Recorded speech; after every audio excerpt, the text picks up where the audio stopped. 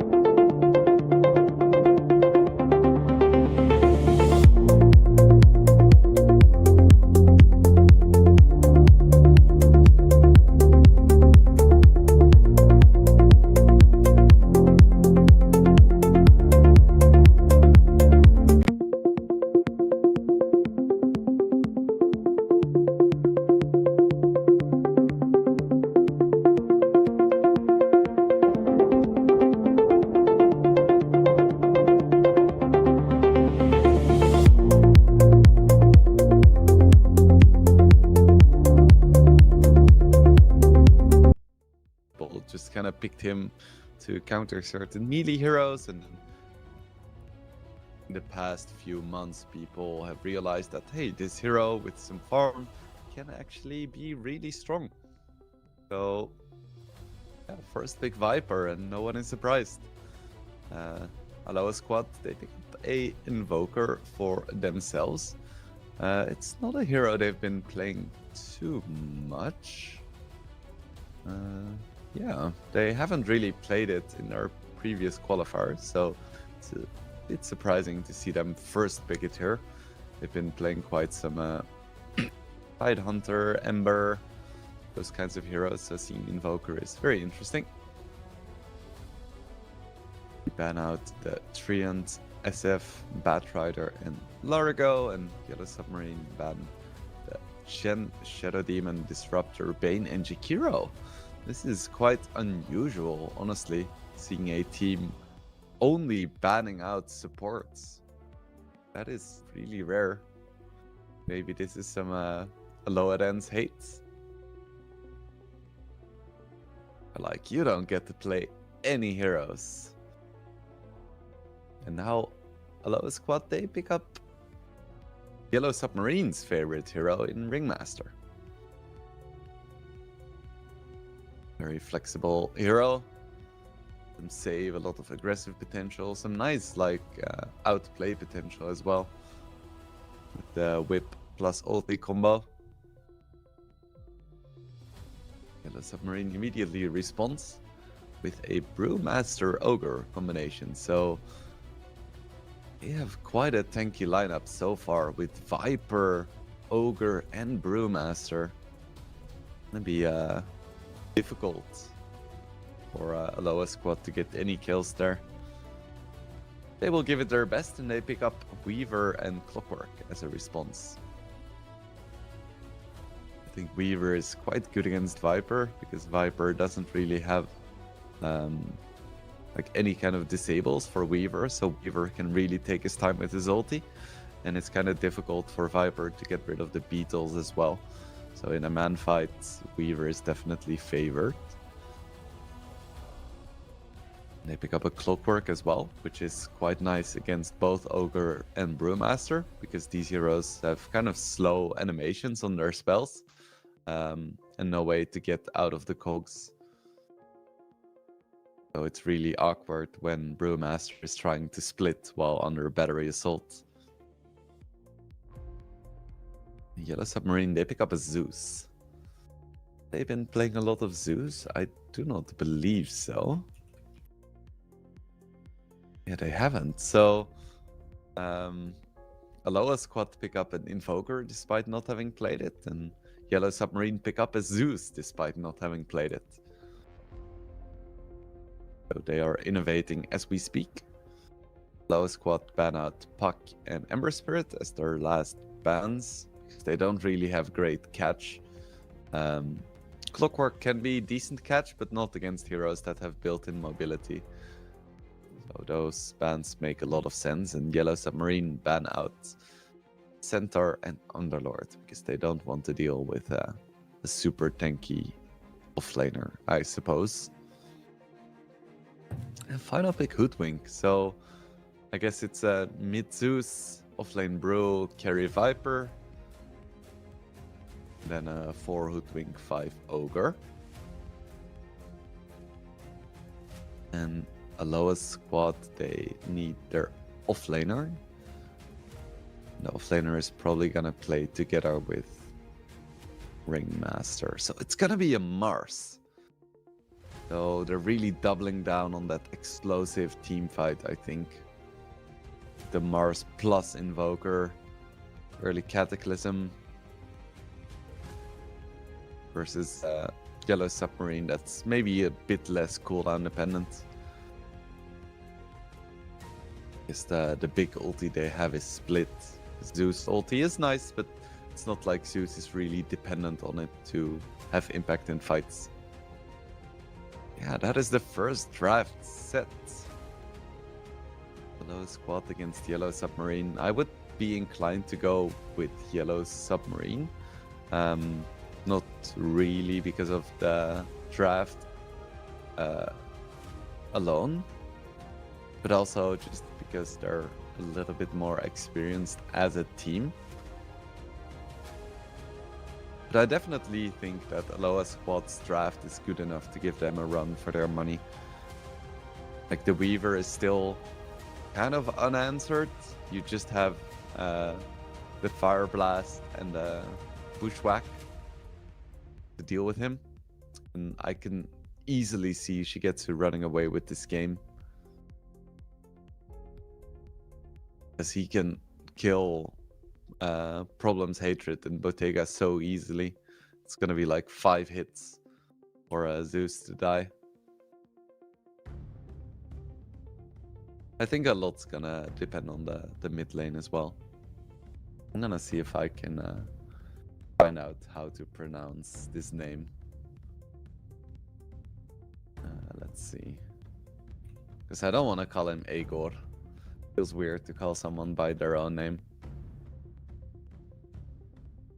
Okay, apparently it means sport, and you pronounce it as sportik or something. So I'll just go with that. Sportik. So we have finished our first draft of the first best of 3 of the 7th edition of the 2nd season of CCT. Should be a good one for sure. It's nice to see some Zeus. I haven't been seeing a lot of Zeus. I think he's a fun hero to watch. You have some build flexibility on him as well, now that he actually has a pretty decent chart. Yeah, should be nice. I haven't really played the Zeus versus Invoker matchup that often, because I'm not really an Invoker player, and I also don't play that much Zeus, so I'm not 100% sure who is favored in that matchup. I'm inclined to lead towards Zeus, because it's a lot easier for him to secure CS while at the same time harassing a little. Of course, Invoker has the range advantage. So Sportic has that going for them, and of course, his right-click damage is gonna scale a bit better with levels. While Zeus has really good base damage, Invoker, of course, has the growth on his side. But we are into the game. Quick smoke from Yellow Submarine. Aloha Squad is gonna smoke a little bit later, but both teams are moving towards the top lane. See a clash there. Viper and Mars have their smokes broken, so that's probably gonna quell the aggression somewhat.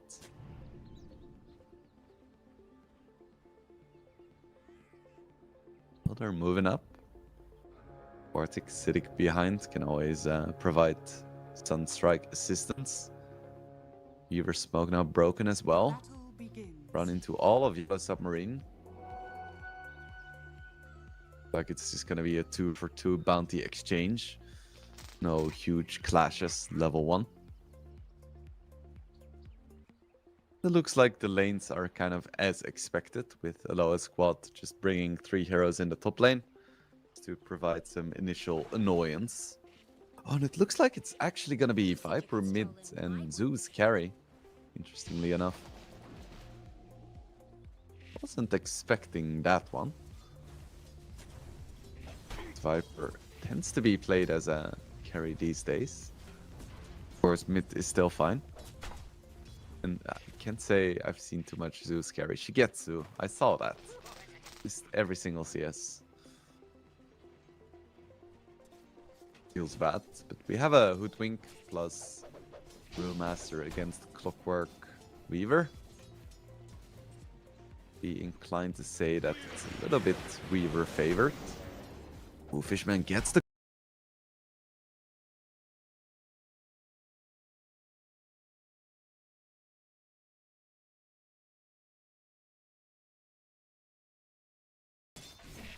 Fishman level 2 now as well, so has the battery assault if he does manage to find the cogs there. Problems could have gone for a bushwhack there potentially. Getsu is playing with fire here for sure. the moment the level 2 Weaver gets caught without Shikuchi, he just dies. That's just a Weaver experience. You can play so cocky and then you slip up for a moment and you just die. Weaver life for you. In the mid lane, looks like it's slightly Viper favored so far, which is not too surprising. This Invoker tends to be quite weak for the first few levels. He's not doing too poorly, like Viper has 5 denies, he has 5 as well. As long as Invoker gets his levels, he's gonna be pretty pleased. Lane Infernal getting decent CS as well. I'm surprised that Cloud is doing so well on this Mars. He's 15-2 against a 15-1 Zeus. I really would have expected them to get bullied out by Ogre plus Zeus. That's a scary lane. It's credit to the Ringmaster for buying him the space.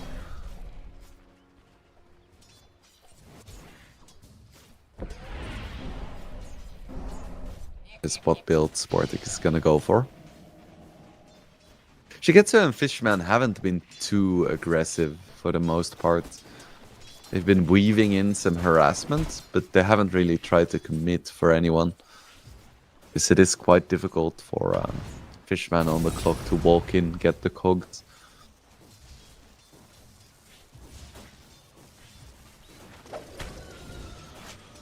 Dance, throwing out those daggers. Pretty good damage for a level 1 spell.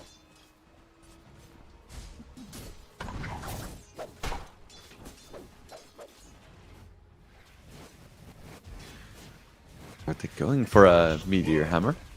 Bottega gets the first blood there. Lower Dance overstepping in the top lane. Tried to go for a Tame the Beasts, but got punished for it. Ringmaster has a lot of damage and even lockdown, but he isn't the fastest hero, so if you commit your spells and you're caught out of position, you're really vulnerable. Well, what did you expect? Damn, Bottega.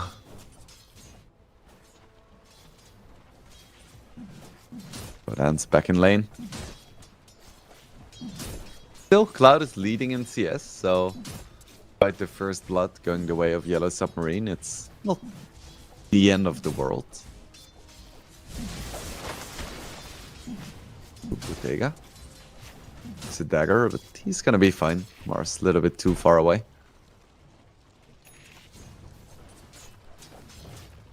Red's on Zeus.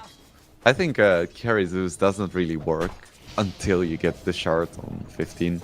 Because then you're a hero that doesn't really farm that well.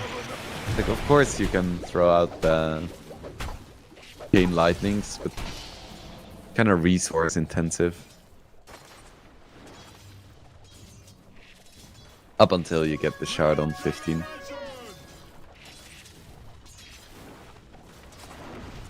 Colonel, rushing a Midas. Really wants the skill in this game. He's like, shit, I have a Zeus and Viper as my other course, so I'm gonna buy a Midas. Ooh, Shigetsu, Fishman, chasing Infernal. He's gonna be able to get rid of the bug and run away. There is nothing,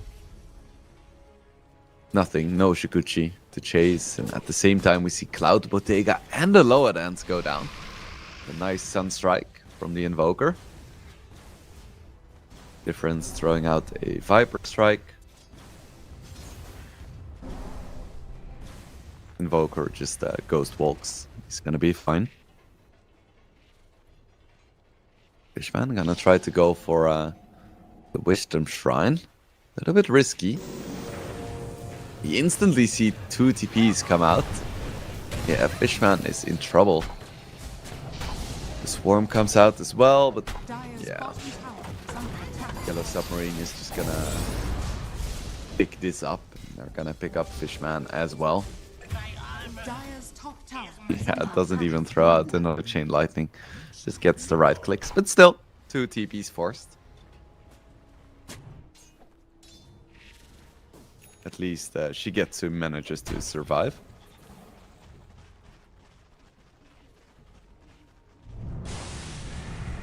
Bottega in the bottom lane. Has his Falcon's Blade and his treads. But he's just gonna go back. Isn't gonna try to go for some kind of a push play. Very happy to just get his farm top. Oh, problems. Ah, gets the nice deny. This stage of the game, it's quite difficult to perfectly time your attacks to get that last hit. Especially as a support when you've used all of your skills. Like, what are you gonna do? You hit for 60 damage.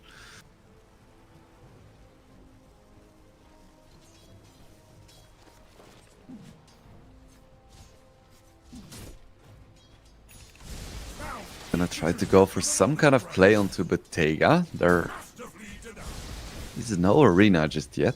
Cloud could just be saving the point. Of course, there is Sunstrike potential. Baron's just pushing out the lane, but he's 500 gold behind the Invoker at this moment. Of course, Invoker got some nice Sunstrikes, but still.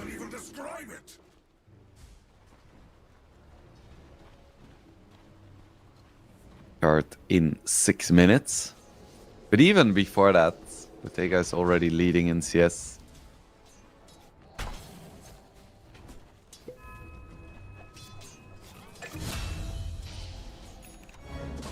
Still, wasn't enough. There we have the arena we spoke about.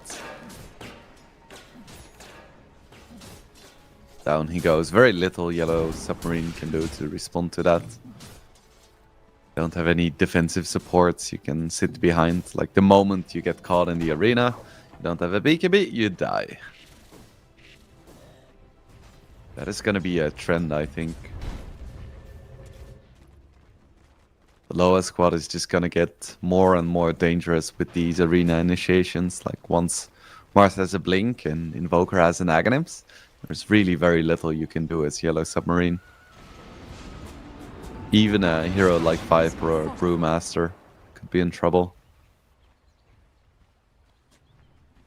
In that sense, I don't really mind Brewmaster going for a Midas, because one of the best ways to deal with this kind of explosive initiation is make sure that you have multiple threats on your team.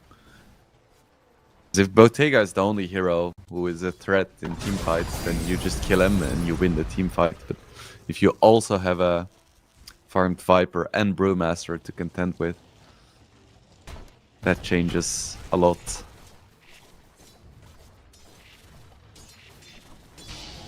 Getsu has his treads, has his Falcon's Blade, now going for a Maelstrom. Pretty basic Weaver build. It is nice to see that Falcon's Blade has picked up some popularity. It was always kind of an awkward item. Like the new version of Ring of Aquila from back in the day. Still miss it.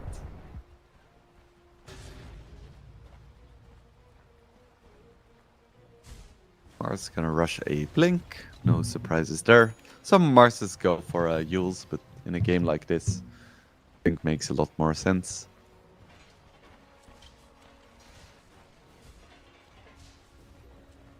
Dire's top tower is under attack. Tran doesn't have his hook yet.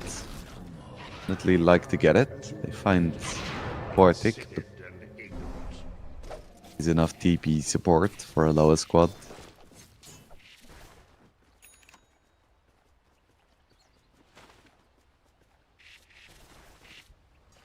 Getsu is having a lovely time here in this bottom lane. Doesn't need supports anymore. They can move around the map and he's gonna be fine, because, like I said before, they don't really have too many tools to pressure a Weaver. They have 2 stuns. I guess 3 if you count Brewmaster's Earth Bruling Boulder. Top lane we have Sportic coming in. As his Meteor primed. Meteor Hammer as well. Dire's top Gonna tower find a is kill, under so he's attack. just gonna be pressuring Are towers. scanning. I quite like this build from Invoker. Like, normally Invoker just farms, maybe gets some Sunstrikes, but he is being super proactive despite going for an Exhort build. It's something you don't always see. In fact, it's quite rare, historically speaking. Generally, when we saw Exhort Invokers, it was farming, late game oriented, and Quas-Vex Invokers were the active ones. So, credit to Sportic. Radiant's bottom tower has fallen. Dire are scanning. Cloud, 300 gold away from his Blink Dagger. It's going to be a big timing, and Aloha's squad as a whole is doing quite well here. All of their cores managed to find farm. In fact, it's Shigetsu who's the poorest somehow, even though most would agree that his lane was the best. Still, he has what he needs. Of course, Weaver isn't really known for his fast farming speed.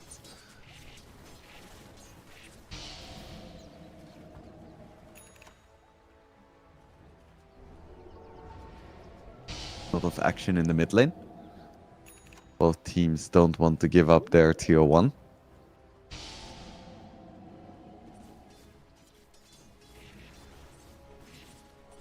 See a smoke as well. We have Viper plus Hoodwink going for a smoke, and then Invoker, Mars, Clockwork, Ringmaster, big smoke. I see a clash in the bottom lane. Where are they gonna find here? Oh, we're just watching Sportic get some CS. Brew Split was popped. Like it was popped defensively, however. And he's just gonna be fine. Just chilling. Dire's Nice bottom Wisdom tower Shrine as is well. under attack. Now going for Radiant Aghanims. are scanning. Boom! There it goes. I think that Brewmaster doesn't really like the fact that Midas is mostly a gold item now instead of XP as well.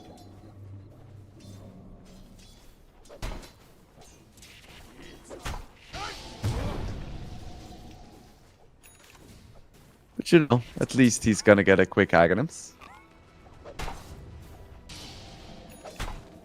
I guess that counts as levels, right? Because it upgrades your primal split, so... Sure. Infernal being quite aggressive here. Do they have the damage? Yes, they do! Shigetsu falls. Nice combination there with the Zeus ulti as well. He was like 300 milliseconds away from getting his ulti out there. That's what you get for trading aggressively against the Brewmaster.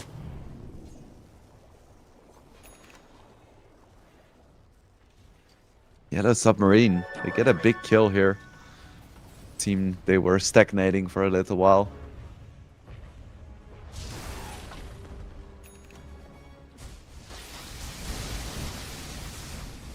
Vega, it's finally time.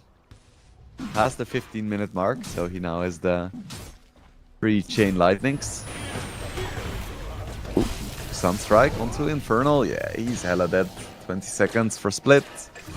No escape here. No point booster, no bracer is gonna save you.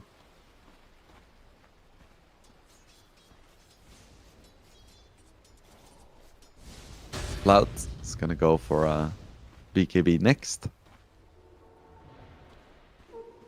Wants to be tanky. Gonna run into Bottega though. Yeah, goodbye Cloud. Hellish hurt folks, but it can be funny. And sometimes I do relish it a bit. Really curious to see how this Zeus is gonna match up to heroes like Invoker and Weaver in the late game. I think once he has his Kaya and Yasha and his BKB, he's gonna be quite a threat. I think in that case he can probably man-fight Weaver. He doesn't have too many stacks of the Swarm on him.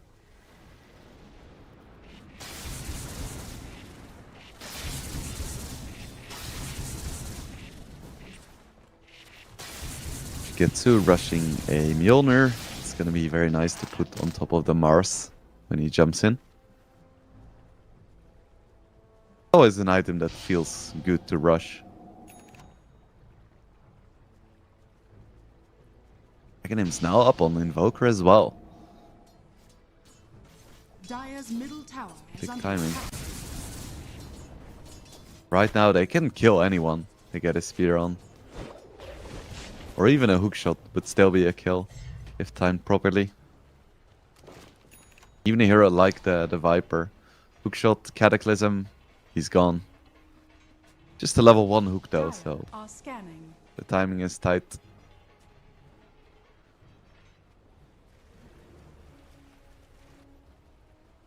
Olan's gonna have his shard as well. The boomerang. Radiant's middle tower is under attack. Dire's bottom tower is under attack. Shigetsu still hasn't taken down the tier 1 bottom.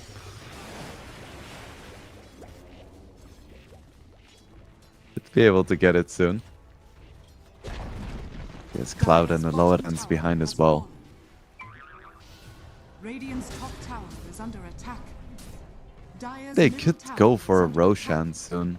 Yellow Submarine doesn't really have great initiation, and with an Invoker and the Swarm, they have plenty of damage, I think. Now that they have all the tier 1s as well. I think it could be good. Right before Inferno gets the Aghanims as well. Would be great timing.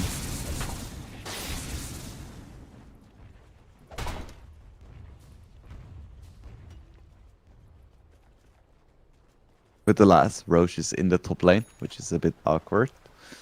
Gonna move bottom soon. I think they could just immediately go for it now. I see a big smoke from both teams heading towards the top lane. As the Tormentor is spawning. Both teams really want to get a bite of that. I think in team fights, it's gotta be a lower squad, right? Of course, it depends on the initiation, but they can get it. Ooh, nice from Infernal. Gets out the split right in time, and they take down Cloud immediately.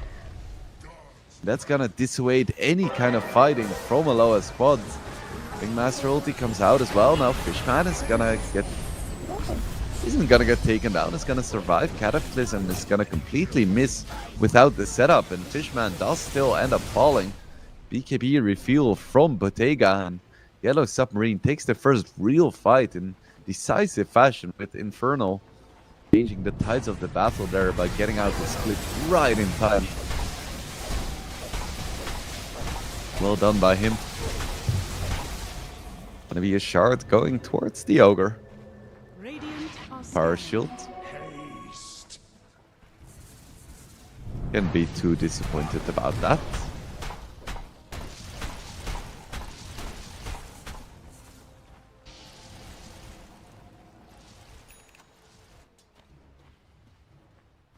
Staff down. Hoodwink, so it's a way to escape the cogs. And poor Cloud, if only he had his BKB last fight, Dire's top tower would have is been under attack. different outcome, probably.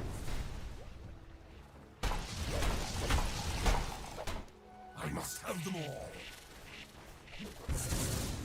Feels like Infernal is really farmed, but then you look at his net worth and it's like, ah, never mind. Not that big. Ooh.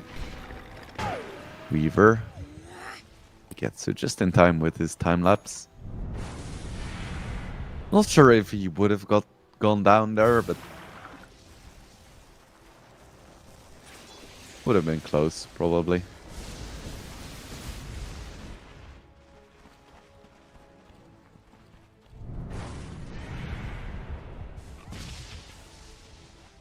Infernal going for BOTs, Blink, Aeon Disc next, like all the items that don't really add anything to your combat strength, but are still nice to have, and you don't really need anything except for your ulti anyway. This could go for something like a Radiance or a AC.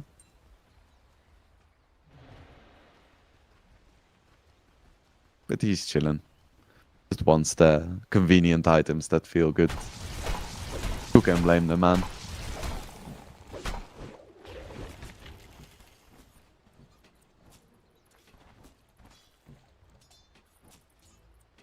He seem perfectly content to just farm right now.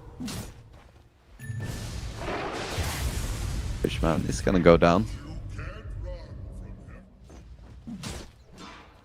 Vega picks that one up for himself.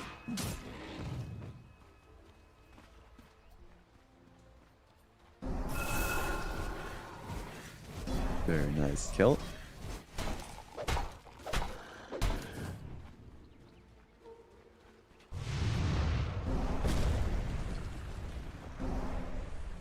Sportic almost has a... what's the bloody thing called again? Leibnier. The one. As lowest squad is going for a smoke. They're gonna find the ogre. Not really who they want to be finding. Should be able to get it no problem. Cloud has a BKB now. Poppet has Arena as well if he wants to commit it. But kind of alone here. Vega pops BKB now as well, so he just runs through the arena, and once again Cloud gets caught with his pants down, and Vega even gets a double. It's like every single time a lower squad tries to go for a fight, the way they approach it is kind of awkward. Triple kill for Bottega. Fishman falls as well. You really haven't seen anything from Sportic and Shigetsu in these fights, because the initiation is always so awkward that they end up just having to run away.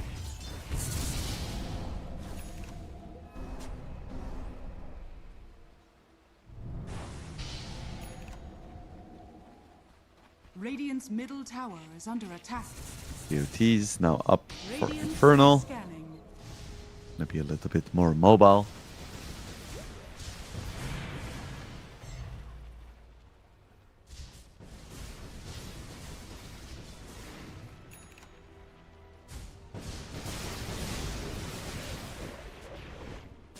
Another smoke bought by Yellow Submarine. Finally, Shigetsu runs into the road pit. Yellow Submarine still quite far away. Bruce Split still down as well. Roche is just melting. Bruce ulti comes out. It's gonna be way too late. Yep, that's gonna be a free Aegis. Fallen to the radiant.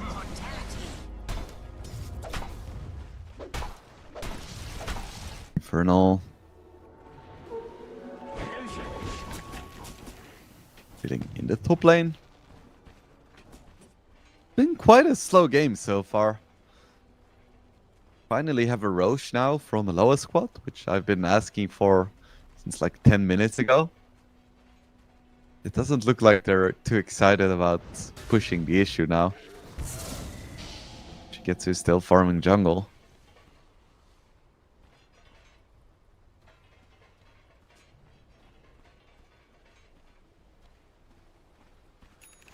Out, going for a Hex next. Dire's top tower is under attack. Ogre, no Midas shenanigans, just a force into a Glimmer. The good boy.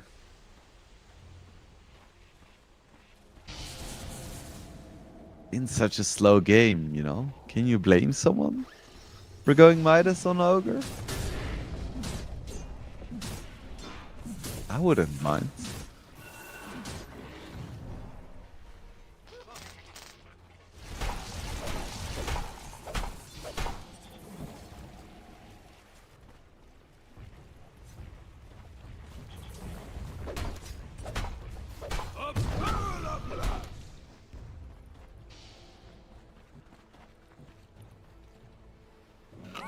Disc is almost up for Infernal, but honestly it feels like he doesn't really need it. He's been on point with his ultis pretty consistently in this game.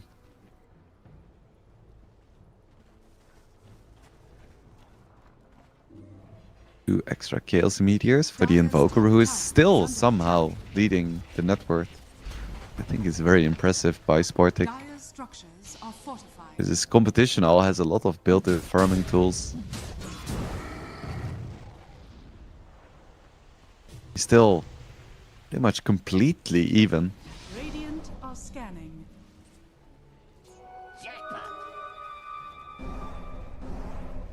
Dire's top tower is under attack. Dire's top tower has fallen. Guess it's my shout.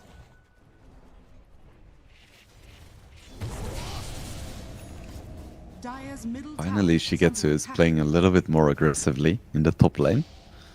But he still doesn't really want to force it, despite there not being great initiation on the side of Yellow Submarine. He's very timid.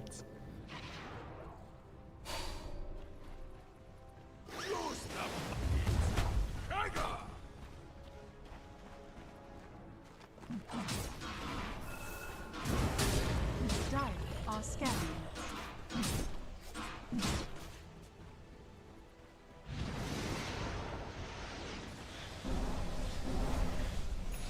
Yeah, it's crazy that Sportic is topping the net worth without even having a Midas.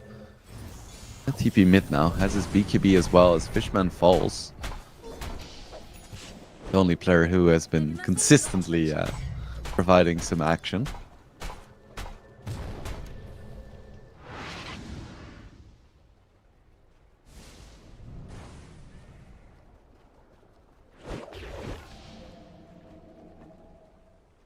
Shigetsu, he just doesn't care about crazy things like farming fast with his shirt. Not for him. I don't like it. Turn it off.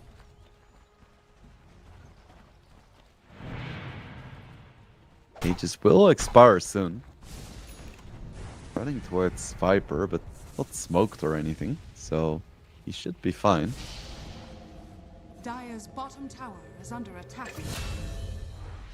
Bob as Phantoms fall.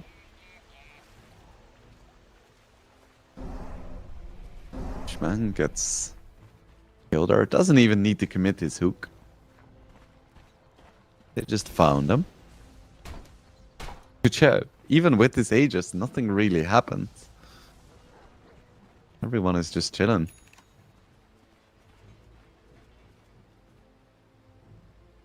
BKB now on Viper. And the lowest squad immediately goes for the Mentor. And Fishman picks that up. Gonna get a nice little Radiant jetpack. are scanning. Probably the best shard weapon Sportic actually has to up his BKB. Kills the Ogre as well with the turnaround. My god. Gleipnir into Cataclysm, into Chaos Meteor, into Deafening Blast. Yeah, goodbye supports.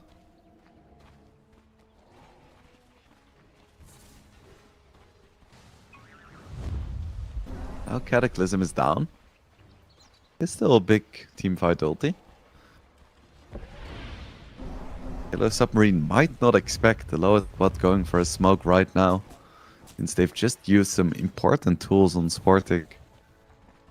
It doesn't really matter if they expect it or not. It's gonna sit in base. Dire's Or bottom tower will is they? under attack. They see the Zeus. This is gonna be huge, yeah. Good luck. Goes in with his BKB, deals a lot of damage. Fishman almost dies. My god, the damage was insane, but it's not gonna be enough. Sportic picks that one up as well. Yellow Submarine too far away to retaliate.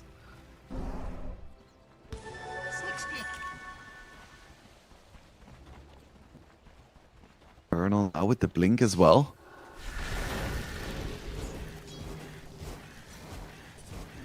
I have a lot of refreshers Dire's soon on middle tower is both under the Brewmaster and the Invoker. Big ultis coming up. Dire's courier has been killed. Game could Could still go either way, but probably slightly a lower squad favorite right now.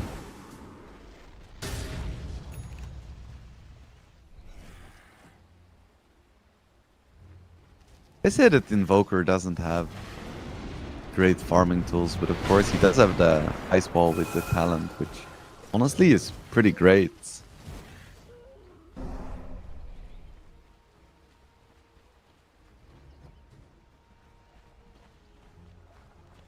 Of Yellow Submarine in the mid lane here. But they don't want to do anything either. Feeling the heat, they're like, nah, let's just not. Now Shigetsu finished up a Daedalus, so he's finally starting to deal some real damage.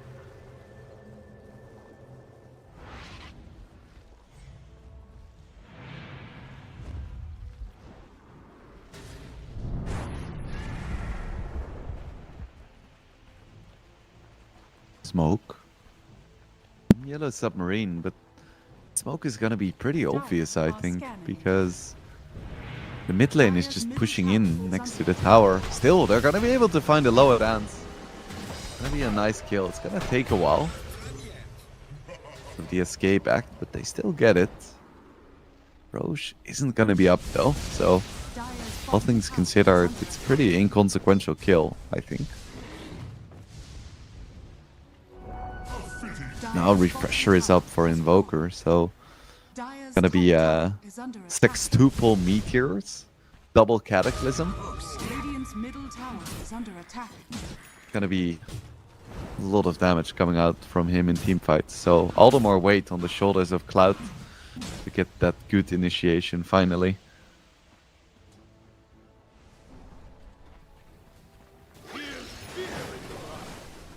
Not gonna be able to burst down Infernal though. He does have that Aeon Disc. Guess the ideal target would be the Zeus. So you need to catch him before he gets off his BKB.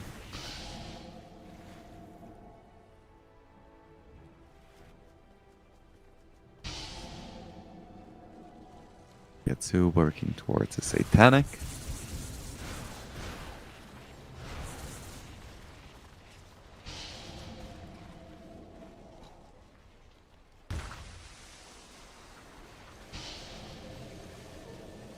Out. Wants to find the initiation, but it's gonna be Infernal jumping in, immediately gets hexed and speared back. He's gonna be able to pop his ulti. Is broken now. Difference going in. Out. They're not gonna be able to burst him down. Finally, BKB comes out from Difference. They take down Cloud. Spartak hasn't been able to really do much in these fights, but now BKB gonna be down. I think Yellow Submarine needs to be careful now. They've used all of their juice. If Roche would be up, that would be ideal, but need to be super careful.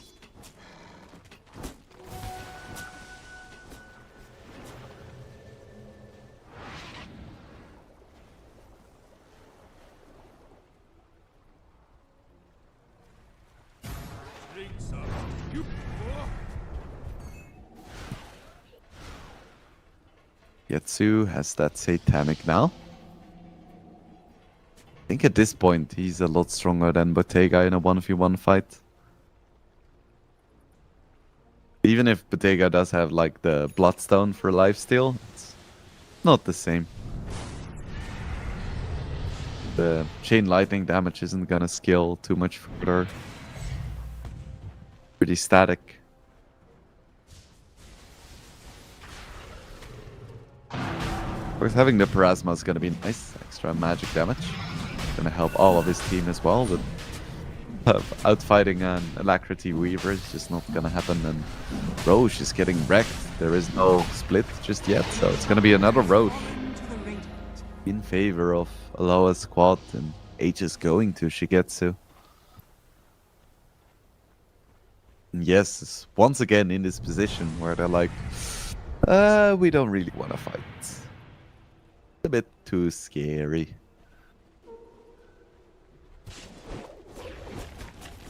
Still, they're hanging around. Very brave.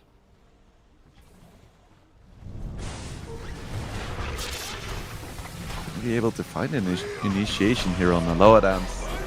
Once again, nice kill there. Definitely the way you would want to start a fight. I don't think they can go too much further. They do have split. Get the dust onto Shigetsu. Some damage as well. Cloud now. Arena forced defensively. Cataclysm comes out. Absolutely shreks Team Yellow Submarine, but doesn't really kill anyone. BKB's forced nonetheless. Infernal in aggressively. A lot of damage on the Cloud, and they do manage to get it. Weaver Age is popped as well. Refresher comes out from Sporting. Another Cataclysm. Huge damage to both the Ogre and the Viper. Now we see the man fight, but no. Zeus doesn't want to do it. TP's out. It's going to be a 2-for-2, but they're not done just yet. And they find the Brewmaster as well. Doesn't look like it. So everything was committed and ends up being a 3-for-2 in favor of Yellow Submarine. They take the Aegis as well, but now the lower squad, they feel pretty comfortable just pushing a little bit further with Split being down. Shigetsu still having his 3k HP and Satanic. Full damage coming out. Ooh, and now Hoodwink. A bit of trouble as well. Manages to force himself away. Roshan's banner as well. Maybe range racks falling. And that's all it's gonna be for now.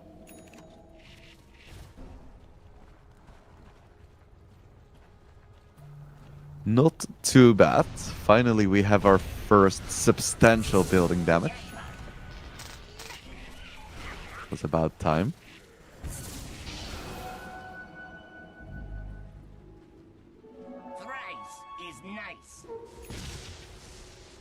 Ooh, and we have problems going for a Hex as well. Maybe a really nice item.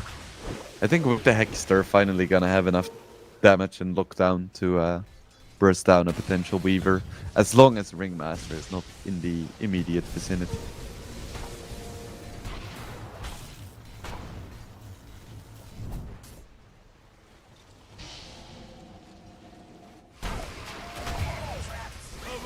Fine Fishman once again.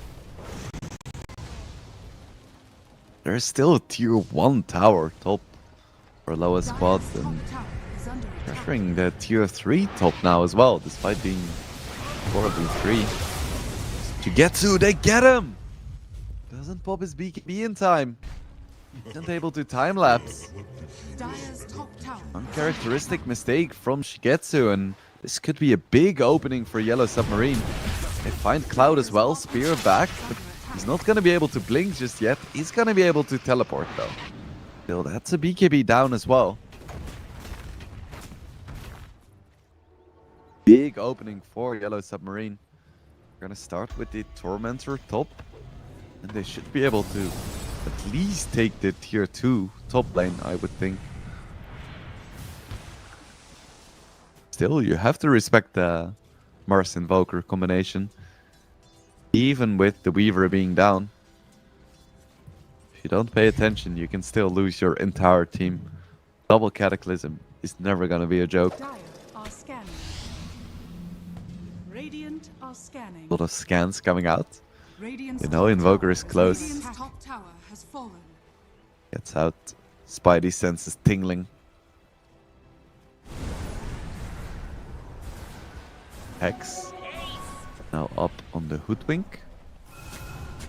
Vernal taking a lot of damage. Slots in his Aeon Disc. He's like, not so sure about this one. They get the tier 1, not even the tier 2. They are going to be able to find Fishman again. Poor guy.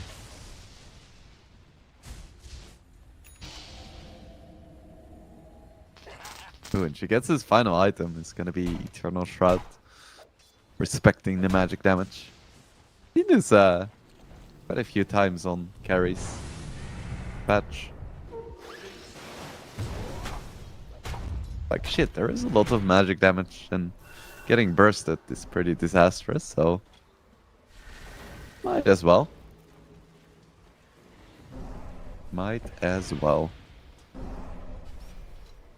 mean, you see a lot of carries buying something like Skadi for tankiness, but I can promise you that Eternal Shroud makes you a lot tankier against magic damage than Skadi does, especially if you already have 3k HP.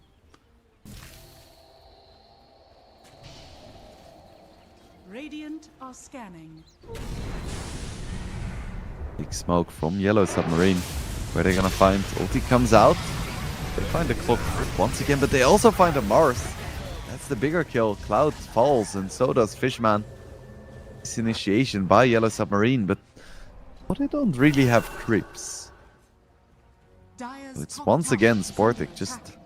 pressuring those side lanes. Dissuading the aggression from Yellow Submarine through the mid lane. Still, they didn't overreact. They just sent 1 or 2 heroes to defend the top lane.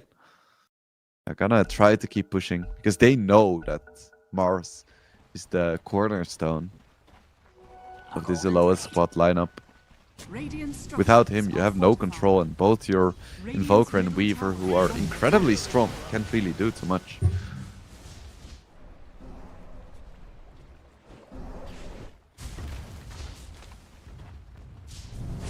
Come on, Bottega. Or Zeus, despite dealing a lot of right-click damage, doesn't deal that much right-click damage to buildings specifically. Buildings tend to not care as much about lightning as people do.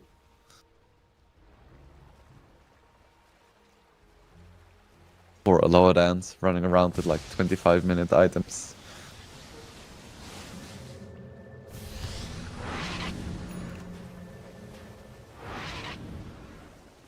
Still, Yellow Submarine does not manage to deal actual structural damage.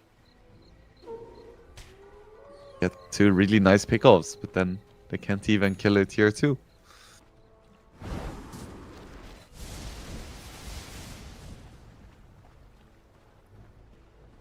Difference has a Hex as well. I haven't talked about that just yet, but now they have 2 Hexes, so should have the damage and lockdown to burst down any of Aloha Squad's members. Again, all of that relies on Aloha Dance not being close. Once the escape act comes out, there's really nothing you can do. Big smoke coming out from Yellow Submarine. Wanna try to find something here.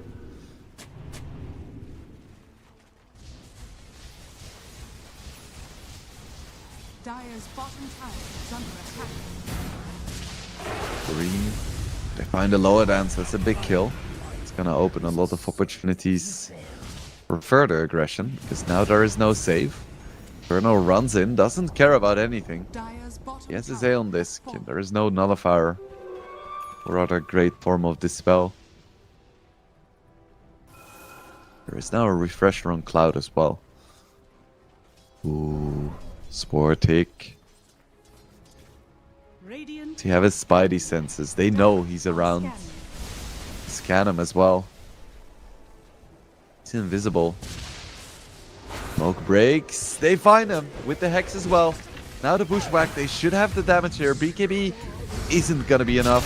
Isn't gonna be able to come out at all. Cloud finds the arena with the buyback from Sportic. They're gonna be able to find 2 here. As both the Zeus and the Viper fall. Cloud finally gets the initiation he was looking for. Buyback was forced from Sportic, but that is definitely gonna be worth it. Killing the 2 big cores on Yellow Submarine and securing Roshan for themselves for the 3rd time. That's a big one. No hesitation there from Aloha Squad.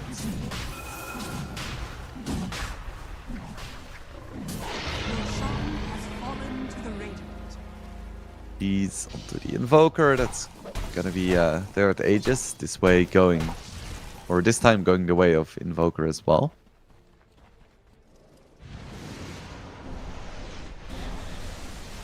$40 for the Viper and the Zeus.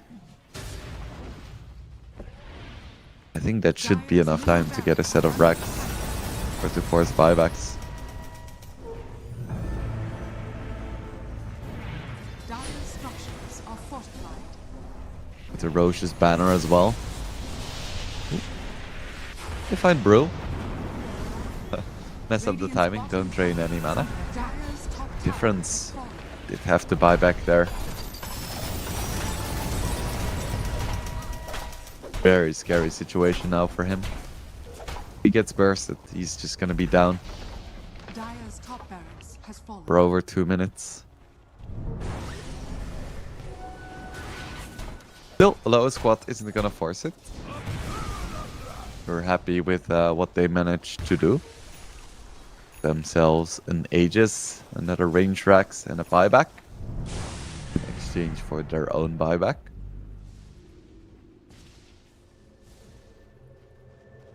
Very good situation for the Aloha squad.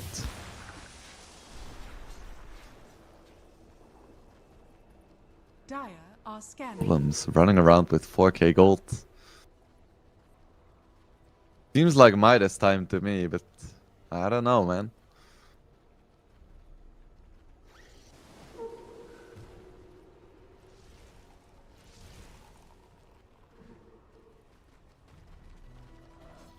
How does Yellow Submarine want to approach this? They're down a little bit, but they're still strong. You can find the right initiation and get off their split. Still definitely take fights, but Aloha squad is gonna take the initiative here. Big smoke through the mid lane. Did show next to the creeps though, so I don't expect Yellow Submarine to be caught off guard by this.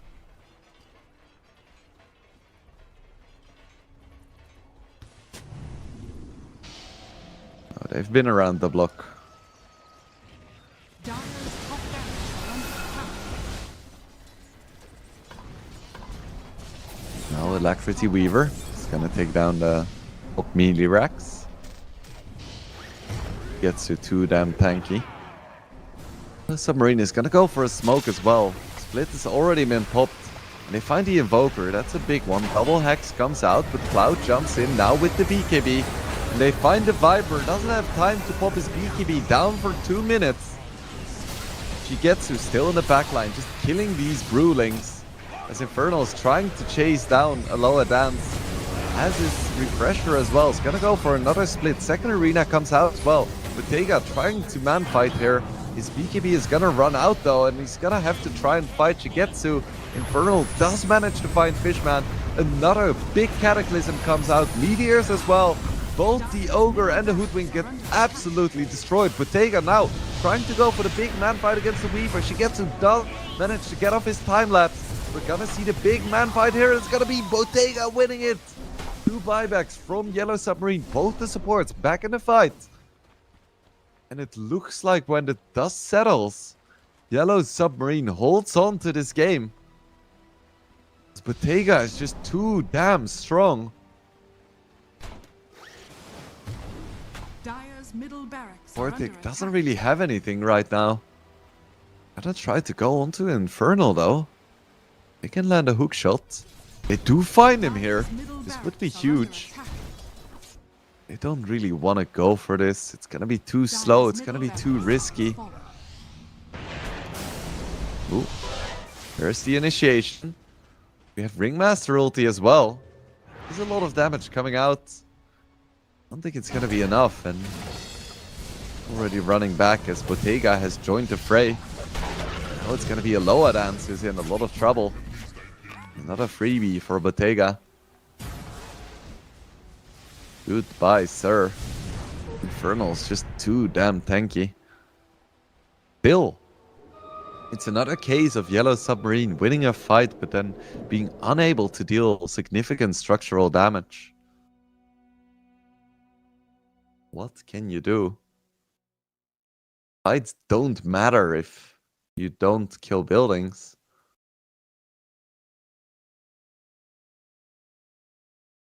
Shuttle and loom, I weave. Shuttle A and loom, small I pot weave your coming doom. out from a lower squad.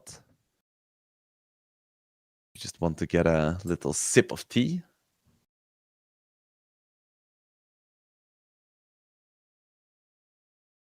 I should do the same, as this is a solo cast, so I need to preserve my voice somewhat.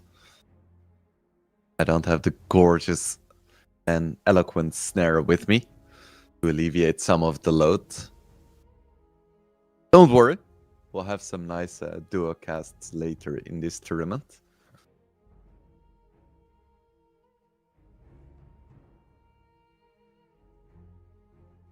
Well, for now, we just hope that the pause doesn't last too long. Aloadance finds his bearings.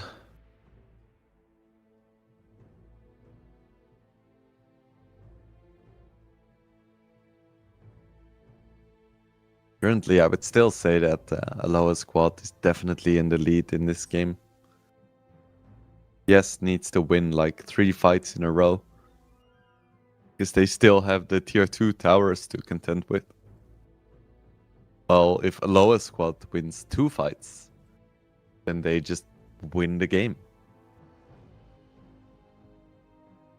And a single fight win would already put Yes on the back foot, because they're gonna have to buy back once again, and then you need to play so carefully.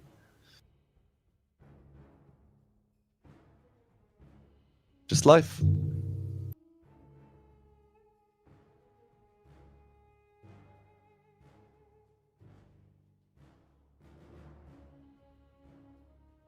Of course, this is just the first game of the day. We have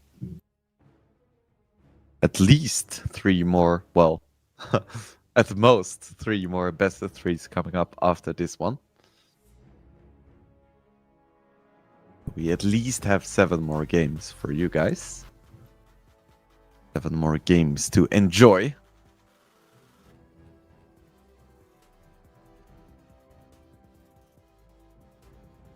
But for now, it looks like the 1 minute from Lower Dance is a little bit longer than the planned 1 minute. But luckily, he's back. I was about to call a break, but we are back into the game.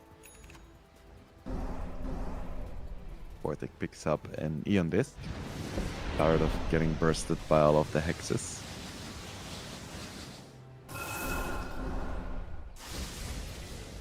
He is pretty sick slotted at this point. So is Bottega. This is the point where you're looking at Aghanim's blessings. Ooh, Bottega. There's a bit of action here in the top lane. We're not going to be able to find anyone, and Invoker makes it out as well. Big smoke now from a lower squad. Invoker doesn't have buyback. Viper doesn't have buyback. Either one of those heroes dies, and it's a big deal. Lower squad, they might be able to find the Ogre here. Radiant are scanning. Does manage to get through the twin gate right in time. It was very close. Are now going the way of a lower squad. Which does reveal to Yellow Submarine where they are located on the map right now.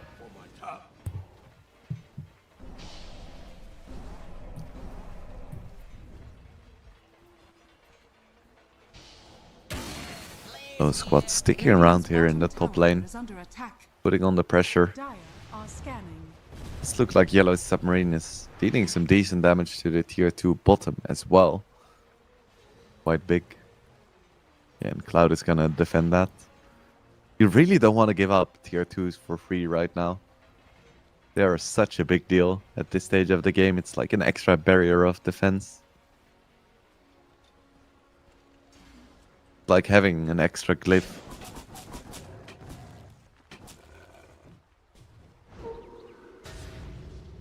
Have problems. Actually bought a Shadow Blade. Okay. They find Cloud. That's a nice freebie. Just absolutely melts This is a all real of the figure magic of damage. Sure as.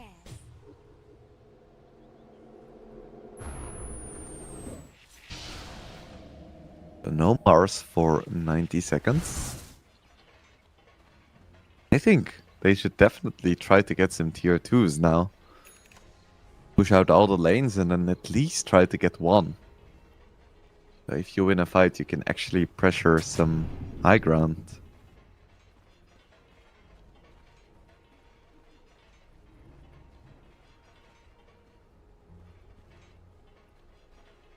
Looks like Yellow Submarine just isn't that interested. They're gonna try to chase a Weaver here. Gonna run into him. There was a Lincoln's. They find a Hex. That should be a kill. Get another one. Shigetsu does have buyback. This is definitely gonna be a tier 2. Nice. Keep it up, Yellow Submarine. Get that tier 2. Get that objective damage.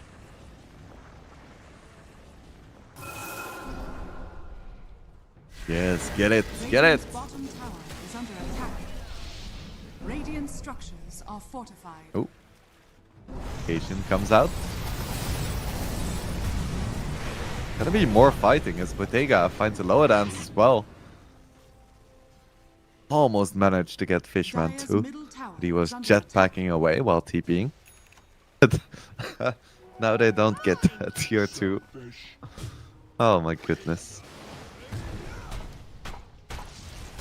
Ooh. They find Invoker. That's a big one. He does have DA on disc. BKBs. He should be fine. They find Cloud once again. Do they have the damage? Few more hits. Cloud goes down again. He does have the buyback, but that feels pretty terrible. Aloha squad is just feed training here. Radiant's bottom tower is under attack. They have to be careful. Radiant's bottom tower has fallen. I still think they're stronger, but we're gonna have to buy back on Cloud now. For what reason? Radiant's middle tower is under Problems. attack. Just really Radiant structures are doing a fortified. great job finding these initiations with the Shadow Blade. Split comes out now as well. Colonel taking solid damage on his Brewlings. Radiant's It's gonna middle be tower fine. is under attack. It's refresher ready. Radiant's middle tower has fallen. Don't wanna pop his Z on disc for no reason. Giga. That take quite some damage here. Needs to be careful. Oop, it is gonna miss. Ooh, full HP from Bottega immediately with the Bloodstone. Then we have the double Cataclysm. Takes down Difference. Almost is gonna take down the Ogre as well. Bottega getting incredibly low falls too. Vortic, my god. He is keeping the hopes and dreams of the Aloha squad alive. Just killed 3 heroes on his own. My god, yes, gets punished for their overcommitment. Yes, you can be aggressive, but you need a BKB. It's gonna be the 4th Roshan going to the Aloha squad. Sheesh.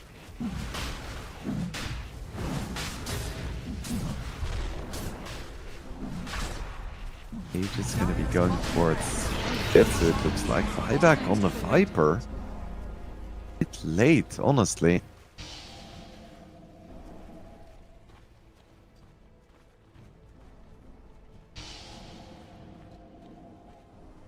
Big smoke comes out now. We're heading towards the bottom lane.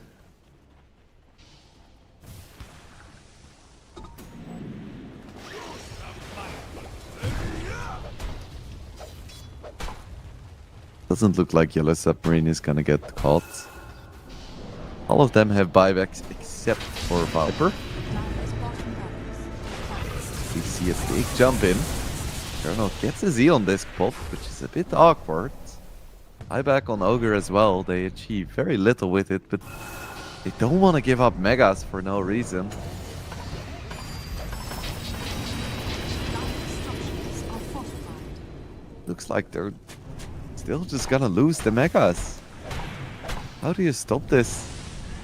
Just like Weaver running in, hitting 6 more times. Megas, but lowest squad, they don't want to rush it. They have time. They don't currently have BKB on Weaver. Even with Aegis and time lapse, it's just a little bit scary.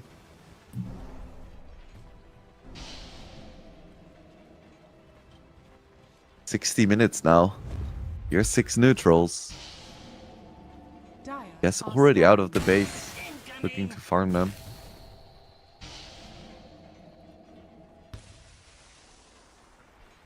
Big smoke from both teams. Radiant are scanning. Lowest squad anticipated Yellow Submarine going for neutrals, but they thought they would be in the top lane. Instead, they're in the Radiant jungle.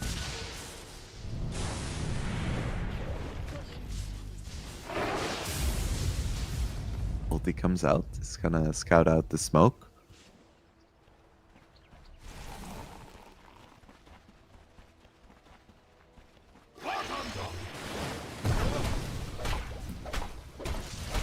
Colonel going towards some luxury items in the overwhelming blinks. It's pretty much everything he needs. I feel like that's the case for all of the cores in this game, except for maybe Cloud. Getsu moving in with alacrity. Dire's bottom Goes barracks forward, are takes attacked. the melee racks, and that's The mega Radiant creeps. now have Mega. BKB doesn't even care. Yellow Submarine has a pretty good lineup for defending Megas, but still, it's Megas. Always a big deal, especially for a lineup that really doesn't have that much building pushing. So even if they manage to drag the lanes back and try to go for some kind of race or some kind of finisher, gonna be very slow.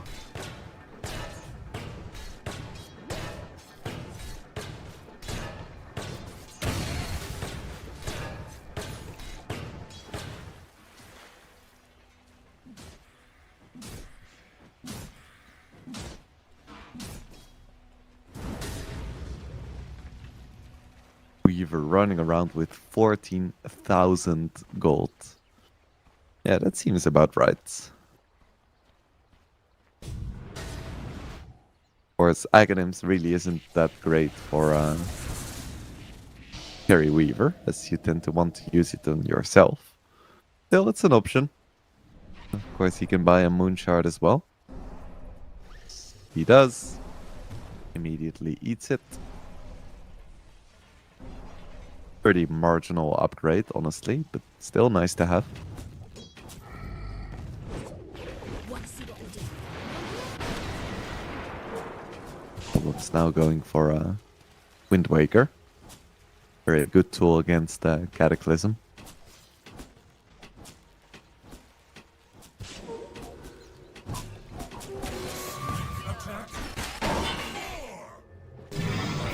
Shot onto problems.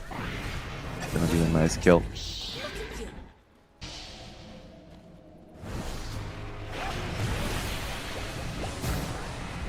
Colonel gets a Z and this pot. May have to use his ulti. Responds to the arena. Yeah. Those Brewlings are so tanky. Dire's courier has been It is killed. ridiculous.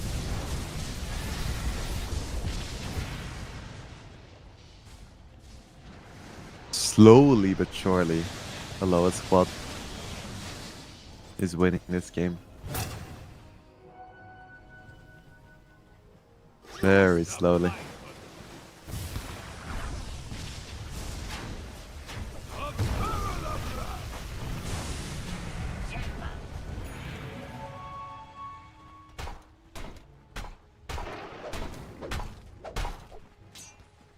Another Hex, this time on the Ringmaster.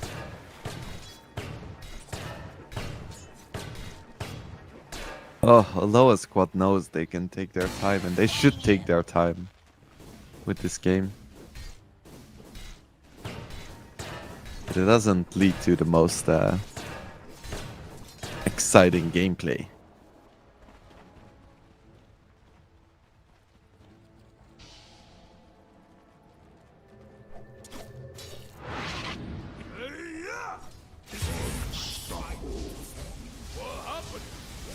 Infernal picks up a lower end there.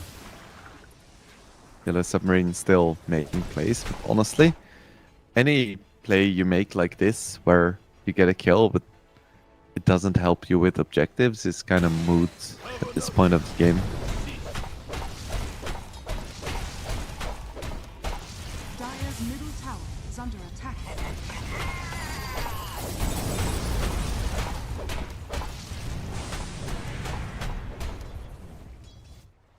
Surprised that Infernal doesn't have an AC.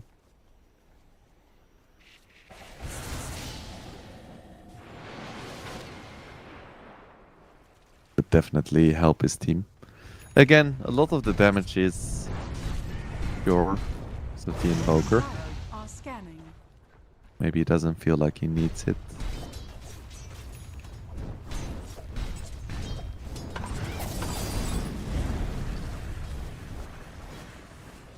Everyone's still farming. What are you farming for? You have everything. Even as the rapier neutral item. Damn.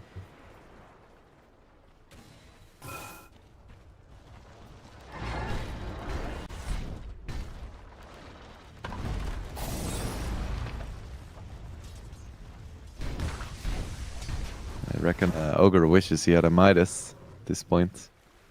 He would have been like, I don't know, 25k net worth.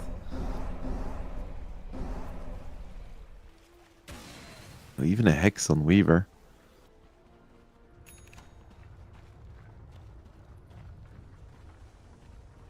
Hex Blessing on Zeus. That Nimbus.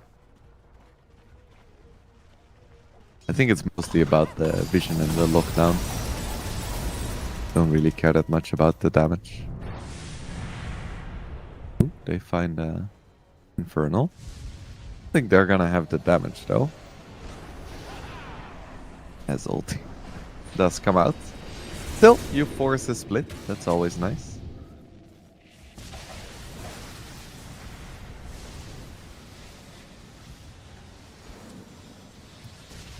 There's still a refresher, but not really the mana to use it another time. Ulti comes out, Arena as well. Infernal now doesn't really have too much. First Cataclysm comes out, they're gonna be able to take down Difference, who does still have a buyback and he's gonna use it. Cloud falls as well. Would be huge if they manage to take down Sportic. He's running away, gets hexed. Is he gonna be able to get out? Blink forwards by the Ogre. Bushwhack now as well, slowly but surely, they're taking down Invoker. They do manage to get him buyback onto the Brewmaster as well. Shigetsu still going ham in the middle of the fight. Zeus had to buy back as well. When the dust settles, it's gonna be a buyback on Invoker and Mars. Exchange for Zeus, Brewmaster, and Viper. Huge win for a lower squad. Especially with Roche up as well. You just go for the Roche and then try to take one more fight. That's all it's gonna take.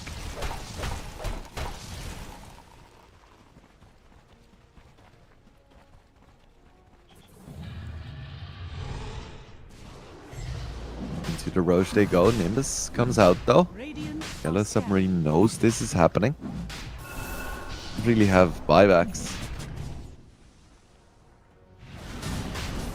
No Arena yet though. Gonna be too late. It's gonna be the 5th Roche going the way of a lower squad.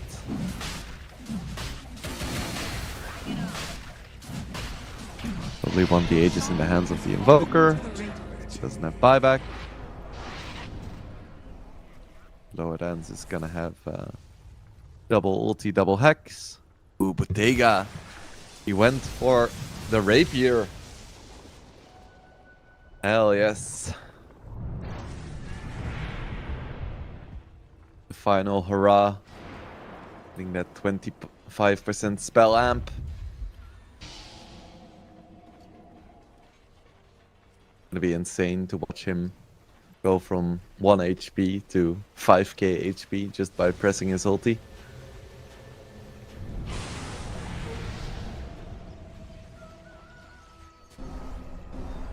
Zeus is still one of the scariest late game heroes, of course. It's just a shame that the Viper hasn't really skilled at all. Feels like he just dies.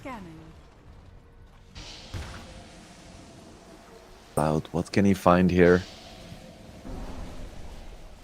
Ooh, they see the Invoker. Who of course does still have the Aegis. And the Neon Disc as well.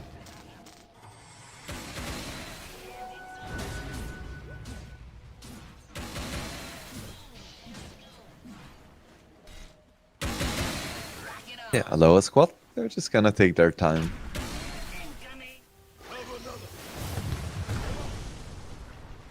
Once again.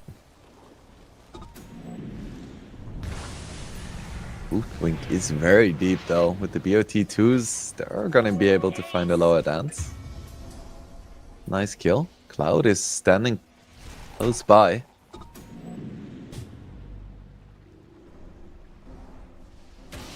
What difference? He looks dead to me. Goodbye, sir. He on this is pod, but ooh, he actually does manage to survive. Ooh, but the Hex on the Zeus, that's gonna be a kill. That's gonna be game. Doesn't have buyback. Did manage to get off his BKB.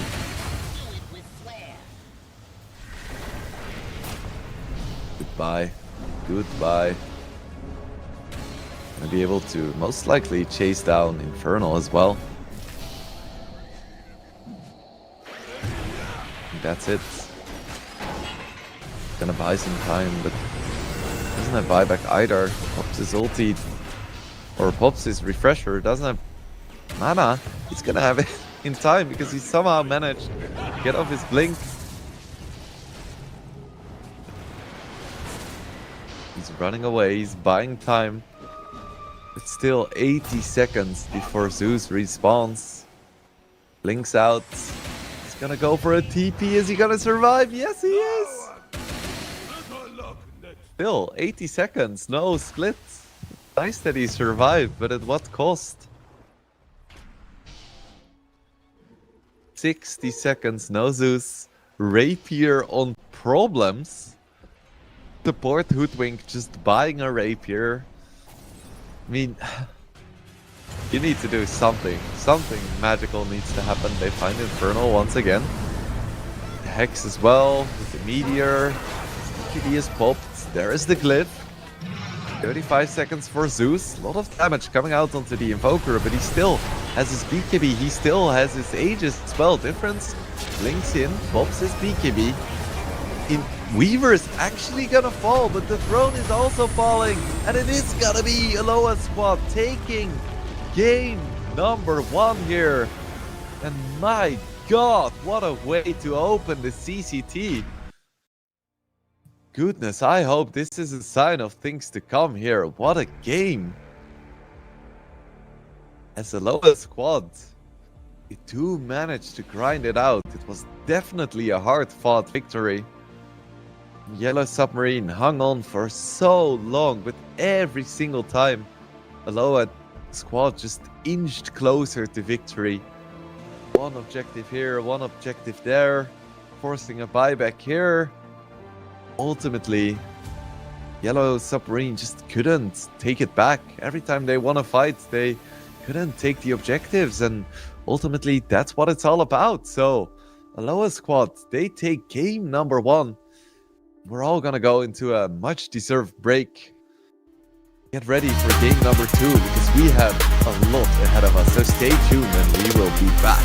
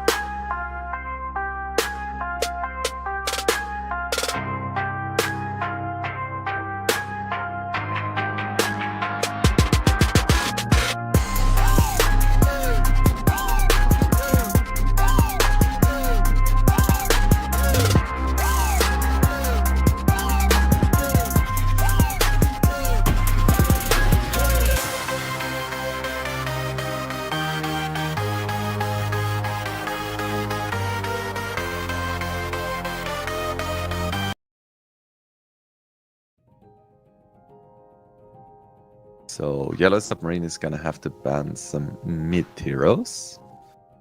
I was gonna say I would ban Huskar here. You have only magic damage and only heroes that don't deal any damage without farm. Maybe worth banning. What else is worth banning? Something like a Monkey King or something. Something that really shits on the storm.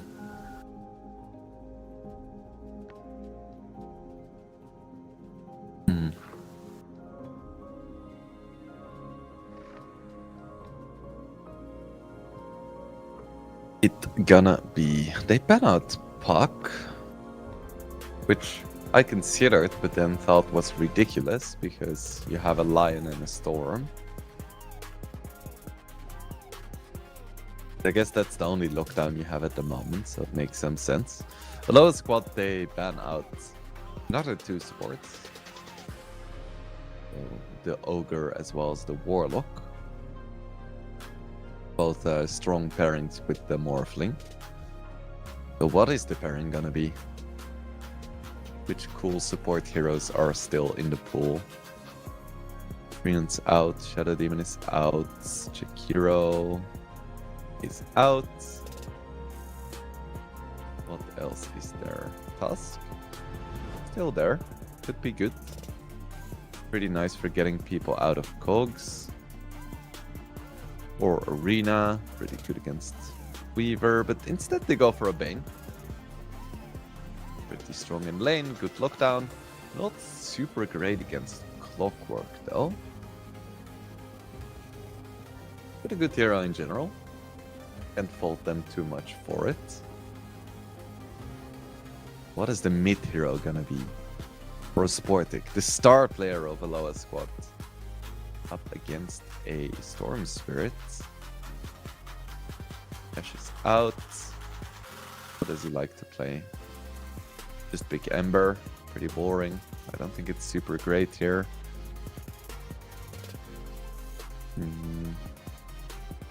Tiny, I'm not sure if it would fit his style. Your Spirit seems pretty decent if you can play it. Queen of Pain seems alright-ish. Larda mid, very nice here, I would say. Lina, pretty decent. Sniper, honestly pretty good.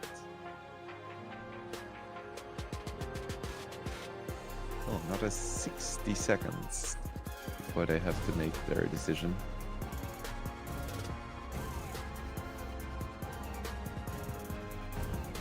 What's it gonna be?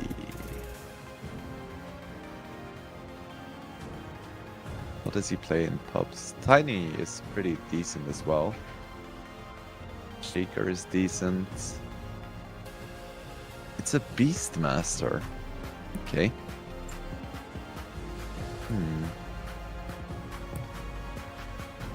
Haven't seen him play Beastmaster.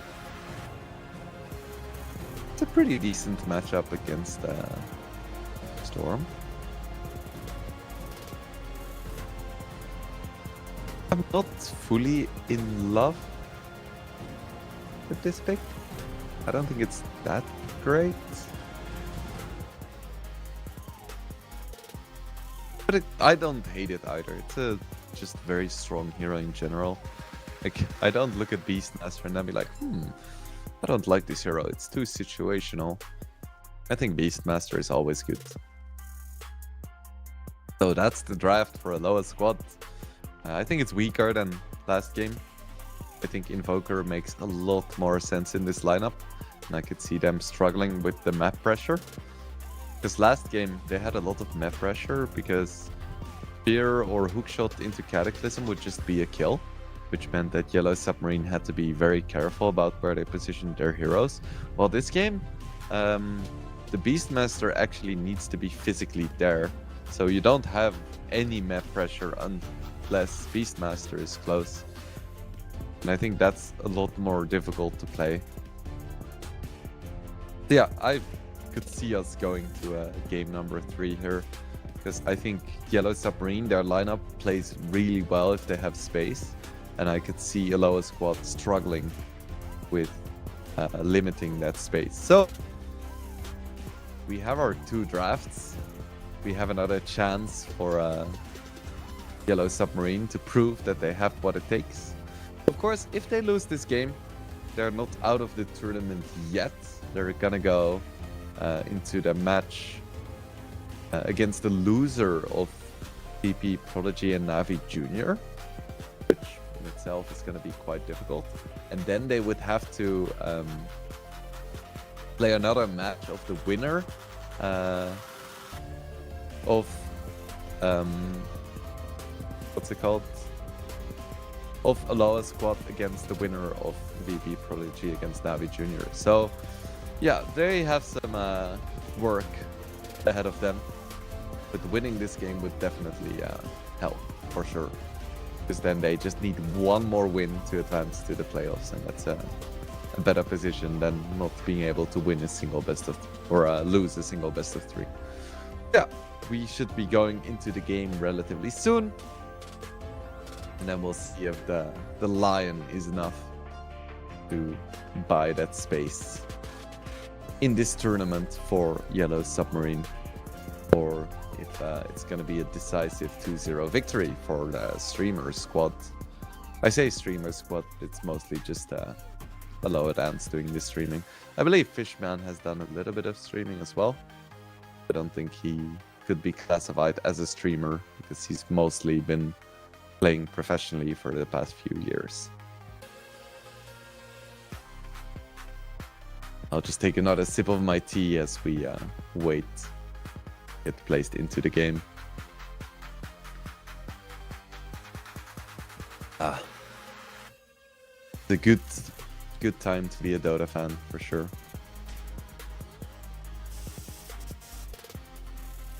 We are into the game. It's the first best of 3 of the day. We still have 3 to go, so there's plenty of Dota to go around. And if Game 1 was any indication, it's not just gonna be Dota, it's gonna be damn good Dota. Let's see what these teams have in store for us. Now, 3 Yellow Submarines players are running into the top lane, but I don't expect a Lion, a Bane, and a Brewmaster to be too aggressive.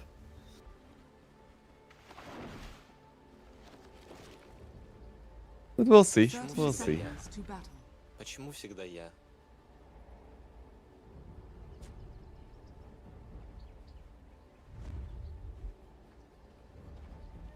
Now, Storm is gonna join the smoke. Gonna run in. They already have their ward. Smoke breaks. They go back. Surprise. They should be able to get this bounty though. Maybe she is gonna go for a steal. Always a little bit scary. It's not gonna be able to. Nicely timed by problems.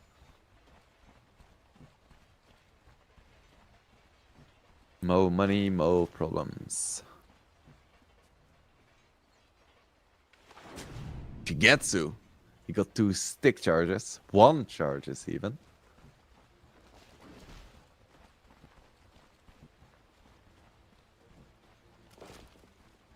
See if Infernal has a similar game as last game. Or he was honestly doing really well.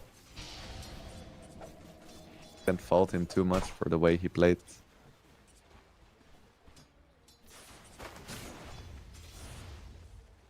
Mid lane should be interesting. Would be very nice if production could get the CS on the screen. Otherwise I'm just poking out of my ass. Speaking about if lanes are going well or not. Top lane we have a Clock plus Weaver up against Brewmaster and Lion.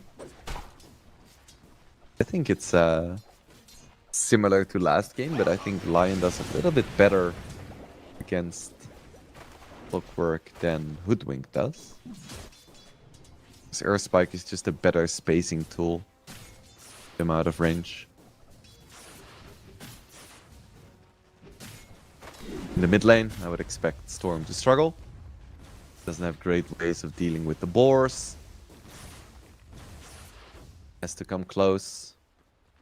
It's not great overall. Can still get CS, but it's not the best. In bottom lane, we have Ringmaster plus Mars up against Bane and Morphling. Pretty decent lane for the Mars Ringmaster. I don't expect Cloud to struggle too much. Of course, Bane is very strong, Morphling has good damage, but they're not gonna be taken down, I would expect, as we see a lower dance falling. I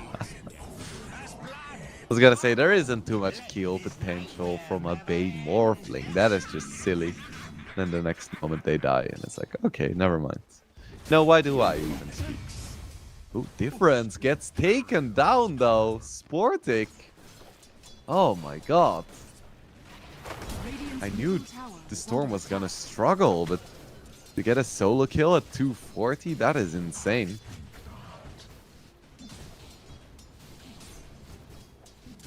This is definitely not the last we're gonna hear of Sportic in this scene.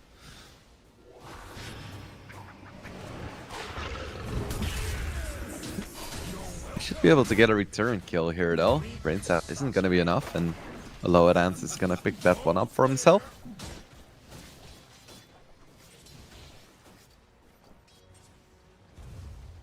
Of course, the daggers from Ringmaster are very strong against Morphling if he's morphed up in strength, while being pretty useless when he's morphed up in agility.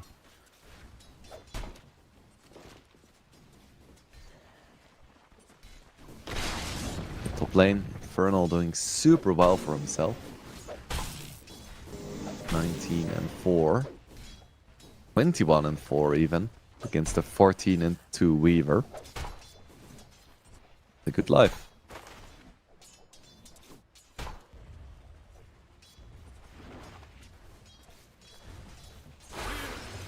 Getsu. Taking a lot of damage here. One more hit, he's gonna go down. Couldn't press his wand or his fairy fire in time.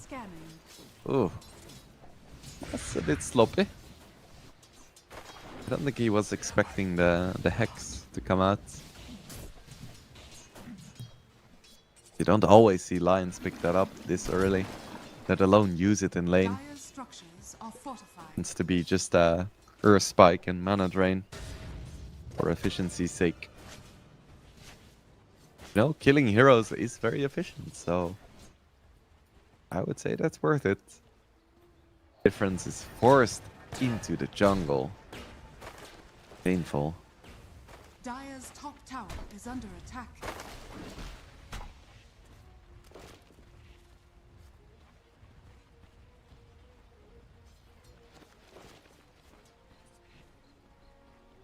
Fishman, our favorite Innsmouth citizen, running around the top lane, just trying to get in range for Cogs. Infernal. Be a little bit careful here. Cogs are gonna come out.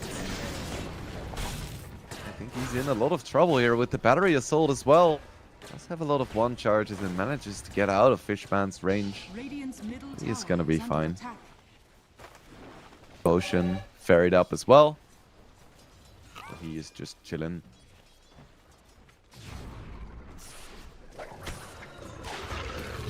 Difference being bullied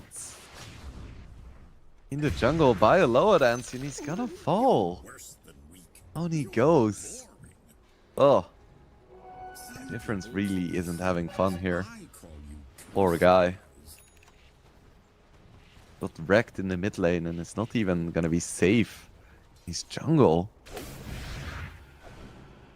But Dan's taking a bit of damage here, but the Bane who needs to be careful. Yeah, and the roar comes out as well. Now the boar is in range, so we have the slow, and it's gonna be another kill. Going the way of the Aloha squad. They come out swinging in game number 2. Bernald. Both damage here. Doesn't have any more one charges or sticks, but does have a slow. It's Fishman who's in trouble. One more hit. Down he goes.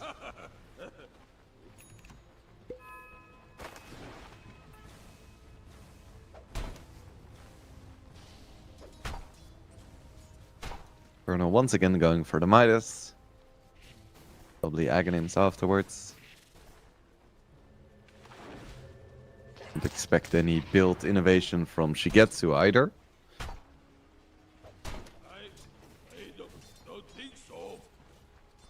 I think we're not gonna see any big surprises from any of the heroes, really. You're in over your head.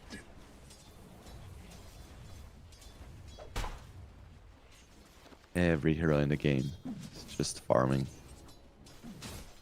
I think Storm Spirit is having the least amount of fun farming. He was forced into the jungle so early. His Soul Ring. He's level 7, so doing okay for himself, but yeah.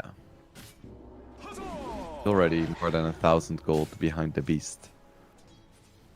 He said I didn't love the pick, but it's really working out. Oh, Rune is gonna be Radiant's bottom. middle tower is under attack. DD Rune. Lower Dance is safeguarding it. Oh. ED on Spartic. Dire's top tower is under Difference attack. needs to be careful. Access into Roar. Be enough for a kill. If a lower dance is close by. Colonel now has level 6.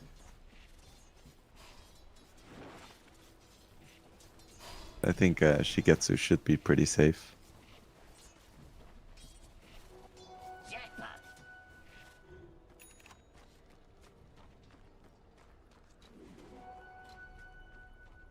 Bodan's going for some stacks.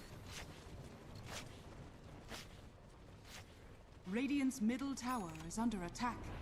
I saw a comment in the chat as well about Sniper. Reason why Sniper would potentially be very good in this game is because Sniper does really well against teams that require like items or levels to jump him. Like often you would think of Storm Spirit as a counter to Sniper, but if you have a lineup that is way stronger early and that can actually survive Dire are to jump, scanning. that means that Storm Spirit is gonna have to spend like all of his mana to get on top of a Sniper who's gonna dominate lane against him, and then he's not gonna be able to kill the Sniper and they're just gonna lose. So if you have a lineup that is all like super item and level dependent, which Yellow Submarine has, because they have Storm, Brewmaster, Morphling, all of these heroes need items and levels to deal damage. Even their supports like Bane and Lion are not gonna do anything unless they have Radiant's items and middle levels. tower is under If you attack. pick Sniper in that situation, you can just get to a point where their jump never becomes a problem, because if they jump you, you just fight them because you are so far ahead. So that is the reason why Sniper is good for that. Especially with the shrapnel facet. You just absolutely dominate the lane. You buy like 1 or 2 stat items and no one can touch you. One of my favorite examples of why Dota is not about hero matchups, it's about team matchups. Where even like Medusa can counter anti-mage in certain lineups. Anyway, Sniper is not in the game. So I'll finish my monologue there. But you know, when you're solo casting, you get to do some monologues. It's part of the game. Radiant's bottom tower In is fact, under most attack. of what you're doing is monologuing.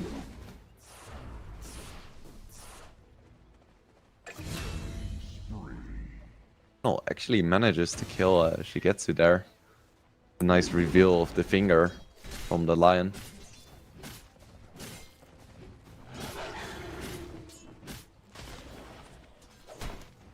Sportic almost has his Aghanims. It's been nerfed again and again, Radiant are as my scanning. cat is screaming. But it's still very good if you can get it early. You can actually stick on top of targets. It's on insane ags. What's up, my little co-caster? You wanna join the broadcast? I don't think he wants to join the broadcast. Stinky little beast.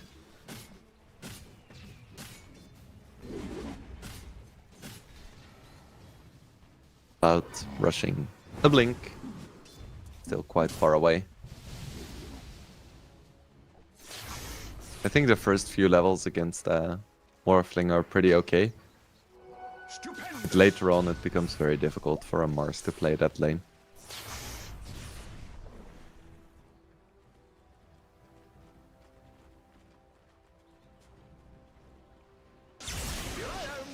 Like, we have another pretty quiet early game.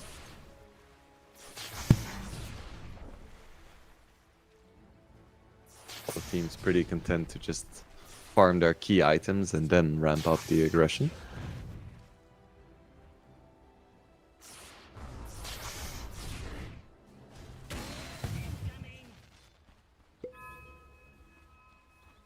This is always so lovely if you're playing position 5 or 4. And your mid laner goes to the jungle. And you get to have the juicy solo mid XP and farm. Feels good, man.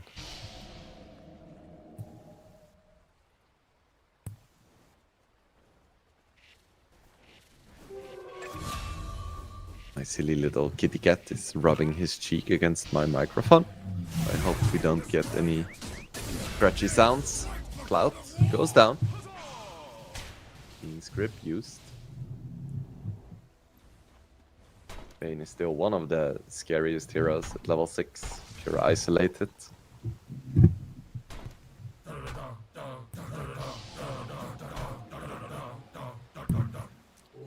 Gonna try to go for the steal here. Colonel is close though, has to be a little bit careful. There is a finger, Shigetsu is gonna fall. Got punished for his greed. Try to even disjoint the finger. Same time, Morphling did die as well. But both of the carries hit the deck.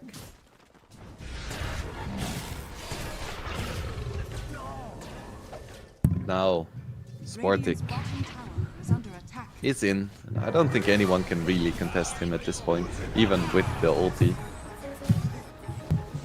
He can just hit the Brewlings. So that's all of them dead except for the Earth one. I don't think this is what Infernal was hoping for. 2 more hits, down he goes. Storm Spirit jumps in, realizes he can't kill anyone, jumps out. Radiant structures are fortified. Yeah, at this point, Aloha squad is just a lot stronger in fights. Radiant's bottom tower is under attack. Radiant's bottom tower has fallen.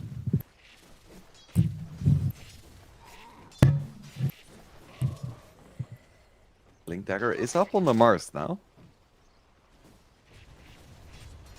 Again, this game they don't really have the same explosive follow-up that they had with the Invoker.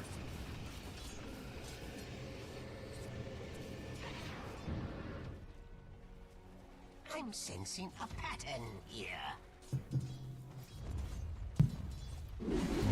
Smoke coming out from Aloha squad.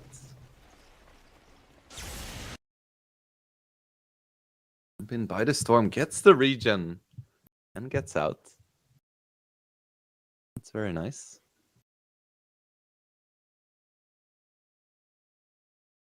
Ooh, Shigetsu gets slapped. Oh god, he's in way too deep. Goodbye. Shigetsu not having a particularly great game so far. Keeps dying. Keeps overplaying his hand a little bit.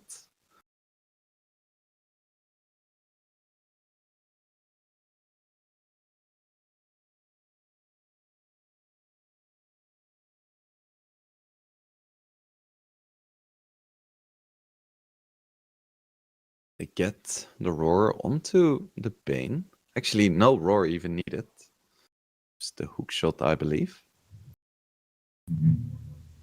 Down he goes. It's a nice kill. It's very back and forth at the moment.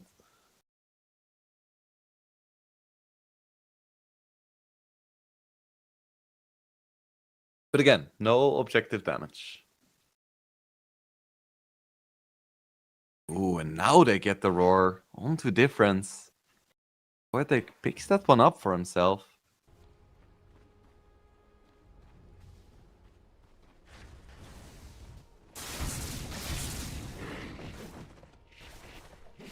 Just farm, she gets it. Just farm.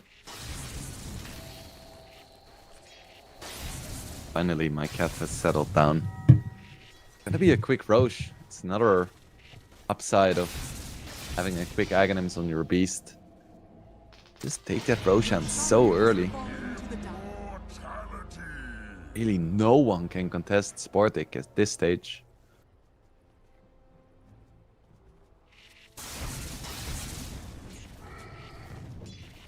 You can see that in the net worth as well.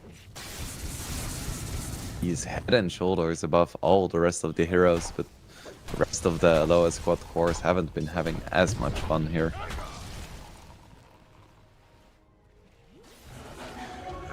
Bruno almost has his Aghanims as well. A bit more farmed than he was last game.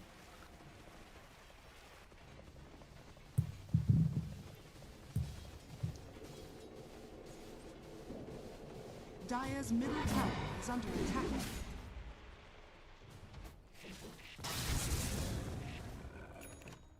Radiant's top tower Shigetsu, however, is a bit less fun than it was Dire's last middle game. tower is under attack.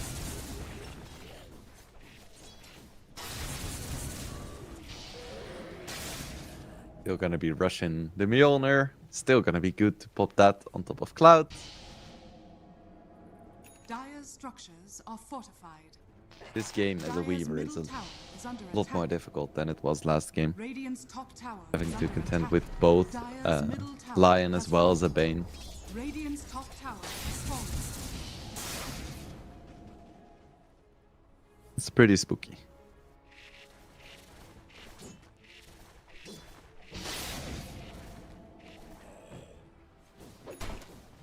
No squad has the Aegis, but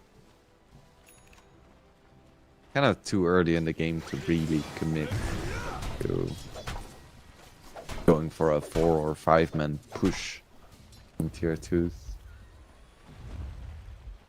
There's a smoke from Yellow Submarine. Again, Tormentor is spawning. Shigetsu still far away. Could be a good fight for Yellow Submarine, potentially. There's an Aegis Beast. Find the Ringmaster, blink in onto the Brewmaster. Do they have enough damage to get the burst? Doesn't look like it. He doesn't get off his split. They take down 2 already. Ringmaster is gonna fall. Now all of the mana is gone on the Storm. He's trying to run away, but he's not gonna be able to. They tried to fight Sportic, but they just couldn't. They only take down a Loa Dance, but at what cost? They lose 4 and they're gonna lose the Tormentor. Disastrous turn of events for Yellow Submarine. They see their hope of getting into the upper game or the winner's game dwindling.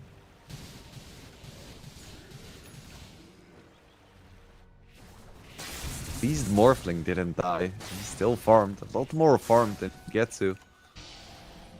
Is it gonna be enough? Can the Morphling solo carry this game?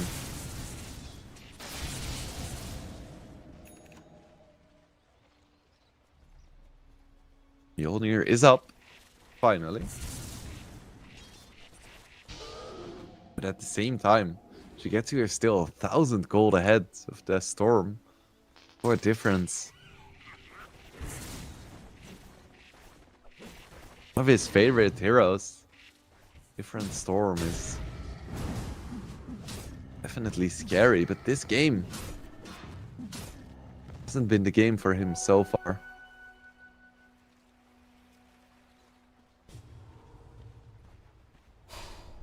What is Dire's not top yet tower could is still under be. attack. Radiant's bottom BKB. tower is under attack. Up on Mars. Radiant structures are fortified.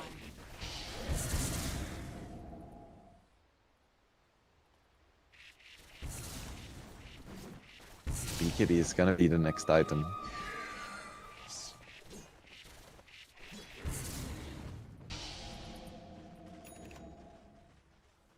Even with a BKB, you're not gonna be completely safe because there is still Fiend's Grip. Still, you kind of have to get it. Something like a Lynx just wouldn't do it.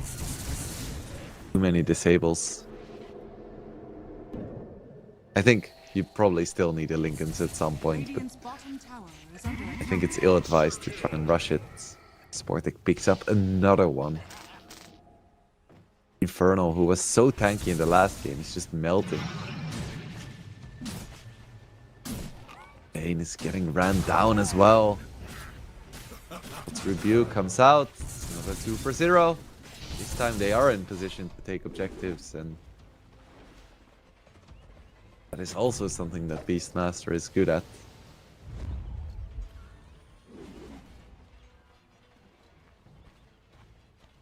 It's a disaster. The submarine really needs to pull something out of the hat, but they cannot, as Bottega falls as well. Difference does get a return kill onto Shigetsu. I think that's hella worth it for a lower squad. They don't rely on Shigetsu as much. Find a hook to the Lion as well. Radiant's middle tower is under attack. Be a 2 for 1 even. He can find a blink. He doesn't. The ones goes down. Dire's bottom tower is under attack.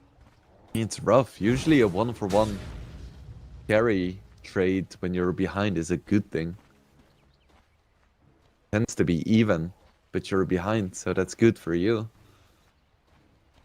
In this situation, all of the hopes and dreams of the entirety of Team Yellow Submarine are on the shoulders of Bottega. Radiant's middle tower is under attack.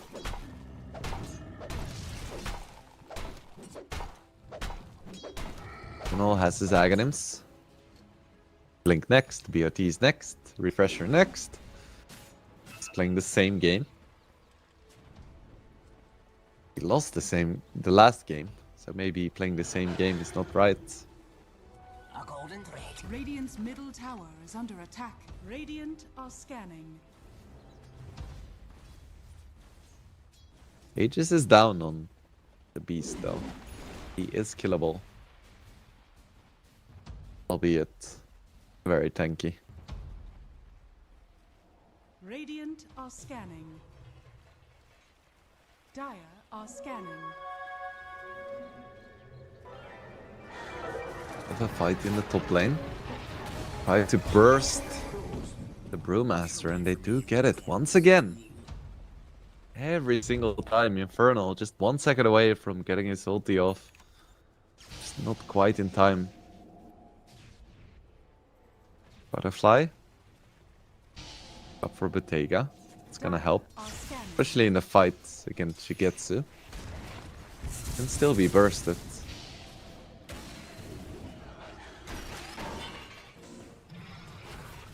The hookshot coming out onto the Lion. Down he goes as well. Feels very rough for the submarine right now. They're not finding anything. There's a Parasma on Storm, which is good damage, but he's so vulnerable. He gets roared, gets hit by Tame the Beast. He gets speared. In all of these cases, he just dies.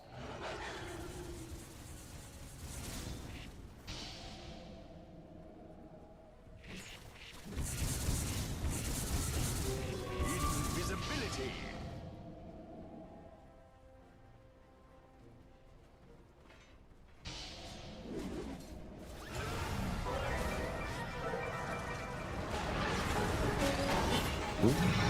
Big ulti onto the Brew once again. He cannot find the split. Now Morphling is in. Tries to go for the map fight, but just dies. Beastmaster incredibly low. He is finally gonna fall.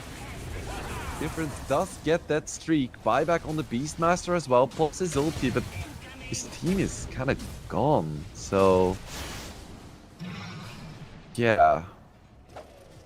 Not the best here. It's gonna be a 3-for-1 in favor of a lower squad. Had to use a buyback as well. Maybe if it was like a 2-for-1, it could have been worth it because they got the huge kill streak. No, it definitely wasn't.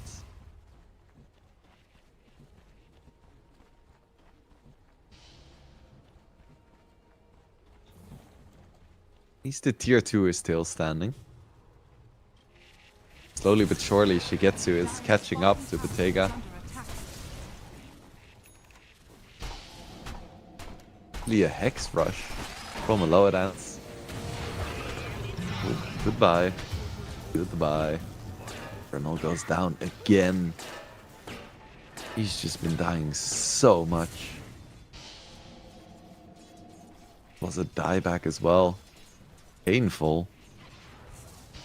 Wisdom Shrine is about to spawn. Radiant's top tower is See under a fight. attack.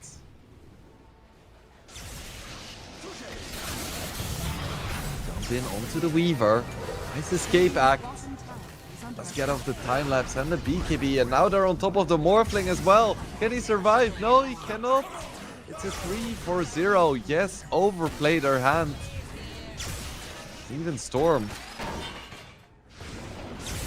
may not get away. Another jump, and he is gonna be fine. But Bane isn't gonna be so lucky. It's gonna be a 4-for-0 and a Wisdom Shrine and a tier 2 in favor of a lower squad. And Radiant's top tower is people, I think we might not see another 70-minute game here.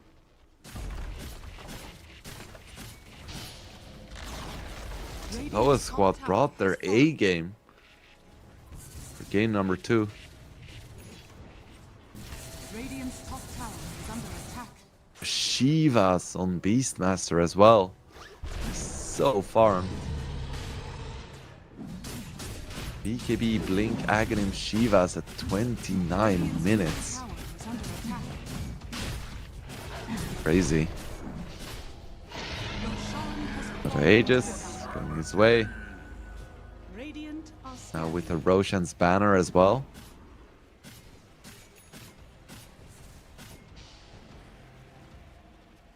Luck defending that push. X on Mars too. Big timings for a lower squad.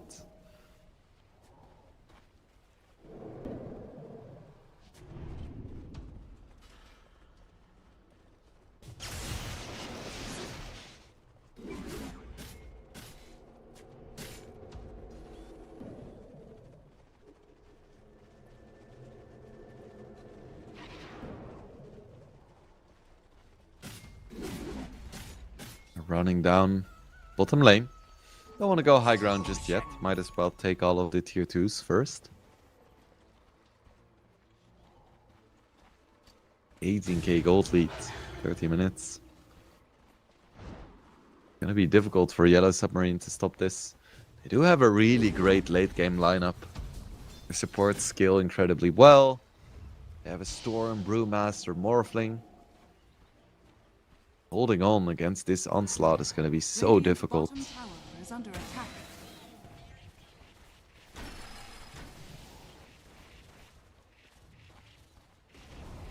Big smoke Radiant's from the bottom Aloha tower squad. has fallen. You're going to find something here. You're going to see the Bane jump in onto the Morphling with the arena as well, but just jumps out. Bottom tower is under Not the attack. best initiation this time. Can they still find anything else? Yes. Find problems. Find a Bane as well. Radiant's middle tower is under attack. Was a deny from problems, which is nice, but this stage of the game it's not as important as it is at the start. It's just 2 support. Radiant's middle tower has fallen. Just 2 supports. X now on a lower dance as well, 31 minutes. Pretty crazy. Now they're at the high ground. All the tier 2s are down. Radiant's middle tower is under Still have the attack. banner. Either way, they have the entire game in their hands. Another incredible Sportic performance.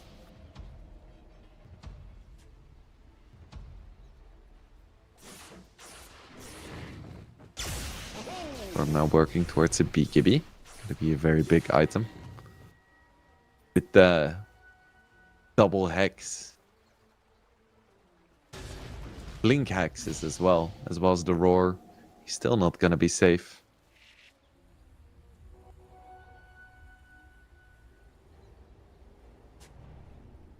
Been working towards an Aghanims. It's gonna be a very nice item.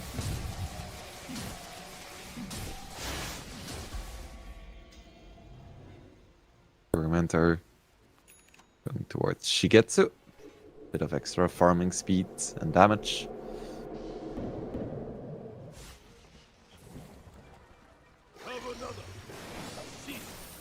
Infernal really wants that level 18. A refresher soon.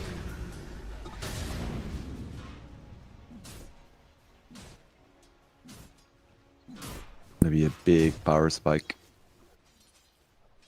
Again, Brewmaster just hasn't done that much this game. Even when the Brewlings don't immediately die, they also cannot pressure that much.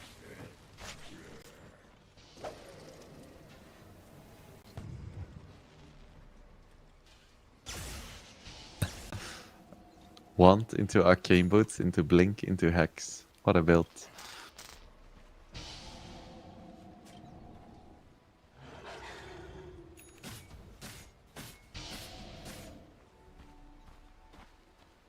BKB, now no Morphling. That is sorely needed.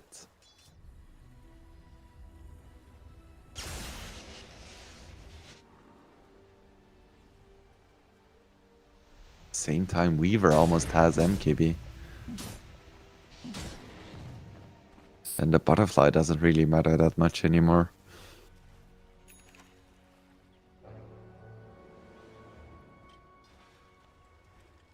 Ooh.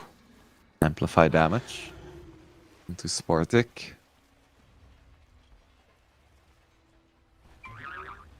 There is no Aegis. You know? Could be worse. Could be worse.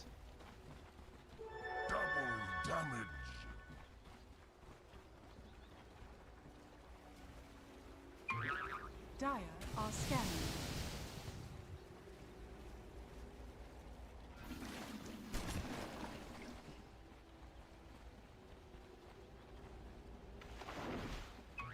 Big smoke from Yellow Submarine.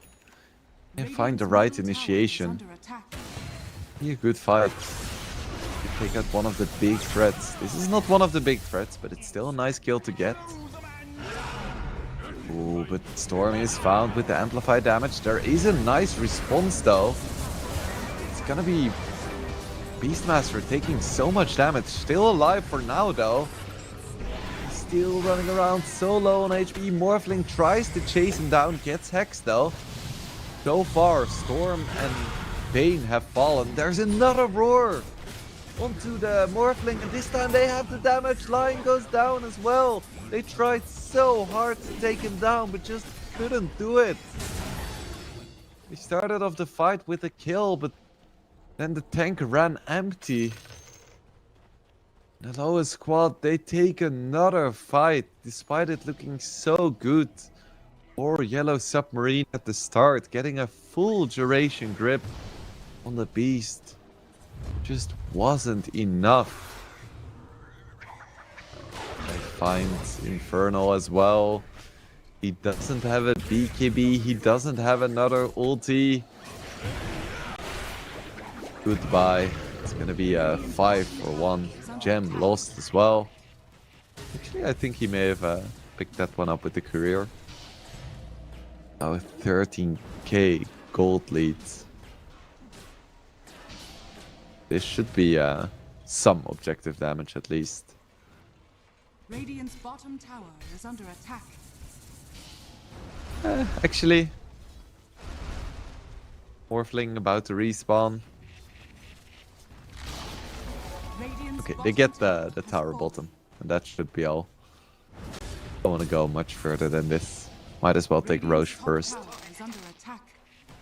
The lowest squad on the threshold of taking this game in decisive fashion. Radiant's middle tower is under attack. I didn't believe in Sportic enough.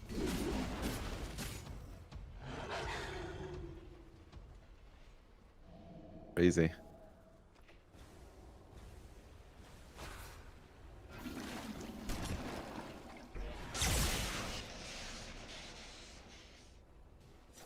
In from the storm, just to farm. Yeah, Beast with the refresher is just insane.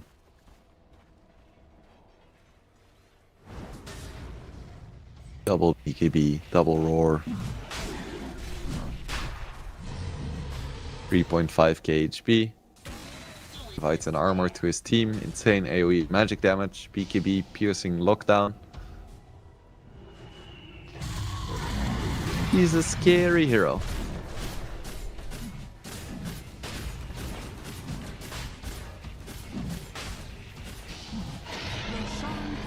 Another roast. This time going towards Shigetsu. As Sportic is like, yeah, I can't die anyway. They had a full grip on me, didn't even kill me.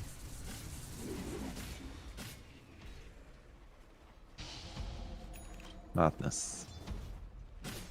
Now a BKB on Ringmaster as well. Ridiculous. Radiant's middle tower is under attack.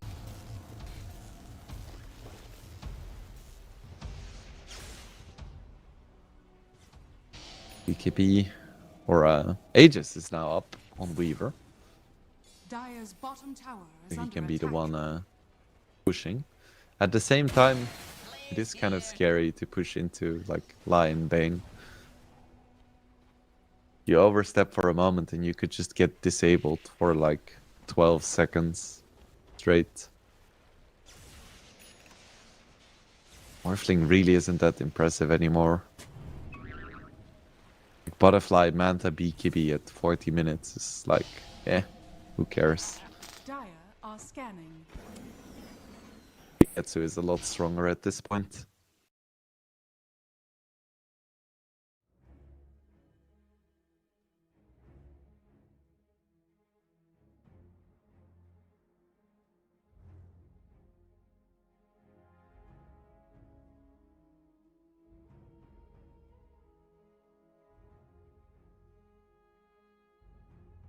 Alright, we have a pause. Not really sure why. Hopefully it's a short one.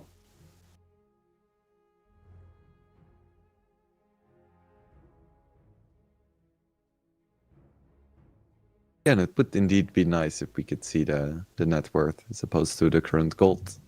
Now that we're paused anyway.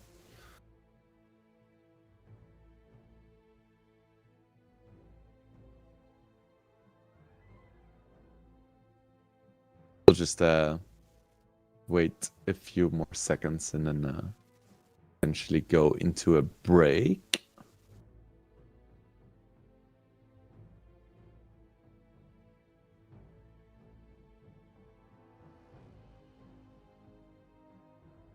I don't exactly know how long this is gonna take. Okay. Very nice. Oh, no, not yet.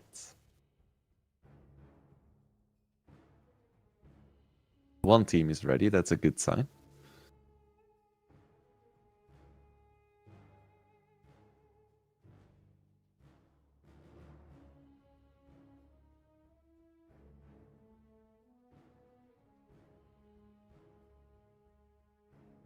We'll just have to be patient for a little bit longer.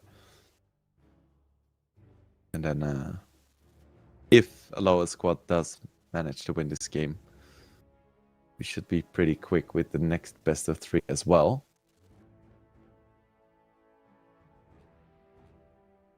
Of course, this match ran a little bit late, or, well, the previous one did. Being 70 freaking 5 minutes long.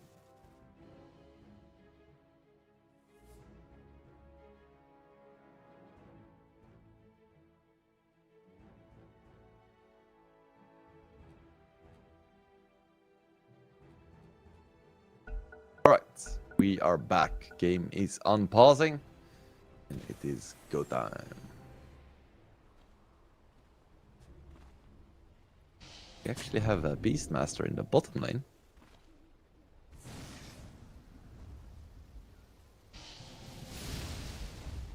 Yeah, Lower Squad doesn't just straight up want to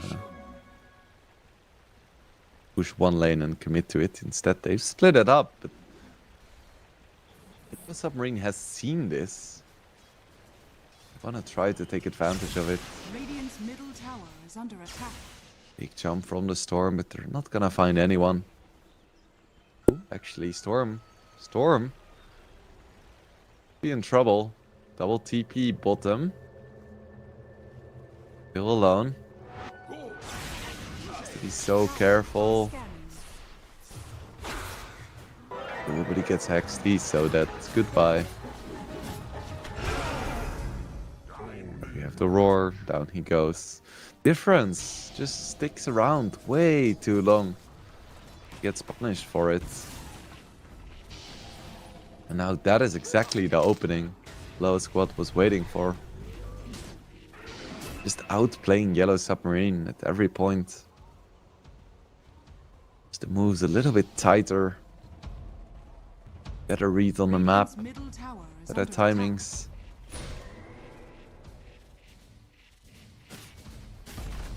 Finally, first racks are gonna fall. Radiant and melee racks falling in the bottom lane. Storm does have buyback, so we have that ace up their sleeve. They're gonna need something special to deter this push. 40k net worth lead at 40 minutes. Nothing to scoff at. Gonna have to buy back soon. Notification now pulled, but still another 20 seconds. I don't think his buildings will survive another 20 seconds. Jump in. Beastmaster doesn't commit anything. 10 seconds now. Hex onto the Brewmaster. He is gonna fall before he can do anything. Does he have buyback? He does not. There is a buyback on the Storm, but it's just not gonna be enough. Bane falls as well. Stormspear tries to kill Clockwork, but doesn't even manage that buyback from the Morphling. They just don't have the damage. They don't have the tools. I think we are very rapidly nearing the end of the game. Jump in. Once again, final fight. Can they kill anyone? The answer is no. BKB is popped. Hex comes out. Morphling is gonna fall. Dies back. Bane dies back as well. Looks like it's all over for Yellow Submarine. They're gonna go into the losers match. Lowest squad. They have been impressive here in this first series of the day. Taking down Yellow Submarine in decisive 2-0 fashion. Second game still ended up taking 43 minutes, even though they've been winning for a long time. But they were in control the entire way through.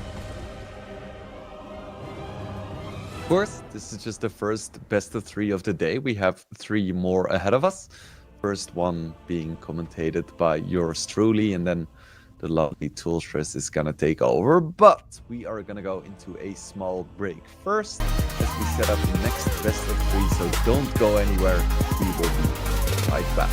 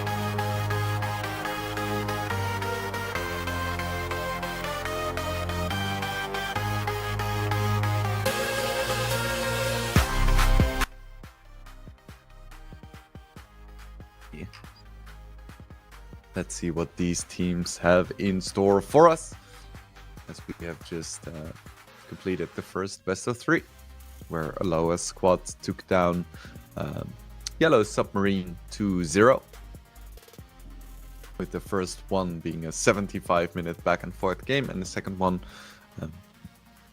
being straight up Aloha squad domination. Yeah, we are in the second one. We'll see what happens here, what the meta is like for both of these teams. So we have a Razor and Viper ban for Navi Jr. and VPP are gonna take out Batrider, Ember Spirit, and Brewmaster. Just gonna see if I can find my stats pages for both of these teams. That is always very helpful.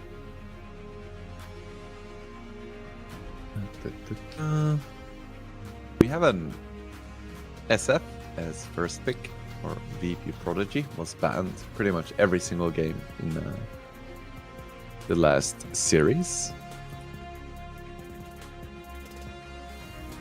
But VP does manage to snag it up for themselves.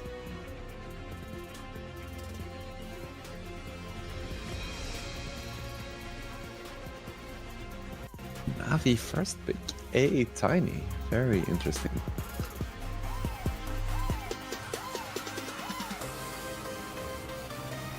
Lynx was banned out as well, despite seeing a lot of big nerfs. Still very relevant hero, for sure. I wonder if this iteration of Lynx is finally gonna stick.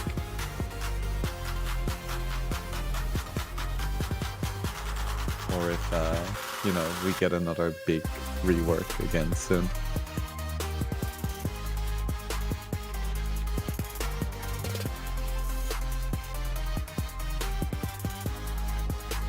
We have a Tinker ban as well. And Treant.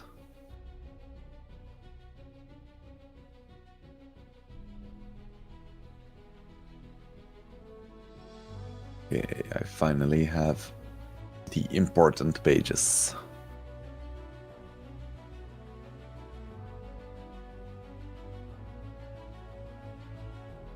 Okay, VP Prodigy, what do they like to play? They have been playing a lot of Ringmaster, a lot of Shadow Shaman, a lot of X, a lot of Ember, Disruptor, and Centaur. Navi Jr. are playing a lot of Tusk, Tiny, Skywrath Mage, Underlords, and DK. But Navi Jr. has also been like losing every single game they've been playing, which is not ideal. Like, one of their most picked heroes is Tusk. They picked him 11 times. They won a single game. So it's not a great sign. So leads me to believe that the VP Prodigy might be the favorite in this one, as they pick up Largo. Have they been playing a lot of Largo? I do not think so. They've played it 3 times, winning 2 of those games. Not bad at all. My first official Largo cast. Of course, I've played him, I've seen him played, but it always hits different in competitive.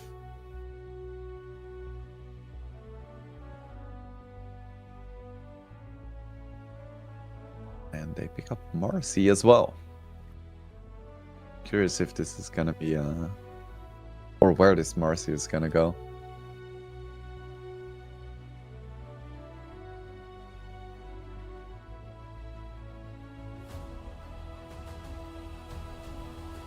Navi pick up an Ursa. Been a pretty good hero against Shadow Fiend most of the time, because you can either just buy BKB and slap Shadow Fiend, or even just press ulti when SF is pressing ulti. Then you can just take him down.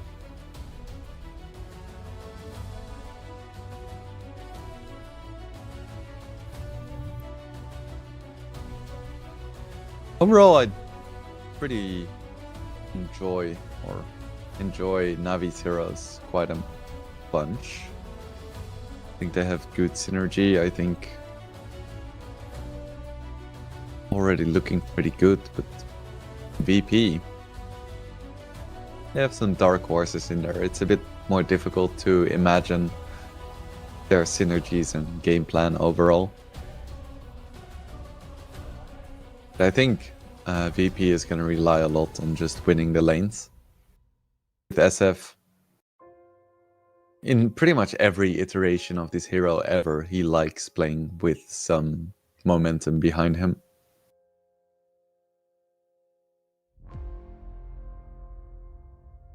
Let's see, Navi pick up a Centaur.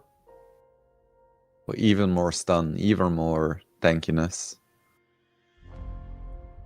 Even more magic damage.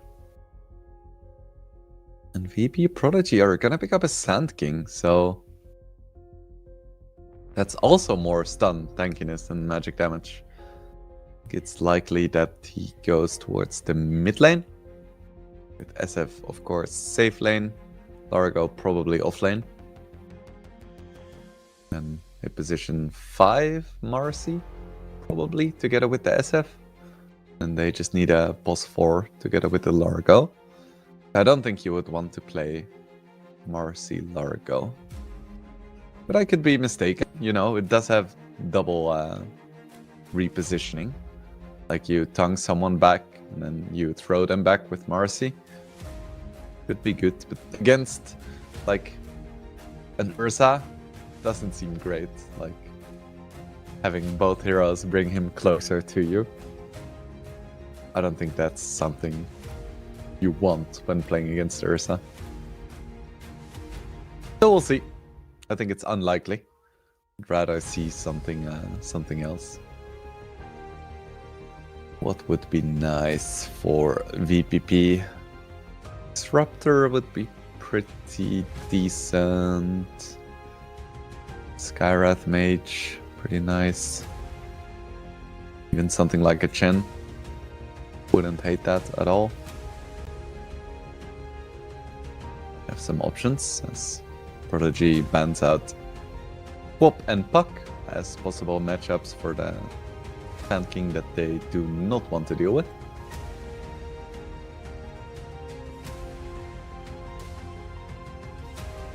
Navi's gonna ban out Ringmaster and the Sky I just mentioned. Annoying range supports for Ursa to deal with. I don't think VP Prodigy has quite made up their mind about the position 4 they want to pick. And it is gonna be the Shadow Shaman. One of their favorites. I don't think it's super good in lane against Jakiro Ursa, but it's just a good hero to have. And later in the game it is gonna be quite nice against Ursa. If you can get the jump on him, you can actually take him down quite handily. So what is the mid hero gonna be for Navi? Is it gonna be Oscar? What is it gonna be? Played a decent bit of DK. I think that's pretty bad against Sand King. It's gonna be Shaker.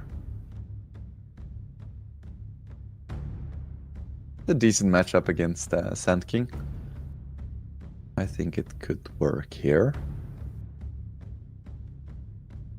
I don't hate this Navi lineup. I think it's pretty strong, all things considered. The one thing that worries me is that they have pretty much only melee heroes. And they're playing against Sand King, Shadow Shaman, Marcy, Largo, SF. All of these heroes are quite good at dealing with melee heroes. A lot of like short range stun and slow and disable.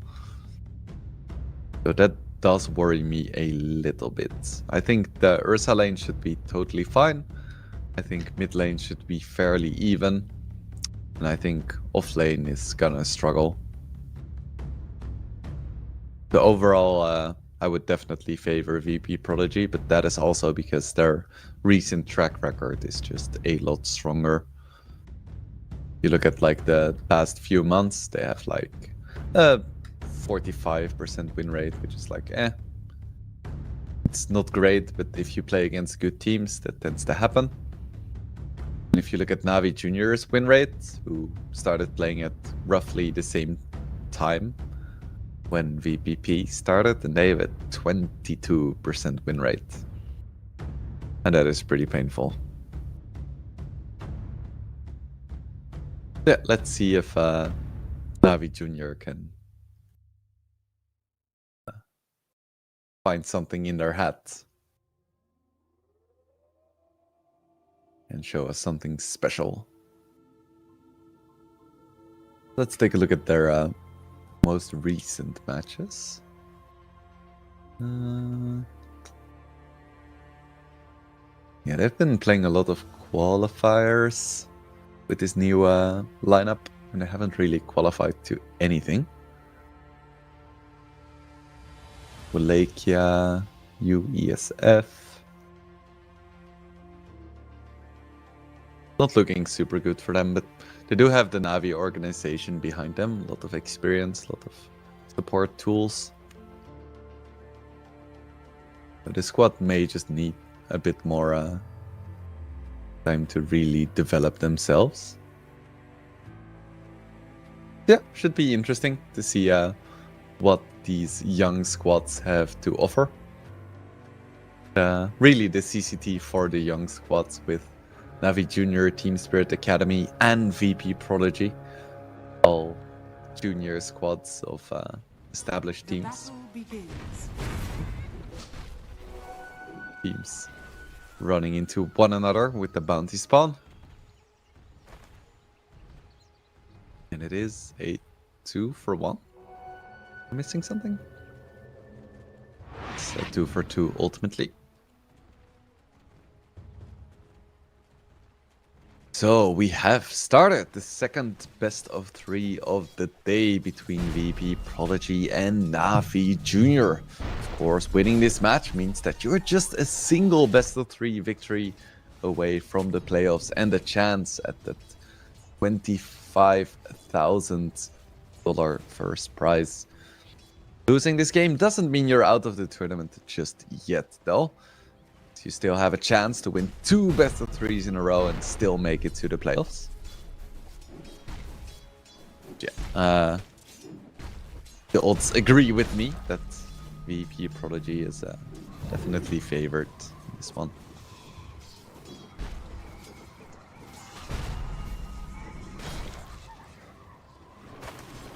Mid lane Sand King against Earthshaker. Earthshaker definitely has the edge with CSing. He can just always use his enchant totem to secure range creeps and denies. While Sand King just has the stinger and the overall area denial. It's always a bit awkward to skill Sand King. You kind of want levels in all of his skills. Yeah, you want the Burrow Strike levels, because otherwise it doesn't have range, it doesn't stun for very long. You also want the points in the Sandstorm, because the radius is really small, the damage is low, the cooldown is high. But you also want the Stinger, because it's your most efficient spammable spell. The cooldown goes down a lot, you need the damage to CS and harass, and then it's like, yes, but what do you actually max? Because, well, all of it is necessary. Dire's courier has Just been the Sand King experience. Could be a first blood here. As indeed, Yuga kills rare goats. Bit awkward. Level 1 Marcy running around. And they did opt to place Marcy bottom as opposed to top lane. Yes, they favor giving the SF an even better lane with the Shadow Shaman.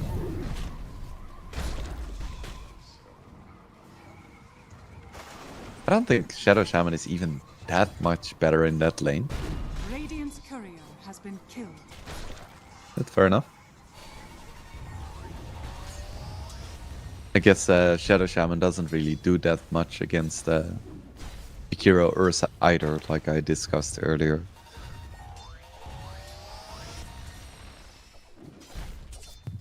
It's just Ursa is gonna be a problem no matter what.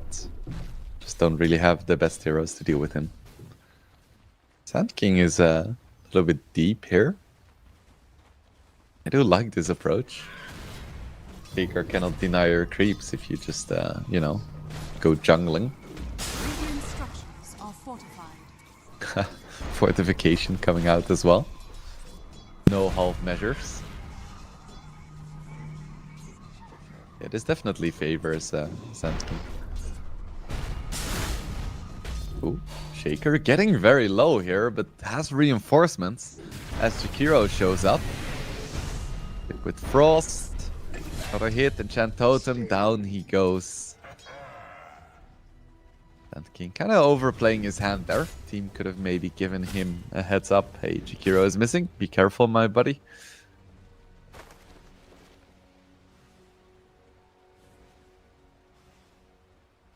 Down he goes.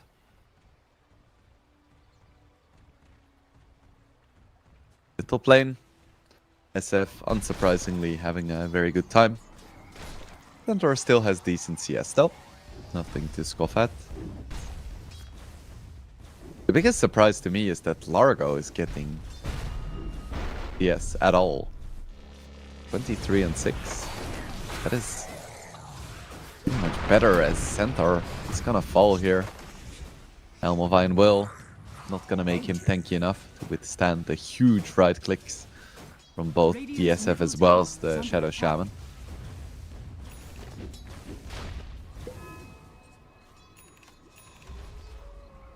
Threads up for the SF, but yeah, Largo 26 and 6 against the 26 and 2 Ursa. I don't know how, I don't know why, I don't know when this happened. Sura being chased down, but should be totally fine. There is no ulti, there is nothing. Even if there was an Echo Slam, it's not gonna kill a Sand King.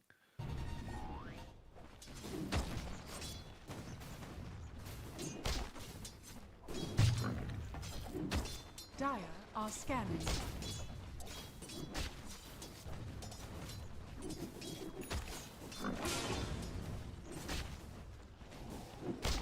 Going bank, probably gonna go for a Battle Fury. Yes, we have a big fight in the top lane. Rare God's already gonna fall. Jantra incredibly low, but the spells are kind of done. A lot of damage being done, but only a single kill. Only the Marcy falling. Radiant are scanning. Radiant's courier has been killed.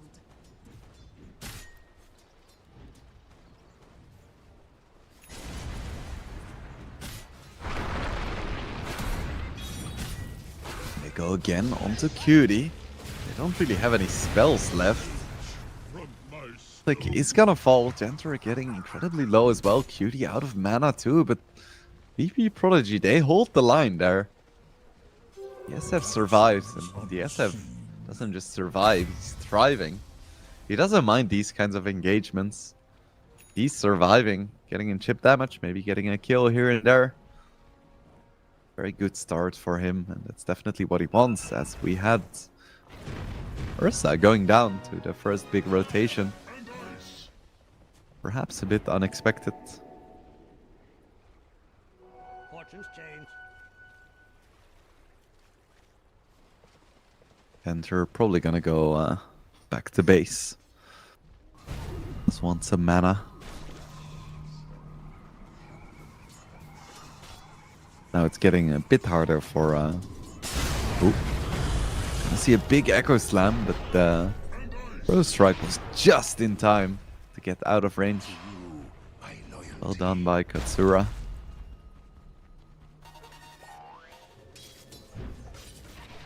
No ice path set up, unfortunately. Ooh, this should be a dead Centaur. Ulti, double raise, down he goes. It's the strength of the Shadow Shaman. Just keep you in place for so long, it doesn't even need an ulti to do it. Dire are scanning.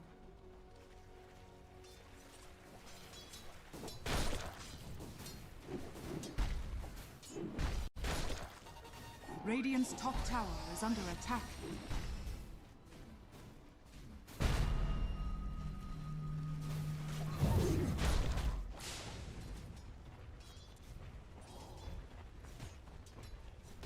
Stonebank working towards his Battle Fury.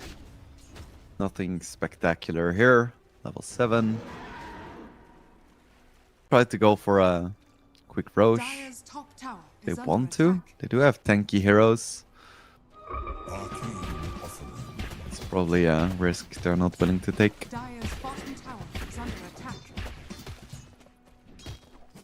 Slorgo is just sitting on the sidelines, Radiant farming are jungle. scanning.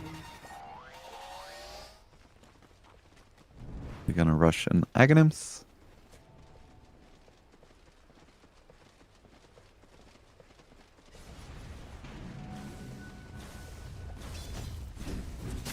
Centaur finally has his Helm of the Dominator, so that's gonna help a little bit with controlling the lane, farming speed in general. Might even pick up a Centaur Conqueror.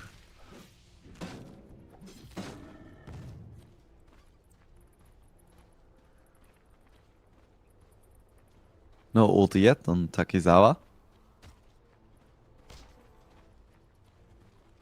His loot is just for show at the moment.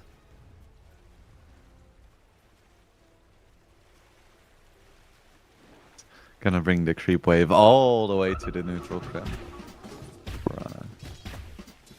Not even. Just brings it to safety. Structures are fortified. BBC.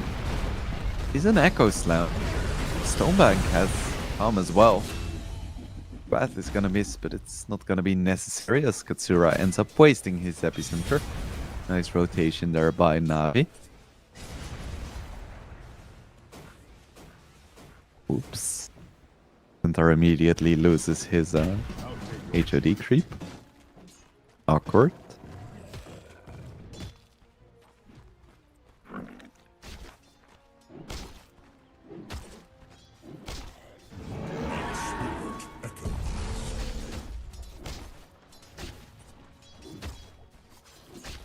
Small gold lead for VP Prodigy, but nothing super significant. Dire's middle tower For VP has Prodigy, the money is centered a bit more in the pockets of the cores, while Navi supports are living a better life.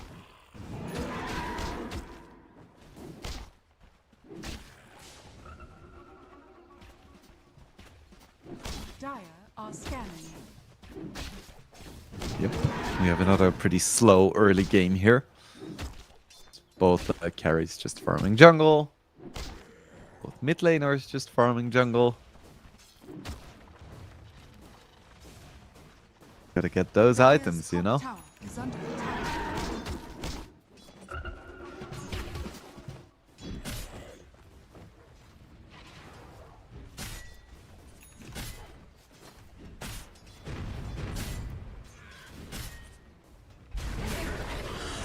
Dire's top tower is under attack.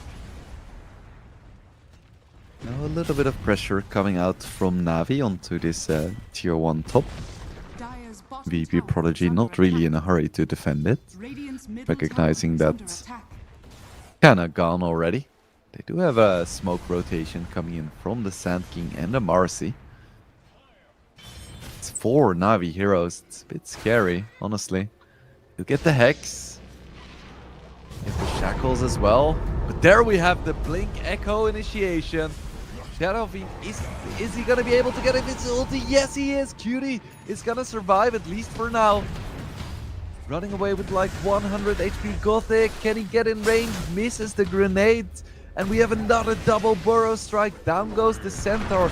Marcy incredibly low. Katsura as well. Is he gonna fall? There is dust. He should be going down here. What a fight here. 2 for 2. Cutie surviving on a sliver of HP. And same thing for Hyuga. It's the Shaker and the Centaur for the Marcy and the Sand King, so maybe a small advantage for VP Prodigy. Radiant's bottom That was the tower Blink is under reveal as attack. well Radiant structures are fortified. from the Earthshaker. Stonebank does have his Battle Fury now, and that's a big deal. He was already keeping up with the Shadow Fiend quite well. Now with the Battle Fury, the whole different story.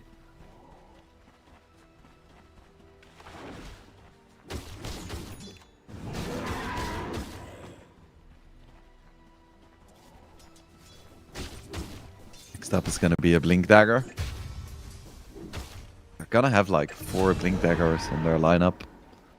We see both Chanter and Gothic fall. The mid laners rotate. We're just chilling, watching Stonebank live his best life. Carries do. Kizawa super close to his Aghanims. I mean, there are a lot of melee heroes on Navi, so getting his ulti off nicely shouldn't be too hard.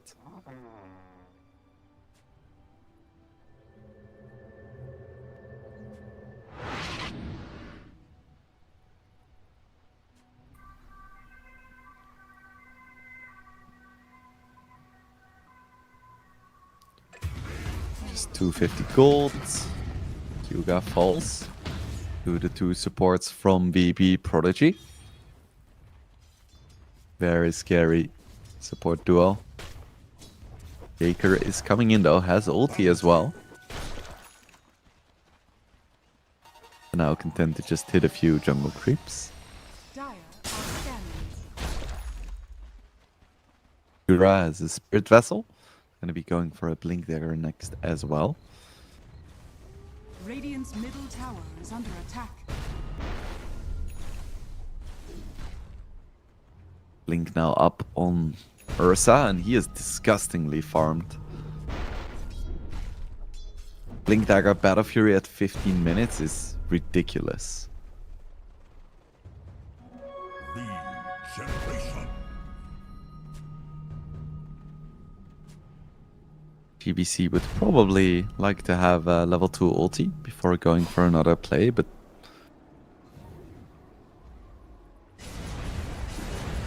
it's good timing right now. Looking for someone to show up mid. Come on, touch those creeps, Marcy. Go for it. They're safe, they're free. Instead, it's gonna be the rest of Navi going for a smoke. Everyone is there except for Radiant Centaur. are scanning. Could find a Shadow Fiend, that would be amazing. He is in vision. But a Shaman might just break the smoke. He does. Enter. Gonna pay for it, but it's Shadow Fiend is gonna be safe. All that matters.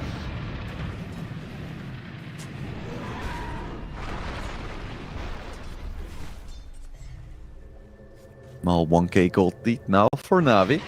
Considering the odds of this match, really not been as one-sided as we could have maybe expected.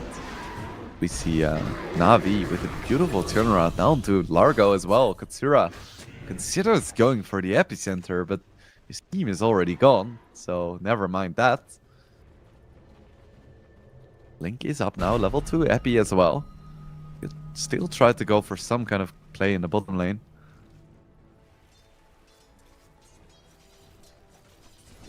They do try to go for it, and they get the Kiro.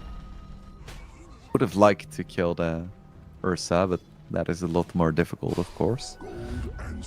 He just presses his panic button and suddenly he doesn't take damage and cannot be disabled. Cutie takes down Gothic in the mid lane, and they should be able to take down Shaker as well. It's a double kill for the Shadow Fiend. Shaker overplays his hand there. Radiant's middle tower is under attack.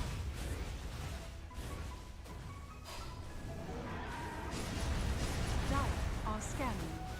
Oh, tier 1 tower in jeopardy, but it doesn't look like Navi wants to give this away for free. Radiant's middle tower has fallen. A lot of heroes in the vicinity. Same thing is true for Prodigy though. Both teams lack his vision though. They suspect the enemy is close, but can't quite prove it.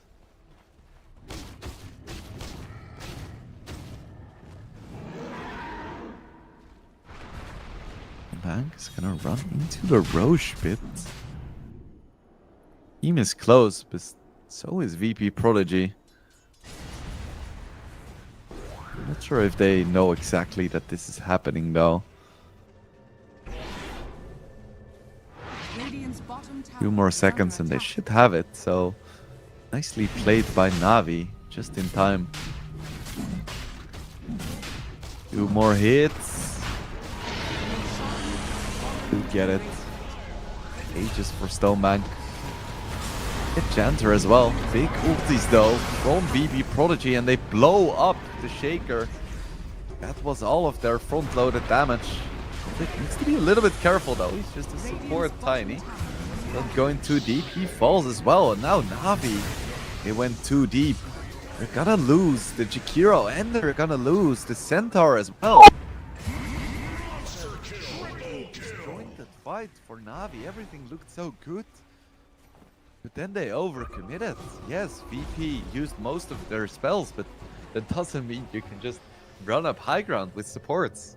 You have to respect the basic abilities and right clicks of VP Prodigy as well. They don't, and they pay the price.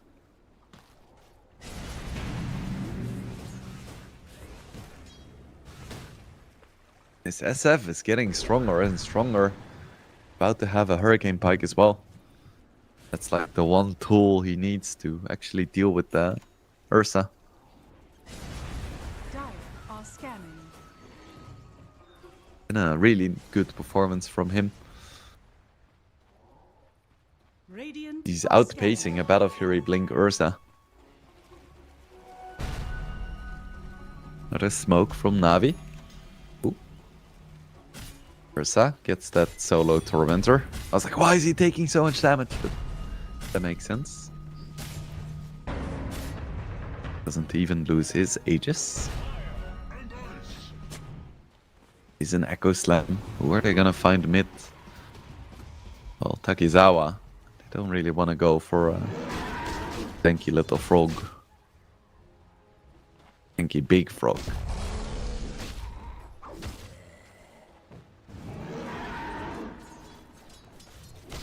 Stonebank's gonna have a BKB. It's a big item, but I'm worried for the rest of his team. I think Stonebank is super strong right now, but the Shaker and the Centaur, they're not really doing too much. Dire's top tower is under attack.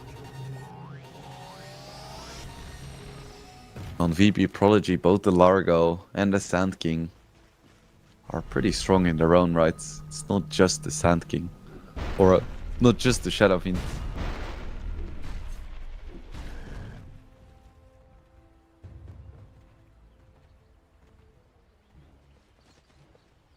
Dire's middle tower is under attack. Another smoke from Navi. They keep trying.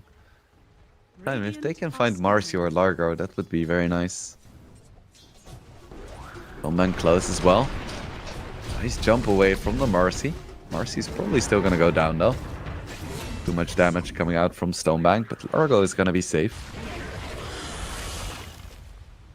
Big commitment.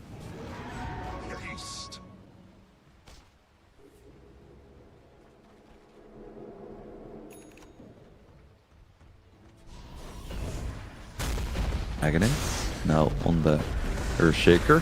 First strike is gonna miss, but Hyuga is still gonna go down. Plenty of damage from the Epi. Give my best to the ancestors.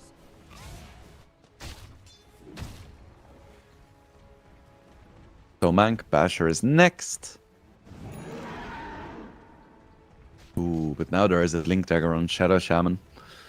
Once this Aegis runs out, he's actually vulnerable. Plenty of stuns on VPP.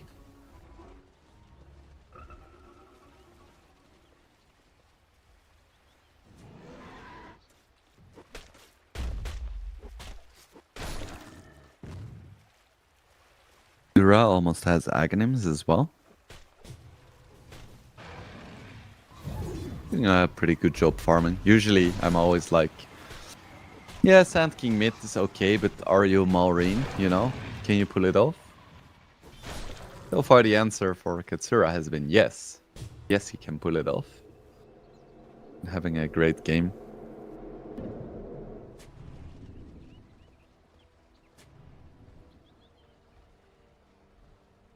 Now we have Pipe and Crimson Guard on the center, so he's like, I want my entire team to be tanky, not just me.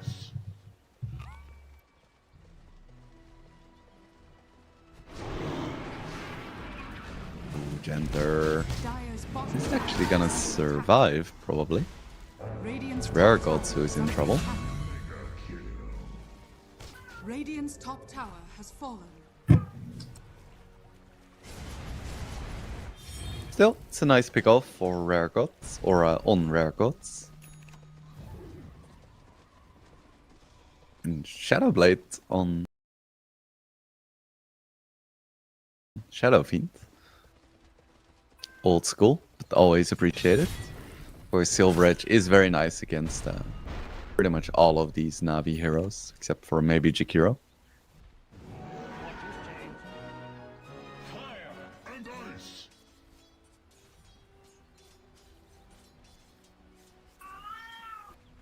As my cat has started co-commentating once again. Just really wants to be involved. I get it. I want to be involved with the CCT as well.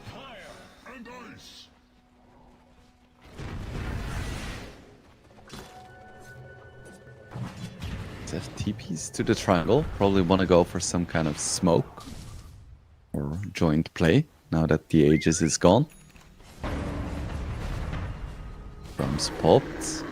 Gonna run uphill, it's always scary. Stonebank jumps in first and he's gonna find a kill into Janter, who immediately buys back. Raragots pops his BKB, goes ham. He's so incredibly low and he is gonna fall. Goes Jakiro though, and now they have Shackles onto the Centaur, who's incredibly tanky, but not quite tanky enough as the Earthshaker falls as well. Katsura, a double kill for him. Another fight victory for VP Prodigy. Ooh. They almost caught the Tiny as well. Stonebank is so strong, but I feel like the rest of Navi just isn't dealing that much damage. Like, as long as Stonebank isn't on top of you, you have very little to worry about. His BKB is getting shorter and shorter.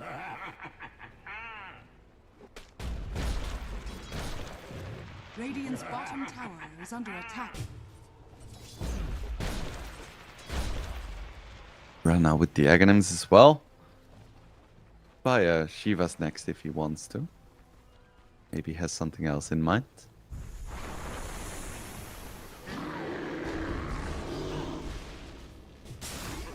Radiant's bottom tower is under attack. Let's jump though. Enter, pops his snakes.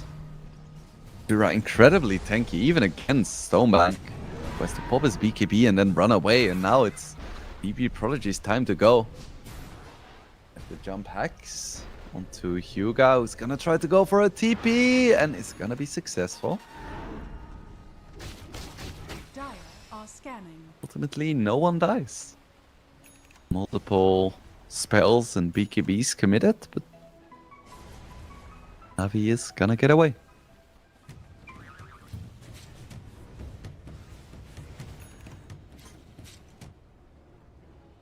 Link Dagger now on the Centaur as well, which could help them with their initiation issues. Scanning.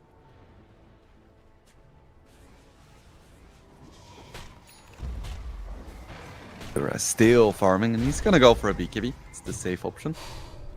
Invisibility. Can't really fault him for that.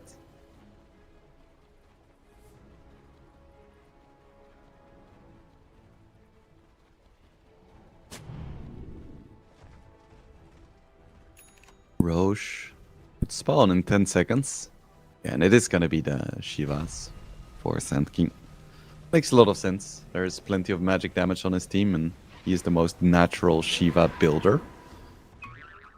And Roche is up. VP Prodigy knows. Navi doesn't know it yet, but probably suspects it. Shield rune bottom could be big.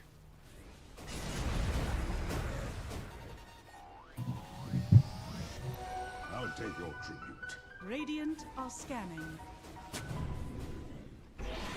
Both teams now posturing around the Roshan pit. You don't want to give this away for free.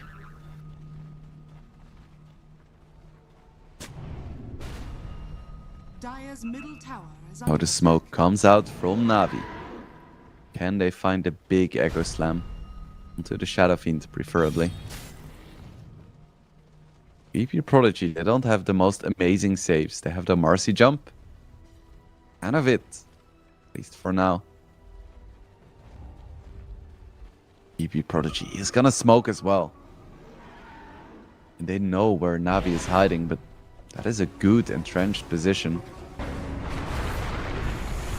Akizawa jumps in. They're gonna find Akiro immediately, and Tiny as well. That's a good start of the fight. They find the Centaur as well. He goes for a stun, but now his Stampede is over. Jump in by GBC. It isn't really gonna hit that much. Stonebank jumps in. He's gonna try to manfight Cutie, but he cannot, and his BKB is over. Is he still gonna be able to get Cutie? No, he is not. Cutie takes him down. What a risk there, but it does pay off for VP Prodigy as they take down 5 of Navi's hero and lose nothing in the process. They're gonna get Roche for their troubles as well. Cutie is like, someone, please tank this Roshan for me. Someone. Radiant's middle tower is under attack. Zawa's gonna heal everyone back up, and Roche is just melting as VP now takes a commanding position in this game number 1. Radiant's top tower is under attack.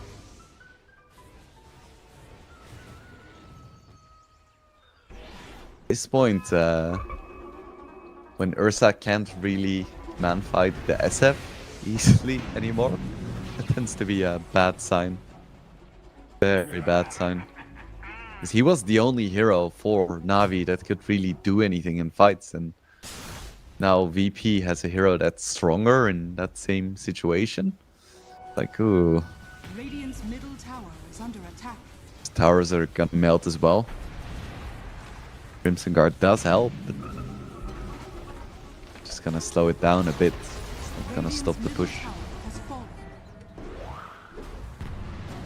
U2 falls mid. Hope is next.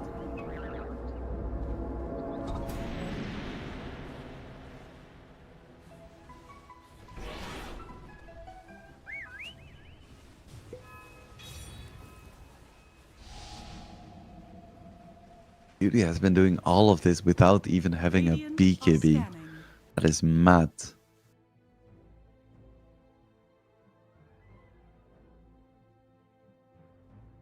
I don't think anyone can really touch him when he has his BKB. Unless they manage to perfectly chain stun him, but that is going to be so difficult. 'Cause, you know, he has a team.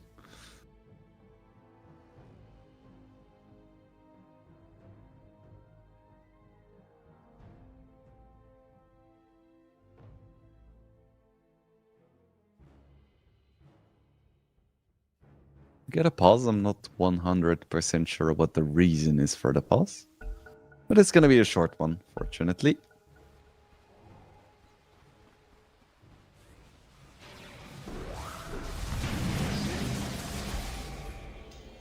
The Tormentor for Chanter.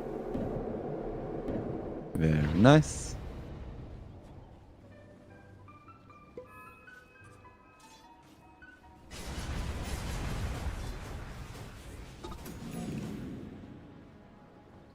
BKB coming up. Shiva's now for the Sand King as well. Now all of the VP cores are ahead of Stonebank. Radiant's bottom tower is under attack. He's gonna have to kill all of them because, well, who else is gonna do it? Radiant's bottom tower has fallen.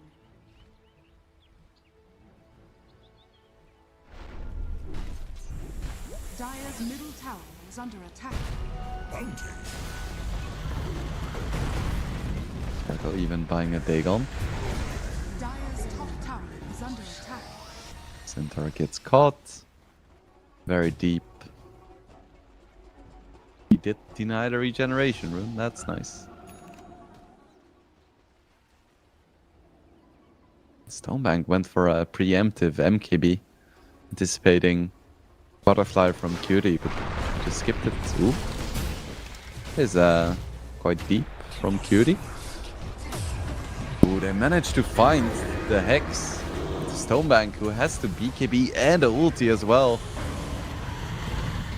Not great. Yuga gets absolutely wrecked by the Marcy. Now Ursa doesn't have ulti and doesn't have BKB.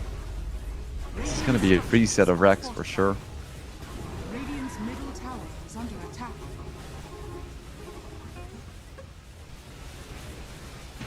Good luck with that one.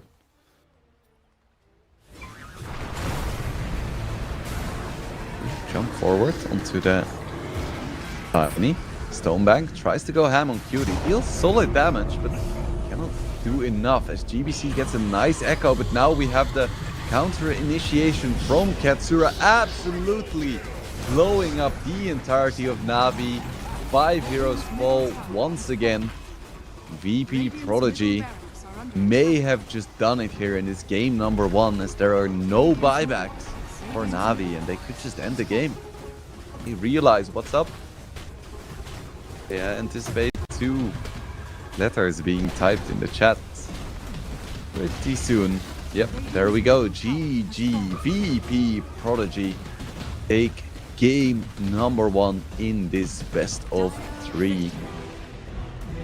Very solid performance by them, especially Cutie. Just played his heart out on the Shadow Fiend. But honestly, all of VP Prodigy looked very solid.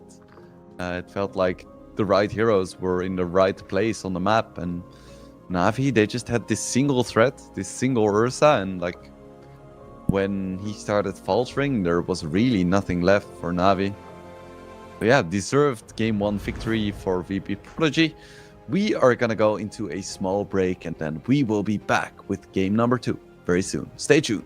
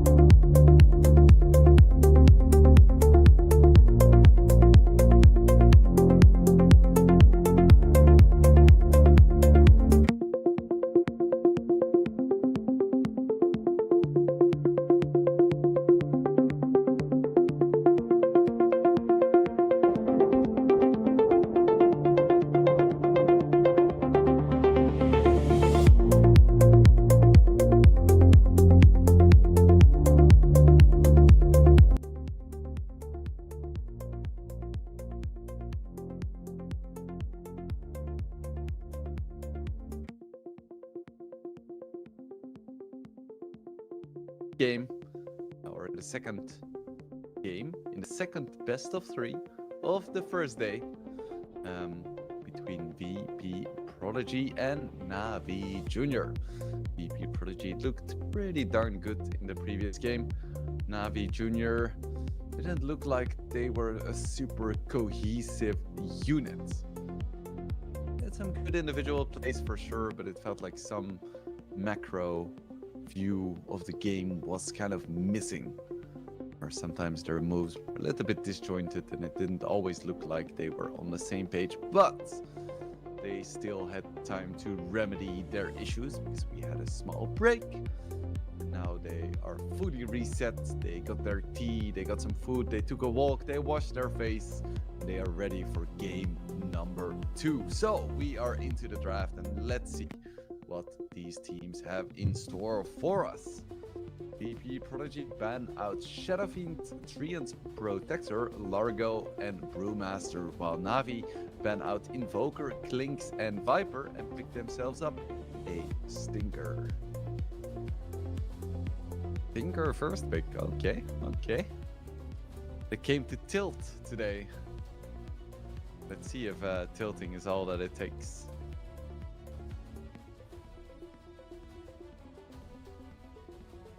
You know, conventional Dota is lame. Most people play conventional Dota. Like, what's the point?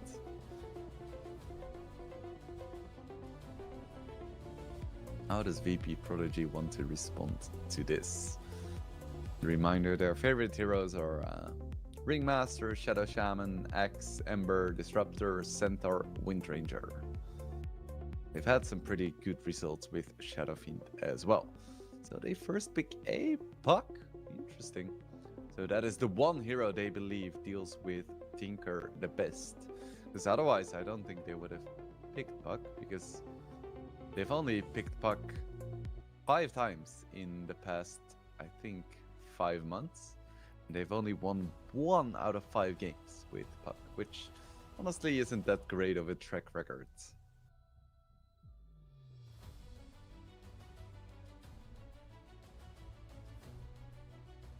So yeah, interesting first picks for sure. They've put a gun to my head and asked me like 100 different first pick combinations, and I don't think this would have been one of them, to be completely honest with you.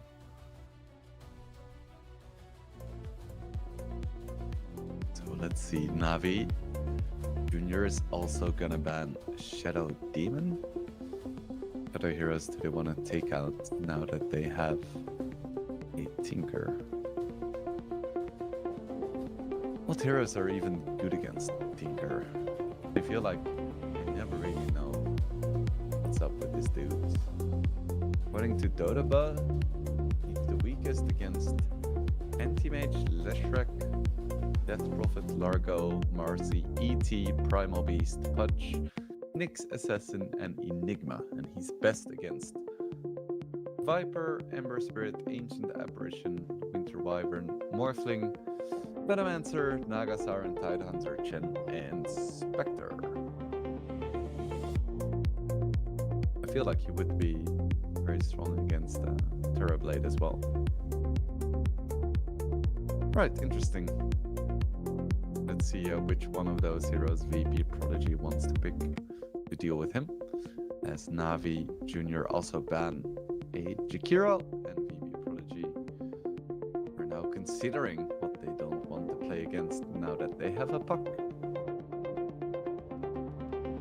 They ban out the Tusk. Puck is pretty good against Tusk, but Tusk is also one of Navi Jr.'s favorite heroes. They picked themselves up a Tiny this time. There's another one of Navi Jr.'s favorite heroes. So they take out, or they ban their favorite one, and then they pick up the second most favorite one.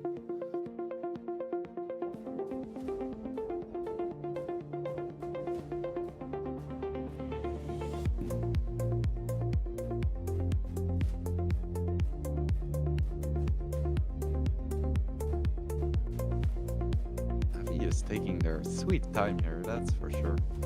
They pick up a Razor. The hero is very popular these days, but still expected to be picked up in a matchup where it's actively good, not just like picking it up immediately and then hoping it goes well.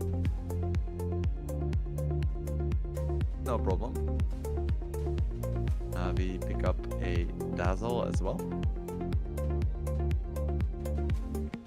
Now it's up to VP Prodigy to think of a matchup that is good against Razor, and that is certainly one of them. They pick up Batrider, doesn't care about getting his damage stolen. In a 1v1 battle, I would definitely favor Batrider until BKBs are at play. So, what is next for VP Prodigy? Which carry do they want to pick in this matchup? Well, that's a question for later, as first they pick up a Snapfire, which means that one out of the 3 heroes that they picked after Puck is going to be a core as well. So either Tiny, Batrider, or Snapfire. I'm leaning towards Bat. Lane or carry Bat. Could be a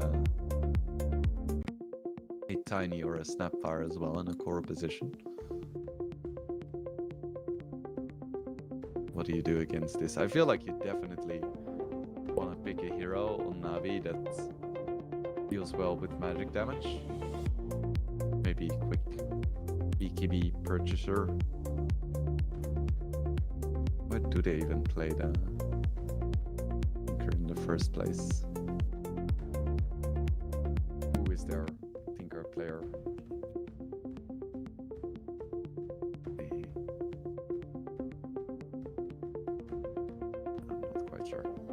And I pick up a Baton. Sure, that deals with magic damage heroes okay. Pretty darn good against Batrider as well, as the lasso is now not a concern anymore.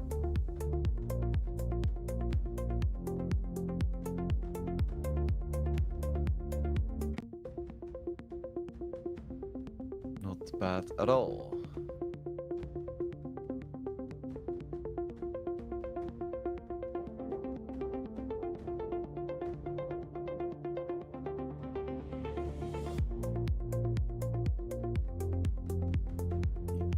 Bans. I think VP Prodigy still need their carry. We get a Weaver ban.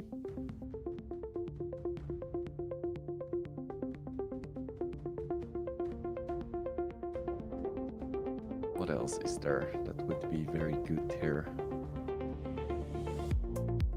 I honestly wouldn't hate an anti-mage. Pretty good against the Baton, pretty good against Razor, pretty good against Tinker. There's like no stuns on Navi whatsoever. Now it's an uncommon pick these days, but you know.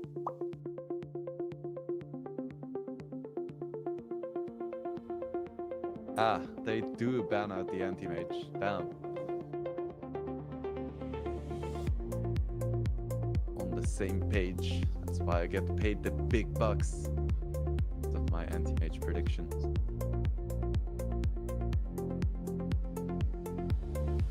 Does VP Prodigy not want to play against? They're expecting core Abaddon, core Razor, core Tinker. Have to be a support, and I think you probably want to have some stuns in your lineup. Which hero is that gonna be?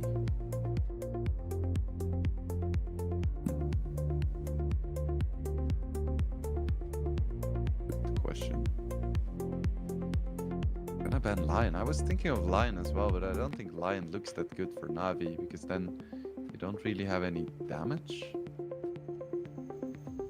Then it's, yeah, you just don't have damage, so I don't think Lion would have been that great. What else is there? It's of course banned. What do you even pick? Maybe Warlock, but that is so passive as well. Perhaps. think Disruptor is okay.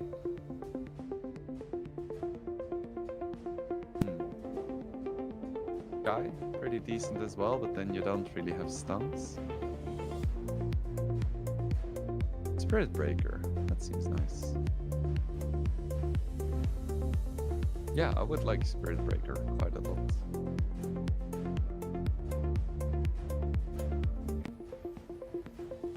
Come on, do it. Give us the cow.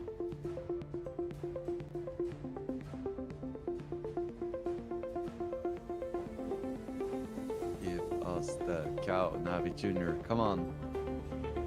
Go for Bounty Hunter. It's gonna be one of those lineups where it's like, yes, we're not gonna do anything to you. We're gonna hope that you don't completely crush us, and then we can track and we're gonna be annoying. VP Prodigy pick up a Templar Assassin. So yeah, this looks like a pretty clear draft win for VP Prodigy. Because Navi, they just don't really do anything. I think they need to crush the offlane with the Razor +1 against the TA. Like, otherwise I don't see them doing anything in this game ever. Like, what is a Abaddon gonna do? Well, it is an interesting draft. Like, both of these teams picked some creative heroes, and certainly not a case of looking at the stat websites and picking the highest ranked or most picked hero for yourself and then banning the next hero in line. No, they certainly came to draft creatively in this game number 2. So I am very excited. I definitely think it's heavily VP Prodigy favored because, you know, they have stuns and a clear game plan, while Navi Jr. just picked some strange heroes, and I guess they have Poison Touch stun or a Hex at some point, with a few silences and slows, I guess. But yeah, most of the game you can just TP out if you see Navi running at you, which is always a little bit awkward. Anyway, this is game number 2 between VP Prodigy and Navi. This is the second best of 3 of the day. We have 2 more ahead of us, which are gonna be commentated by the lovely Tooltress. So we will head into the game very, very soon. And then we'll see if Navi Jr. has what it takes to take a game of VP Prodigy with this unique lineup. Call it that.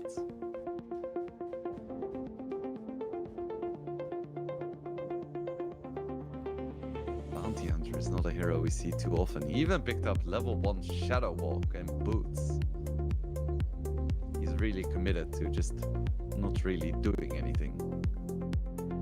Seems like. Interesting. Interesting.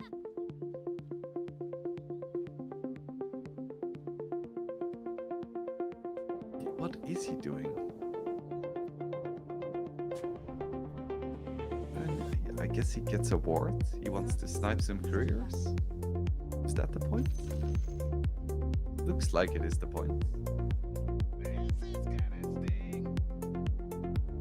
Interesting.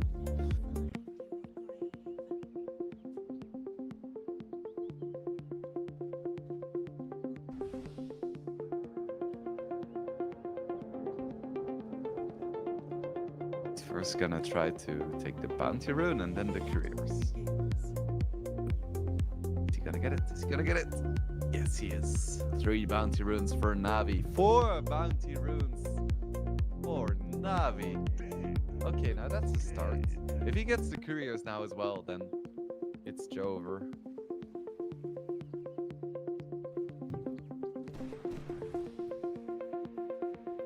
Then he gets a cheeky little block on the creeps. He's not gonna get the couriers, no chance. VP Prodigy is gonna be too aware of what's going on.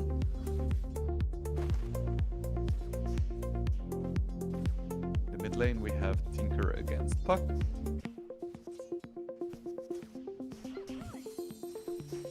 I think Tinker still does pretty well in this lane, honestly. Puck is good against Tinker for sure, but like in lane, he's chilling.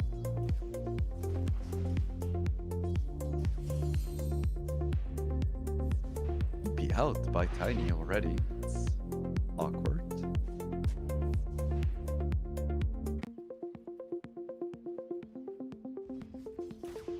Very awkward.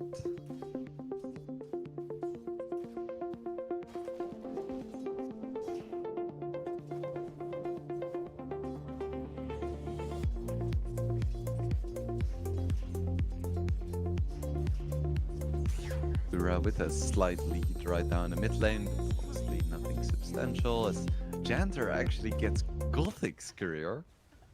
So it's a switcheroo. We expected the bounty to kill lots of couriers in the bot lane, but actually it's a Snapfire. Snapfire is very good at killing couriers. That is very true. The fact that she gets a lot of bonus attacks with Lil Shredder definitely makes killing couriers a lot easier.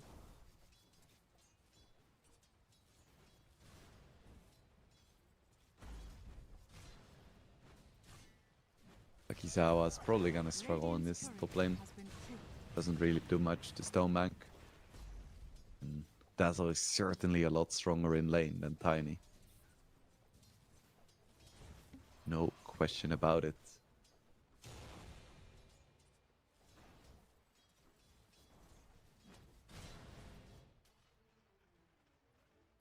Oh, pretty good start for Navi overall. I said that they had to win the lanes and then start to be annoying with track. So far, that's exactly what's happening. Are winning the lanes, they do have a decent gold lead and need to take it from there, and then they really need to pressure this TA somehow by invading her jungle, blocking her camps.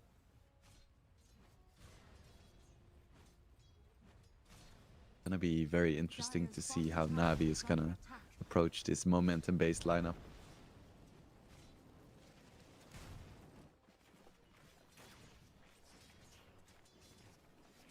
BBC going Kaya first. Before even considering a blink as Hyuga. It's very low here, chasing a Bat Rider through Firefly.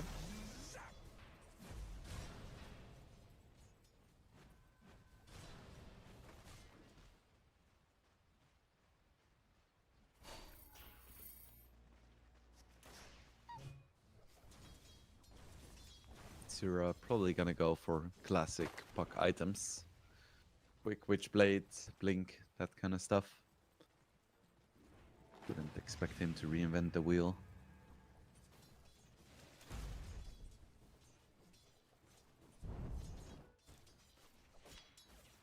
Gothic still level 1. Not great. You wanna get that track ASAP.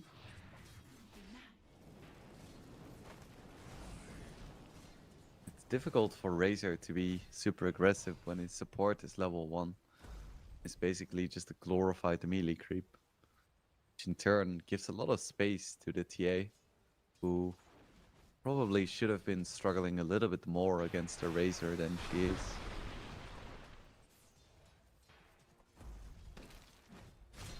Our Gods is gonna get chased down. He took some weird path there. Could have just gone straight to the tower, but no. Gonna be first blood for Hyuga. Oh wow, super low. Yeah, I have no idea why Tiny ran to the left instead of just down. Seems a bit silly. Yeah, really good start for Navi.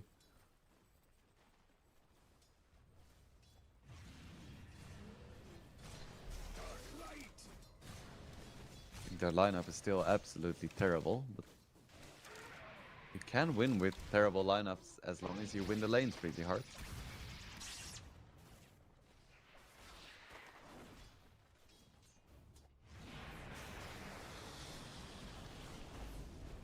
Marigolds once again taking so much damage. Takizawa's gonna try to go for the return kill, but Hyuga gets dispelled. Is he gonna be... He has the grave! He has the grave! He's gonna win the fight! He gets a double kill! He's still gonna tick out. The damage over time, though.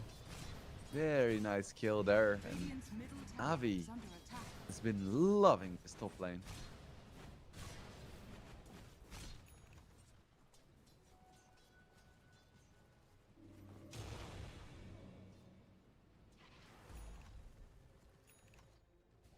Bank already with the phase boots, enjoying his life. Gatsura just going for a quick Witchblade, already level 6, has an Arcane Rune as well. A matter of time before he goes for his first rotation.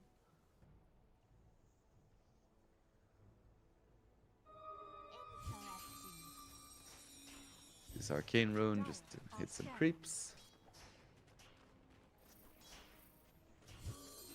Always nice. Level 7 as well. He knows that it doesn't make too much sense to really contest the Tinker right now. He's just gonna sit in lane, spam March, and then go back. So you might as well just wait a little bit, farm jungle, and then go to the lane.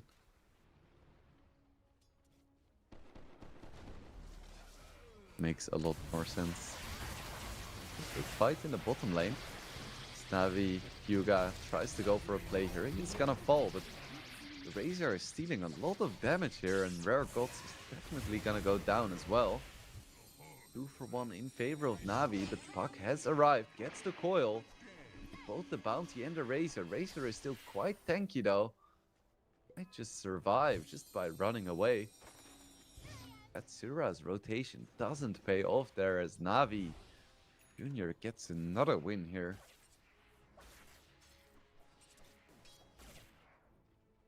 Looking pretty good for them at the start of this game. We haven't even spoken about the Tinker, who's just farming.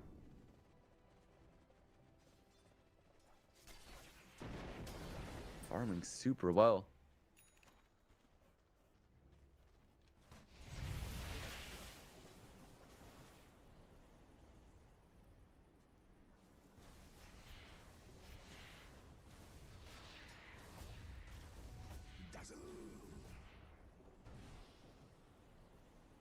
TA is doing okay-ish, but it's really nothing compared to Wars on Navi, and we do want TA to take off at some point. He's also quite a momentum-based hero. Yeah, really good start for Navi. Surprisingly so.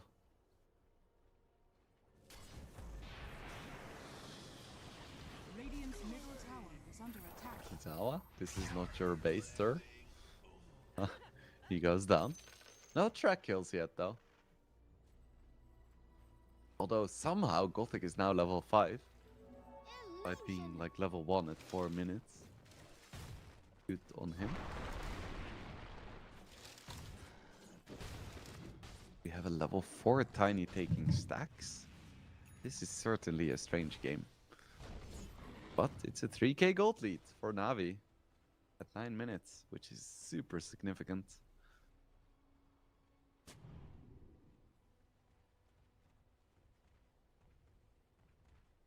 How does VB Prodigy come back into this game? That's the question on all our minds right now. What do they even do?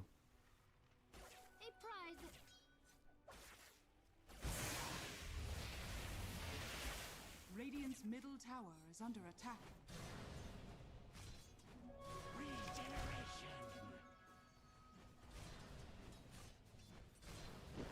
Our Gods is taking over the top lane. Get that solo XP. Oop. I try to run down Rare Gods here. Still no track, but still another nice kill in favor of Navi. I have so much momentum right now. Ooh. Oh no, Takizawa. Read is bad, sir. There's 13-1 charges, should be fine. Gonna lose the creeps. Tower is under attack. Gothic is gonna pay for this though. Tower is under attack. Dust coming out. Takizawa loses the creeps. Gets the bounty hunter kill at least. Dire's middle tower is under attack. Radiant's top tower is under attack. Radiant structures Razor is gonna are go fortified. first item Guardian Greaves. Very nice to get rid of all of the annoying spells on VP Prodigy, like the melt, minus armor, TA ulti slow, Radiant's all of top Bat tower Rider's has sticky fallen. stuff. Fuck Silence and Witchblade debuff. It's a very nice item in this game. Of course, it provides even more early strength and exactly what's needed. They do find Bounty Hunter once again. It seems hellbent on trying to make sure that VP Prodigy has a chance in this game.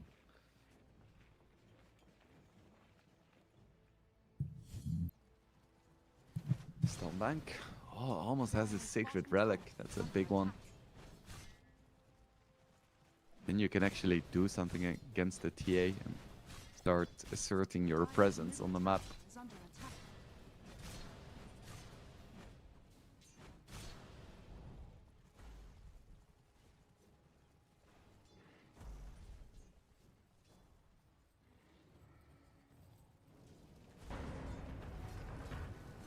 Zawa. Strums. Level 9. Can pick up a lasso now if he wants Dire's to. middle tower is under Same time. It's a bit of an overcommitment in the mid lane as both Katsura and Rare Gods go down, and then even Janter. Must have been at least one track kill there. Ooh. What were they doing next to the tier 2? That is painful. Radiant's middle tower is under attack. Tinker is incredibly farmed. Kaya and Sanj and Blink Dagger at 12 Radiant minutes structures 40. are fortified. That is Radiant's ridiculous. middle tower is under attack. 5k gold lead for Navi. Radiant's middle tower Starting has to fallen. sweat a little bit for the VP fanboys.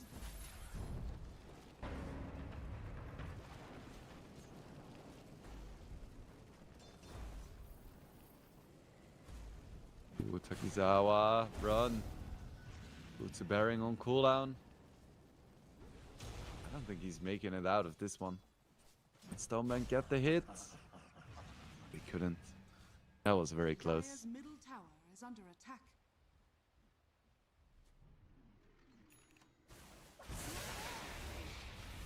Mech is up.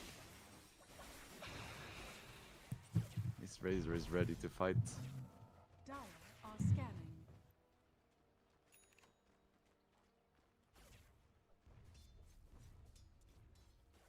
Still, the question is this Tinker plus Abaddon gonna do enough to deal with the TA threat? Currently, I think I'm leaning towards yes, because they have so much map control. Was worried about them being able to pressure TA. You have a lead like this, you can use so much of the map, I think they can do just that. Still, EP Prodigy is going to be able to find Radiant's kills top even tower is without a under gold attack. lead. They have like Lasso and Coil into Dire's middle Mortimer's tower is Kisses. under attack. It's a tried and tested combo. Dire's middle tower has fallen.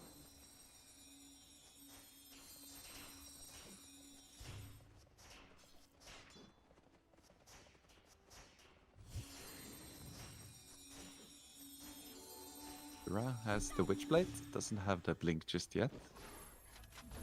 Now hard to get on top of the Tinker. And even if you do, guess that KNS and the shields is very difficult target to take down.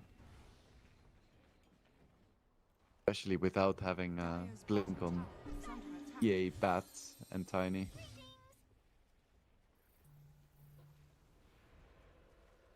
Dire are scanning.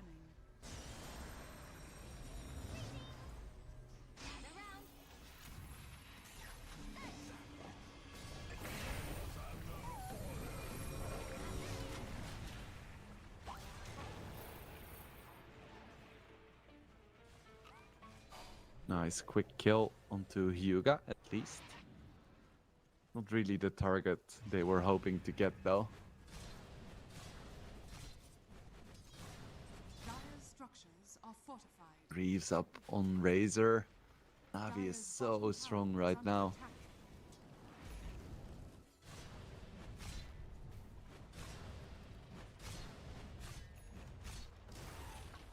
Slowly but surely, TA is creeping up in the net worth. Won't be long until he overtakes Tinker, I think. And Pucky isn't doing too poorly either, nor is the Bat Rider. Honestly, BP Prodigy is doing a good job keeping up.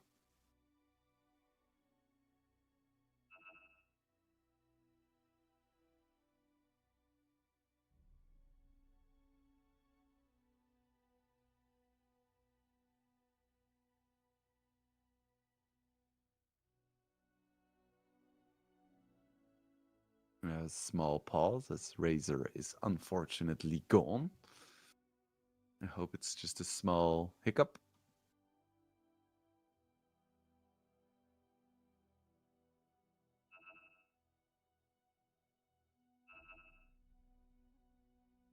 Haven't really seen a reason.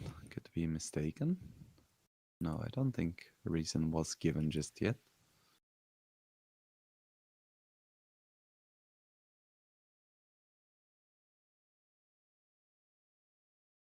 Looks like a pretty good spot for Navi. Definitely better than last game, but they're not in the clear just yet.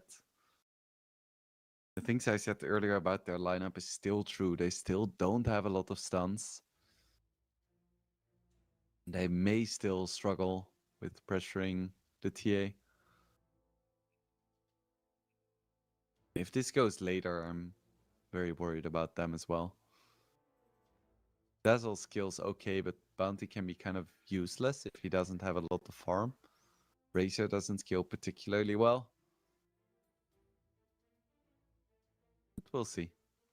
Tinker, of course, does scale really well and definitely skills better than TA.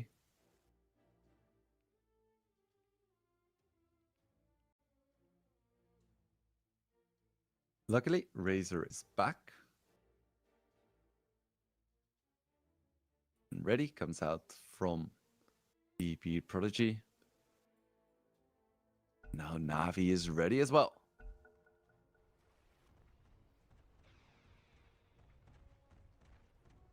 Getting a little bit tilted by the Gothic's career has been killed notification on the right of the screen.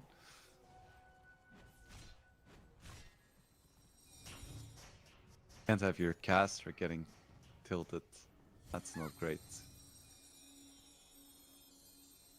Aegon now comes out from Tinker. Get that damage.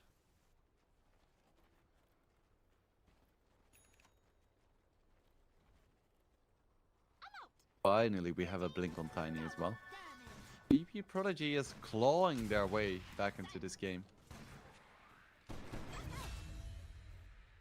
Being 5k behind. Keep finding kills and now they're just 1k behind. Suddenly it doesn't seem that bad anymore. Razor needs to be careful here. Going balls to the wall, but might not have been the right approach. And now even Gothic is gonna fall as well. Navi give up 3 kills and now a Roshan to boot. Ooh. It was looking so damn good. Now I'm not so sure anymore.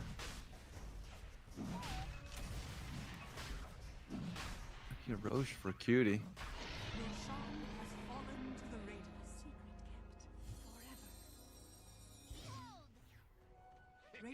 Now the 5k lead that looked so prominent 5 minutes ago has all but disappeared. One just has to question this bounty hunter pick. What has it done for Navi? You don't even have the same cheese anymore with track and heat-seeking missiles.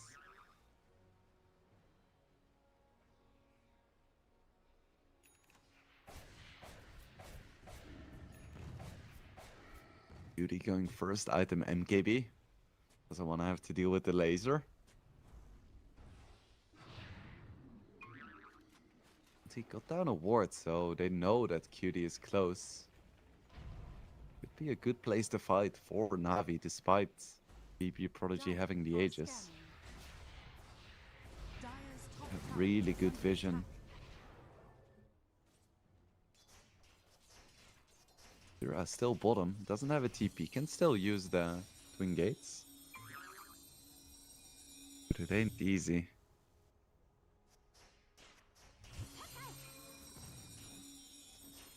VP in 15, but VP Prodigy has already given up on their tier 1 top plans.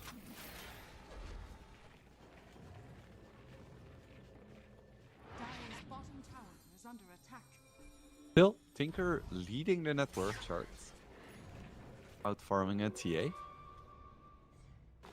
And Tinker players are so scary. Is under attack.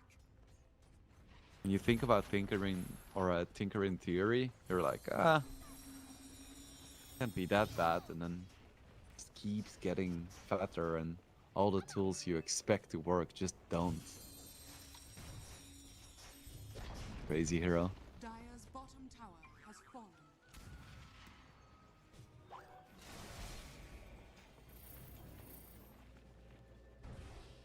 First Tormentor is gonna go the way of Navi.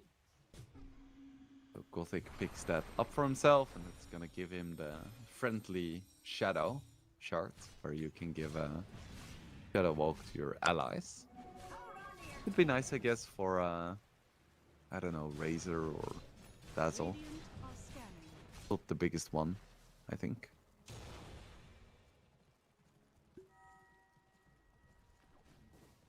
Still always nice to have.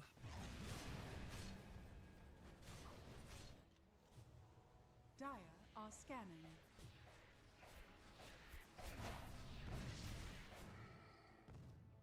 VP Prodigy hasn't been too excited to try and force things with this Aegis, which has been a trend today. Scanning.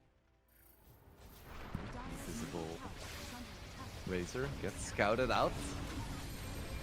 Maybe Bounty Hunter who gets taken down first with Tiny just TPing out like we discussed a plethora of times before.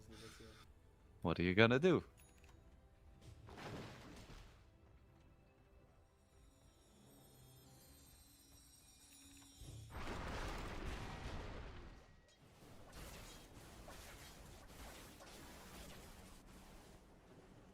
Caesar has a pipe now as well. Radiant's bottom tower is under attack.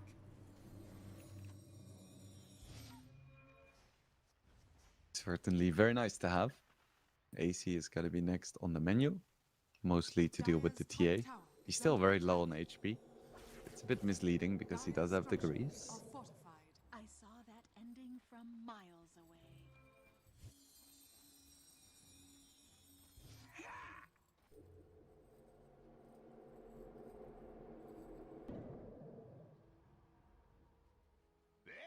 Looks like it's just a farming Aegis.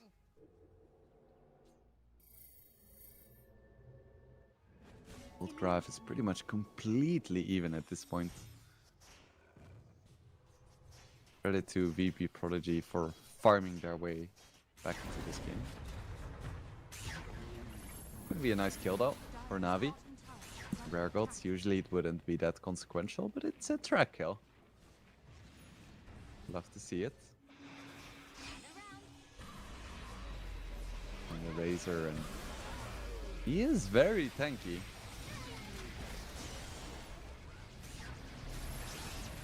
It's gonna fall slowly but surely. Hyuga gets very low. It's in fact Batrider who gets blown up, and then the TA as well. You don't want to fight in the March of the Machines. Yes, they managed to take down the Razor, but Radiant's cost bottom them tower so is under much with the attack. Dazzle as well, healing Radiant's him up. bottom tower has fallen. Navi Jr. capitalized, and VP Prodigy has to be so careful. Getting out farmed is one thing, but giving up track kills, that's how you lose. Radiant's bottom tower is under attack. Maelstrom now on puck. Yeah, they just need Dire's more top damage, tower and is under Dire's top tower has Pathfinder really isn't paying off in this game. So much of his damage is like slow ramping damage.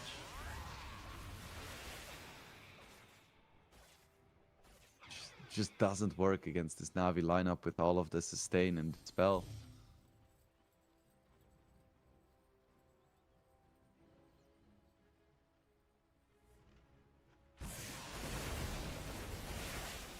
Navi again in a really dominant spot.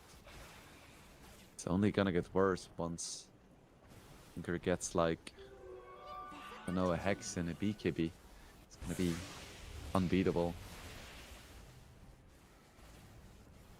Radiant's middle tower is under attack.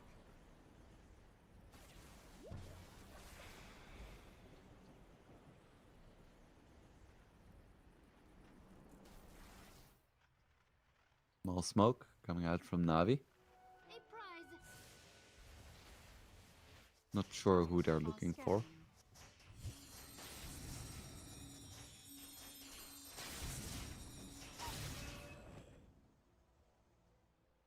Dura going for an Aghanims? No. Wants that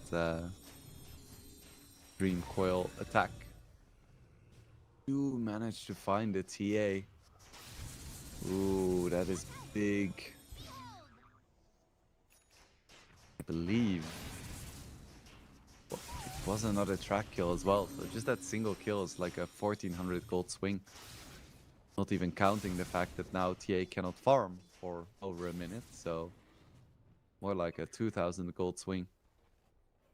Radiant's top tower is under attack. Looking good for Navi Jr., honestly.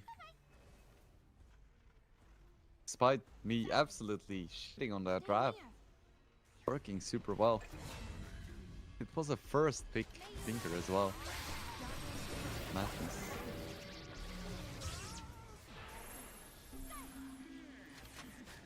One for one. Katsura is not out of dodge just yet either.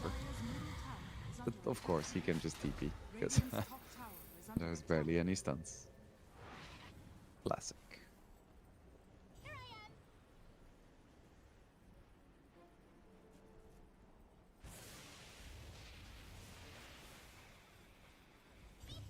am. 19k net worth Tinker. This is the most farmed Tinker I've seen in a while. Already at almost 750 GPM at 26 minutes. Middle tower is under Ridiculous. He's going for a Hex next. At that stage, he can just solo kill Puck, no problem.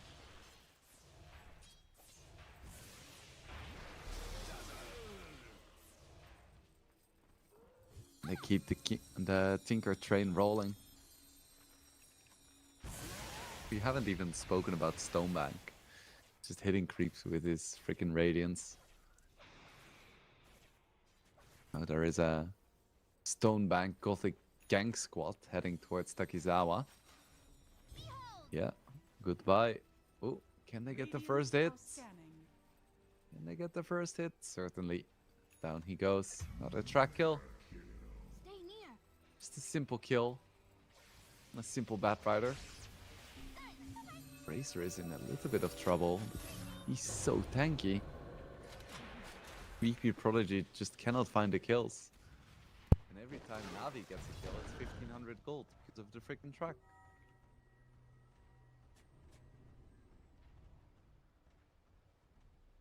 How does VPP get back into this game?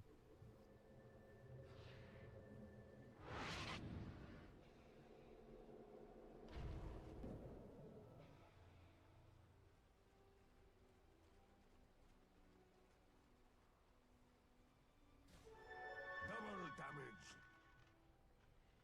Radiant's middle tower is under attack.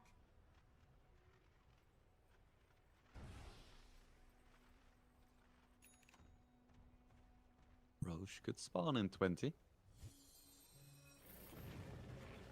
This stage, TA is just quite far behind.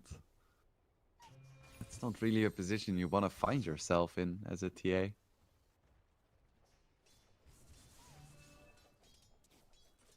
does have that MKB, but she doesn't have the BKB. She doesn't have the Daedalus. Like, how is she ever gonna kill a Tinker running around with the Shivas? Well, maybe she doesn't have to, because finally VB Prodigy manages to find GBC. With the combo I spoke about earlier, Dream Coil into the Mortimer's Kisses. Plenty of damage. That buys a lot of space, 90 seconds, no Tinker. Because he's already level freaking 23 at 29 minutes. Ridiculous. Yeah, if Ice Frog slipped and accidentally deleted Tinker, I wouldn't mind. Appreciation onto Rare Gods as his self-heals. Luki as well. Stonebank blinks in. That's very ballsy. BKB popped by Razor. Cutie tries to go for a TP out. Is he gonna be able to? No. Get the stun. They don't need the Tinker to win fights. VP Prodigy lose their TA. This is gonna have to be the Katsura show.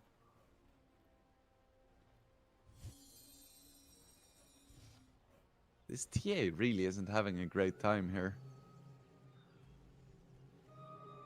Now my enemies pay.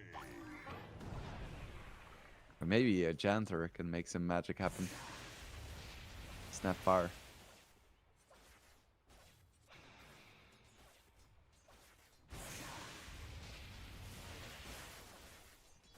Puck needs that 25, where Dream Coil pierces debuff immunity. And they can... Radiant's bottom tower is under attack.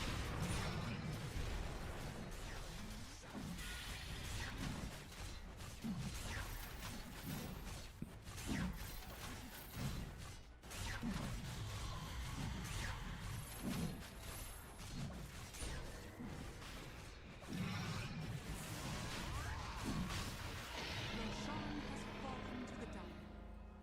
Dire's top tower is under attack.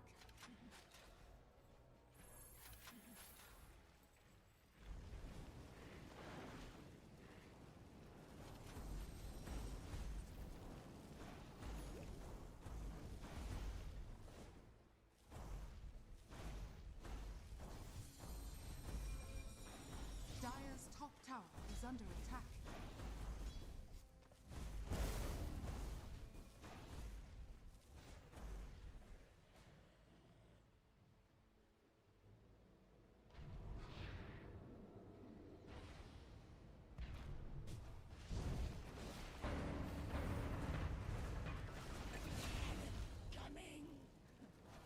Radiant's bottom tower is under attack. Radiant structures are fortified.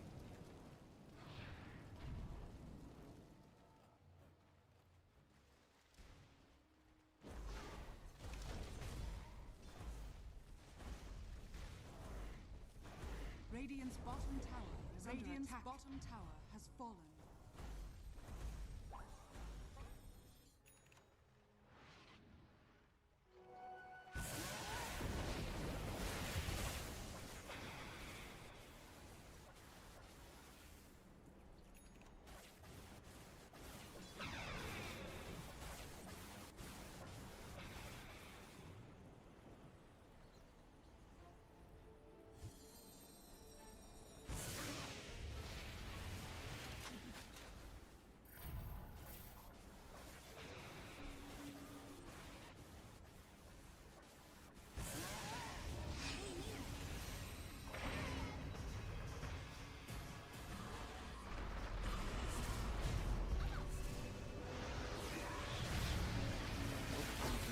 Back. We didn't miss too much as Navi Jr.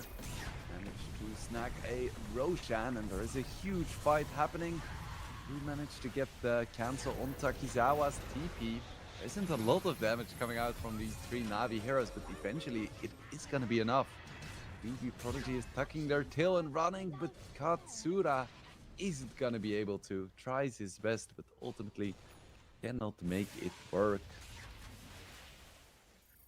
It looks like Navi Jr. is inching closer and closer towards a victory. It's game number 2 with this super unconventional draft. Radiant's bottom tower is under attack. Roshan's banner is down as well. Radiant structures are fortified. No buyback on the Radiant's puck. bottom tower is under attack. He doesn't have buyback either, and he's just chilling in the top lane. I don't want to deal with this shit. Middle tower is under attack. Like he can really do much there anyway. Radiant's bottom barracks are under attack. Gonna be me, Rax. Has fallen. Radiant's bottom barracks has fallen.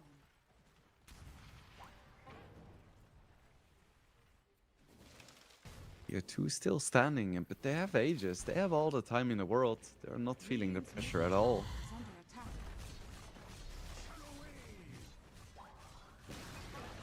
Radiant's middle tower has fallen.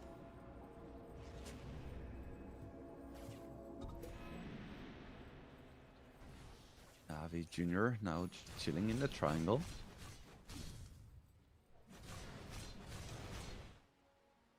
Gonna want to take that tier 2 as well.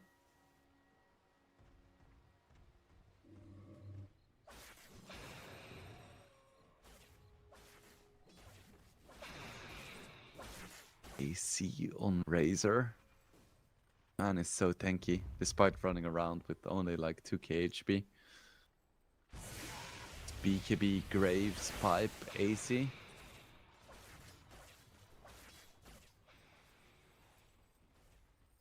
Pretty insane amount of effective HP.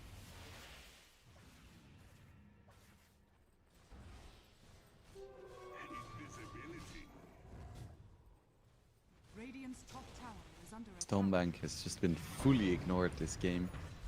Now he's at the point where you can't really ignore him anymore. Radiant's top tower has He fallen. just deals too much damage. Radiant's top tower is under attack. It's just an LK gold lead, but it feels so much more oppressive than that.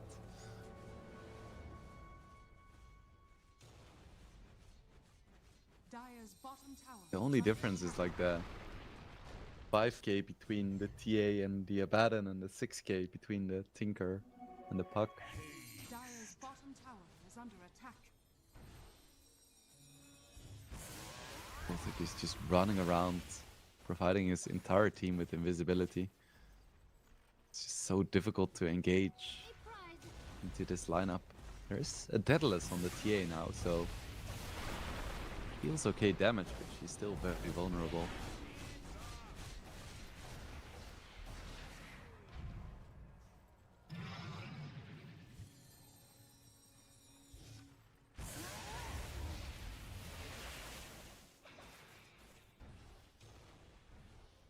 Big smoke coming out from VP Prodigy, but Navi is also smoked. The initiation could be huge as they find a 3-man stun, 3-man coil.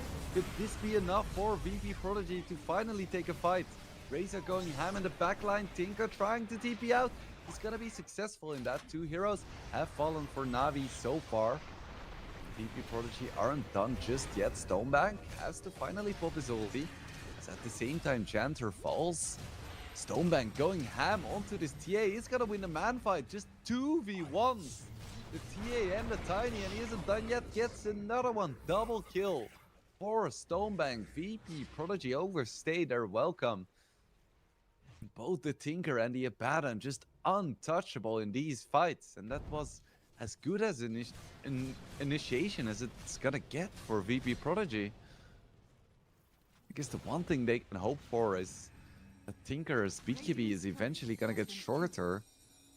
Radiant's middle tower is under attack. Top tower. Yura, at least he didn't lose his Sacred Relic, just loses his Courier. Radiant's top barracks Can just has run to fallen. the enemy secret shop, try to get it Radiant's there. top barracks are under attack.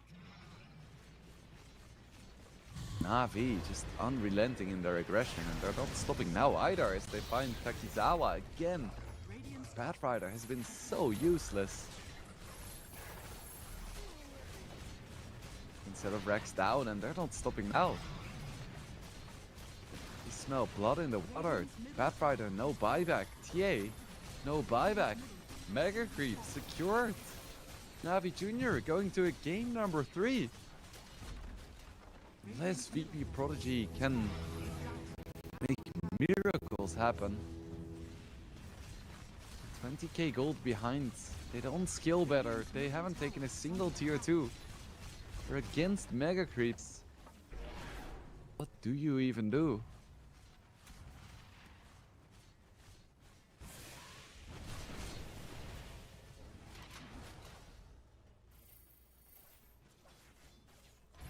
Navi, they're not even going back now. They've secured Mega Creeps, but they're like, yeah, why would we go back?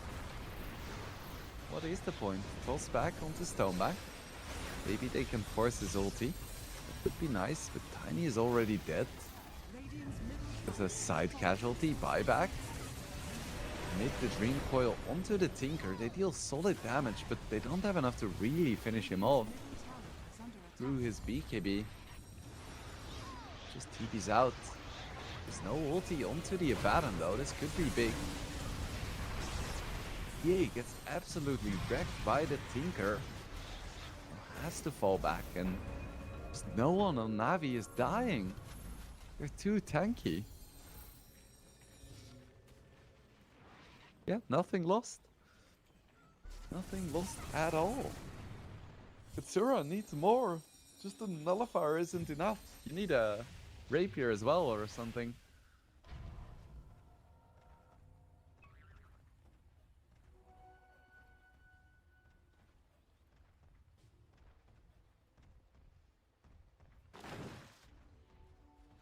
Minutes, so we're gonna get the tier 5 neutrals. Navi already smoked. We find Tiny, that's a dieback. They spotted him. Now they do, for sure. Goodbye. Minutes, no Tiny. Tura, just to blink out. It's well. Ooh, GBC gets the hex. Down goes Puck. No buyback. 600 gold. That may just be it. And GG is called. It's over. We are gonna go to a game number 3 between these two young lineups. VP Prodigy were the clear favorites, but Navi show through unconventional drafting and creative strategies that they can take VP Prodigy to the edge. Eventually even place themselves in the winner's match. We're gonna go into a small break. Stay tuned.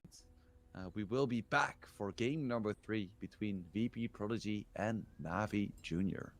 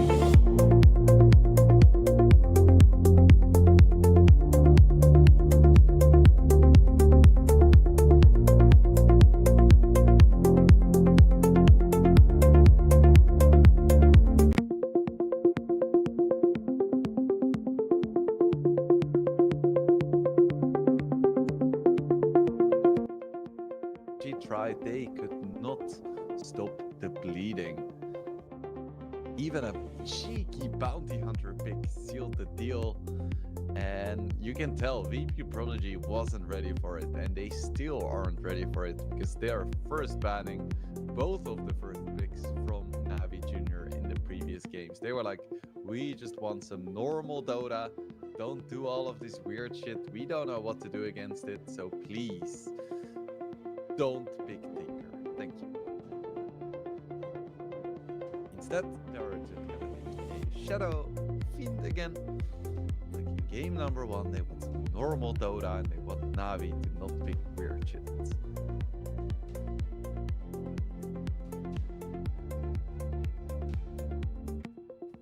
Navi, they get the Treant Protector.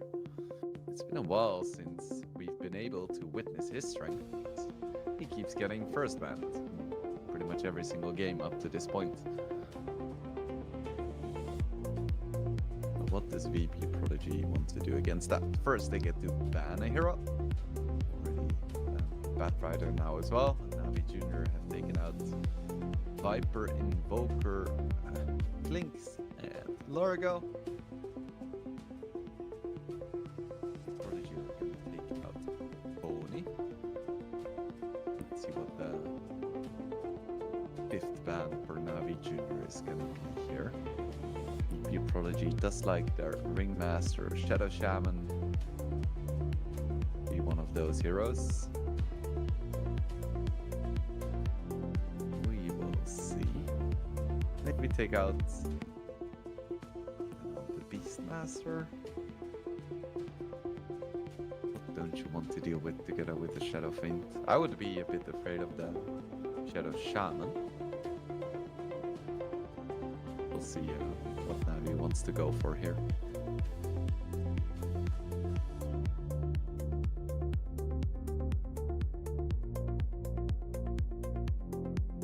Taking their sweet time on this 5th ban for sure. Over 30 seconds of reserve time now. They just want to make sure that it's the perfect hero. And the perfect hero apparently is Tusk. What do they have in mind for their second pick then? Tusk is such a problem that merits a ban here. Not every single team is playing a lot of Tusk. It's quite situational. Pick up a Hoodwink. That's their support duo set. And VP Prodigy pick up Marcy, immediately followed up by the Shadow Shaman I mentioned earlier. So that is probably their support duo set in stone as well. Marcy, Shadow Shaman. They've done it before and they will do it again. No one stops them.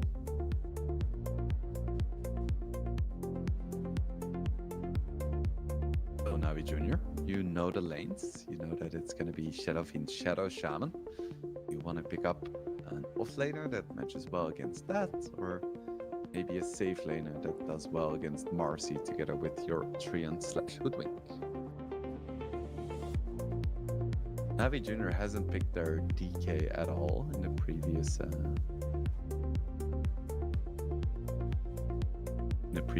series, even though it's one of their favorites. But they go for a Gyrocopter. Another hero they've played quite a bit. But just like every other hero, it hasn't been too successful. Yeah, that makes sense because they only have a 22% win rate in the past 5 months. Maybe the stats are just a little bit deceiving.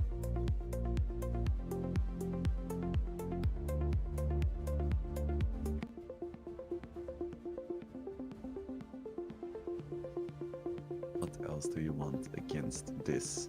I think it would be nice to have some defensive potential as well. Some kind of save or safeguard at least. No, it's gonna be full offense from Navi Jr. Pick up 2 pretty aggressive supports, an aggressive carry, an aggressive offlane. They're just gonna play Divide Dota. Hopefully. Because honestly, today we've had some pretty quiet games.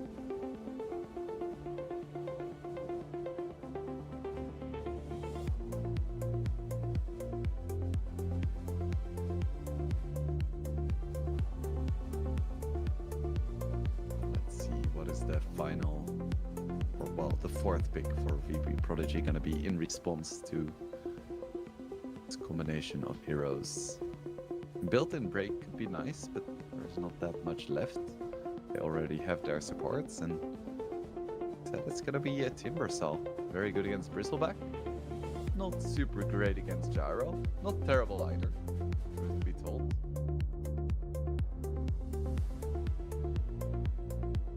Of course, Gyro is quite slow, so it's easy to get the chakrams on him.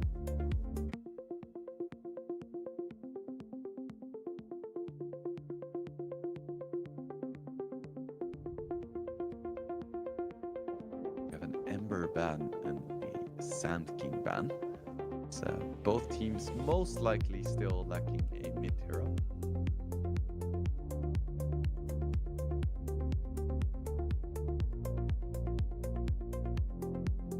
What else is there still in the pool? Navi Jr. Do they like? Lardor is still up there. Buck also an option. Tinker has already been taken out, of course. Void Spirit, perhaps. For VP Prodigy, they really like their Ember, but that's gone now. Decent Beastmaster as well. They ban out a quad. That means that they want to go for a weaker lane hero. Could get punished by Navi. VP Prodigy does play a little bit of Huskar as well. Then you probably wouldn't ban Ember and Queen of Pain.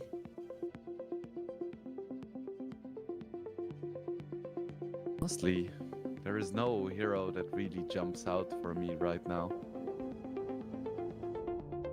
I think Storm could be nice for VP Prodigy. This Navi doesn't really have that much in terms of disables, especially now that Puck is also gone. That would be something I would consider. Then do you leave yourself open to something in particular? No, I think it just worked really well. Storm or maybe Lesh? Looks good to me.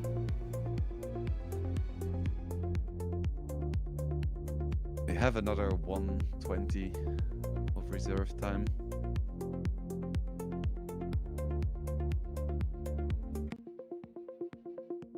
They have some time to consider their options.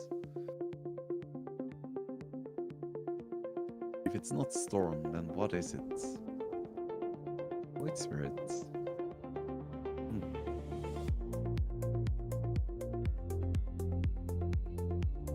He picked Pango. Been a while since we saw Pango. He's been such a mid lane staple for so long. Then he finally fell out of favor. Finally all of the nerfs got to him.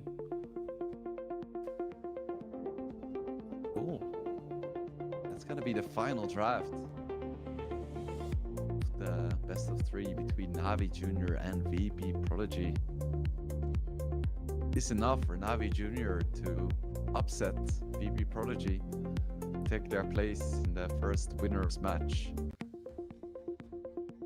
Would mean that they would be just one best of 3 away from playoffs. Navi Jr. Yet they do have the Treant Protector. They have 3 really strong cores, but VP Prodigy, they have a lot of comfort heroes. They have their Shadow Shaman, they have their Shadow Fiend, they have their Marcy. Just have some questions about, I guess, the Void Spirit. But, you know, it's against Pangolier, which I think is a pretty decent matchup.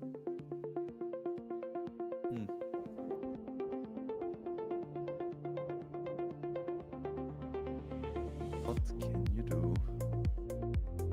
Yeah, if I had to predict, I would give it to VP Prodigy. I think they're overall slightly stronger, and this time Navi doesn't have some kind of weird lineup that they're not gonna know how to respond to. Looks like more basic Dota. You have your Gyro, your Pango. I think it's VP Prodigy all the way. But we are into the game. There's just one way to find out who's gonna be able to take this game or their place in the winner's match. Of course, this is not the final bit of Dota we get today. We have two more amazing best of threes coming up right after this, tested by the lovely Tooltress. So do not despair. I know some of you at home were despairing. Don't do that. No reason at all. 30 seconds to battle. Just stay tuned. Enjoy the Dota.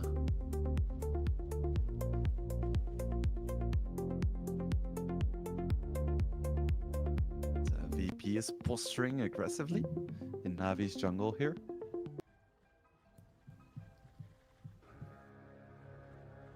We have a really strong level 1 lineup, but so does Navi. Bristle, Gyro, Treant. The battle begins.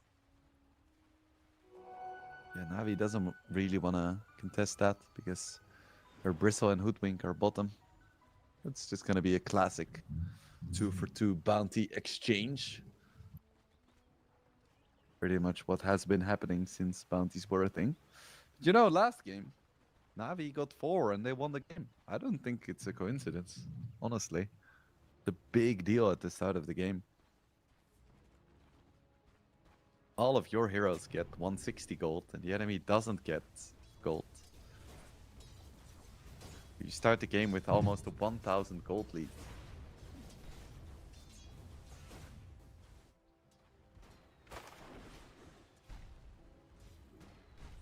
Margot's getting punched by Hyuga, who has a freaking 90 base damage. Both of them have boots. Margots doesn't want this to devolve into a standard laning stage situation, so he's just pulling some shenanigans. Love myself some shenanigans. Shenanigans are the best.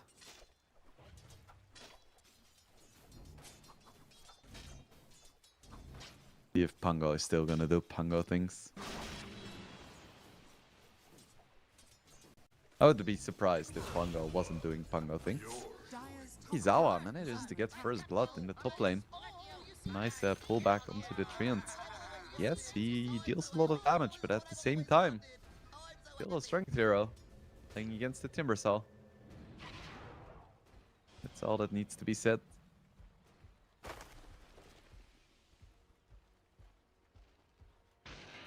Margot's, is he gonna get punched? Yes, he is.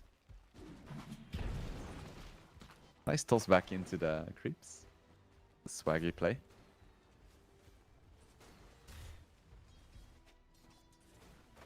At the same time, Stonebank is just demolishing the rest of the game. 13 and 5 against the 4 and 0 Timbersaw. And Gyrocopter isn't really known for his CSing. His attack animation is a little bit awkward and his base damage is quite low.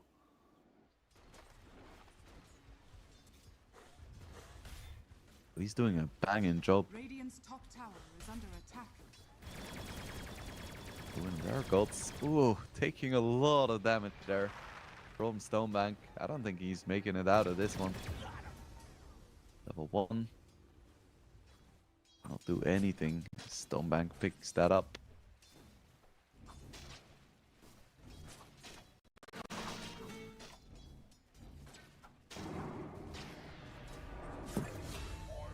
Damage onto BBC. Chanter takes down Gothic in the bottom lane. Somehow, some way, Bristleback has more CS than Shadow Fiend. Don't know what happened there, but now at least they have a kill in that lane. Bristleback is another one of these heroes who isn't really that great at CSing early. Especially against the Shadow Fiend plus Shadow Shaman combo. It's a hellish lane.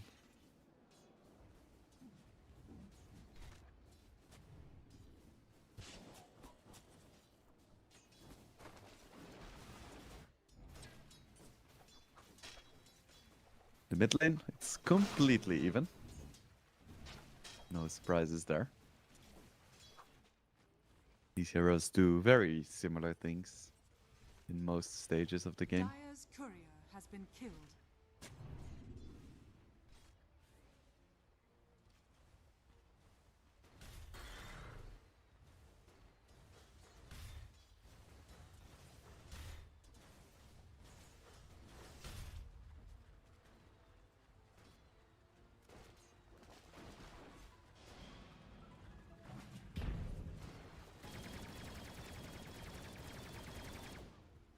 Oh, so much damage coming out onto Rare Dire's Gods and Stonebank. structures are fortified. He has another one ready. Just out of range. Doesn't have a missile. Ends up wasting quite a bit of time there. Bit of action in the mid lane with both supports rotating in. Zawa did get some space there with Stonebank chasing Rare Gods.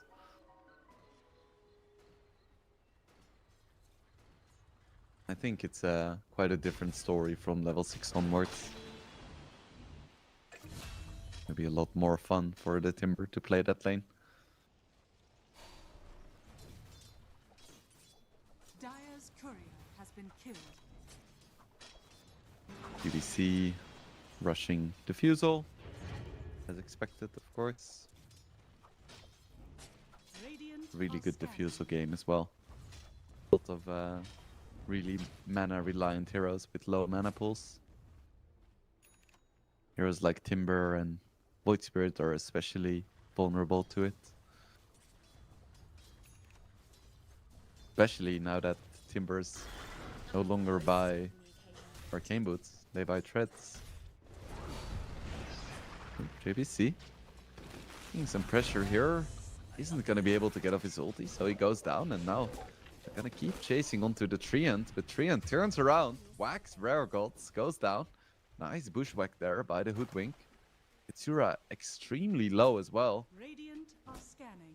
Can he make it out? Radiant's middle I am tower not is sure. under attack. I am very much not sure. Does Astral Step. Shadow Danter isn't so lucky though, as Gothic picks up a well-deserved double kill.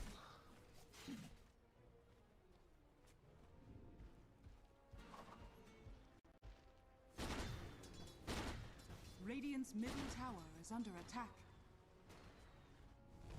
Stonebank leading the net worth charts right now.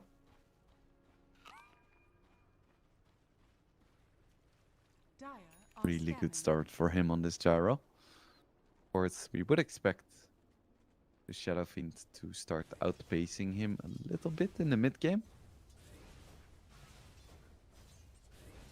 At the start, raises are just a bit better for farming than flak cannon shots.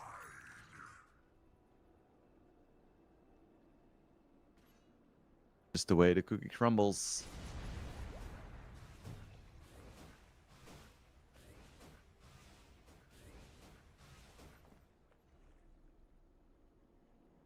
Maybe Manta first for SF. Quite unsurprising considering that he's against the Treant. They get the Hex. Big ulti gonna come out. Enough mana for a triple raise as well. Radiant's top tower Not is even under necessary. Just the power of Shadow Shaman, Shadow Fiend. You have so much time to set up the point blank Requiem. Yura gets a nice regen.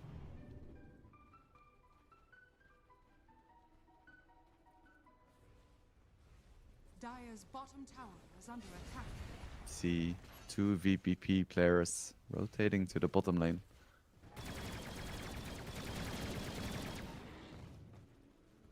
They would have enough damage even without Requiem. They get the catch.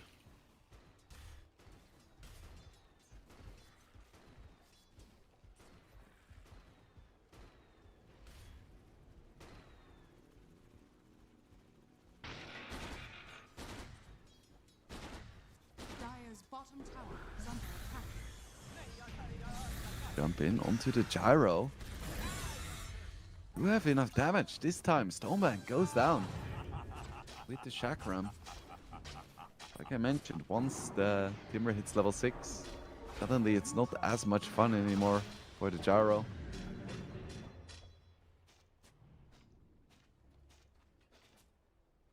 Big kill there. Dire's bottom tower is under attack.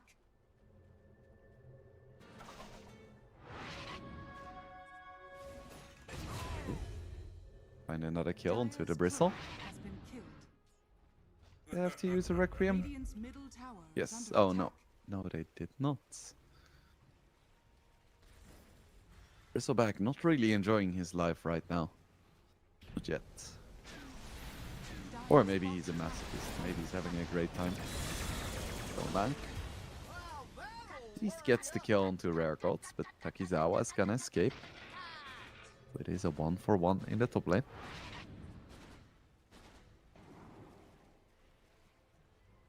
Overall, small lead for VP Prodigy. Nothing super significant or decisive though. Radiant's top tower is under attack.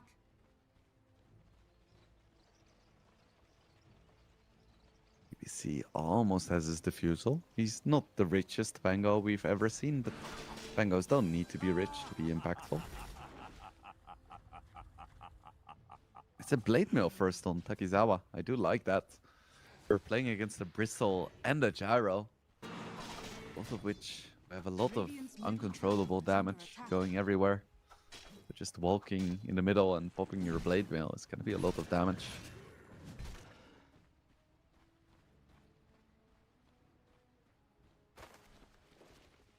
And Bristle's gonna buy a first item Lotus Orb. Doesn't want to deal with any more of Shadow Shaman shit. Like, nah, bro, miss me with that. Rare Gods takes down Hyuga. Is under attack. Radiant's middle tower is under attack. BBC as well. Doesn't have his ulti to play himself out of that, or well, does have his ulti, but couldn't pop it in time.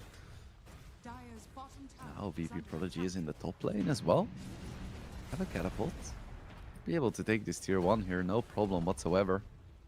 Dire's top tower is under attack. No CS though. Golfit goes down. Turn kill is gonna be there. A lot of damage coming out onto Stonebank as well.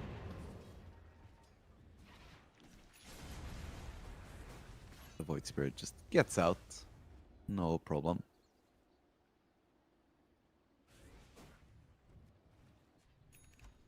Crystallis, Falcon's Blade on the Gyro. Already deals a lot of damage with right clicks. Probably wants an Aghanims now ASAP. Dire's bottom tower is under attack.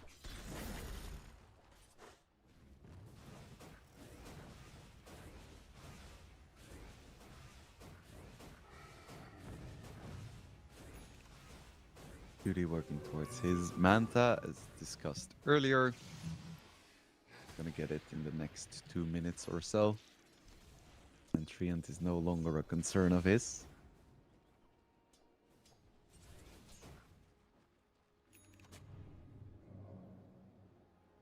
Nice little flower to nibble on as Dire's well. bottom tower is Nom, under nom, nom. attack. Treant doing his best D-push with living armor, but it ain't what it used to be.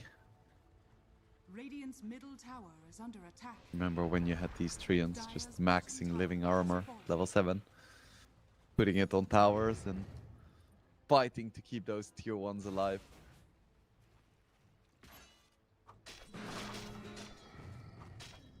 Good days. Or dark days, depending on who you ask.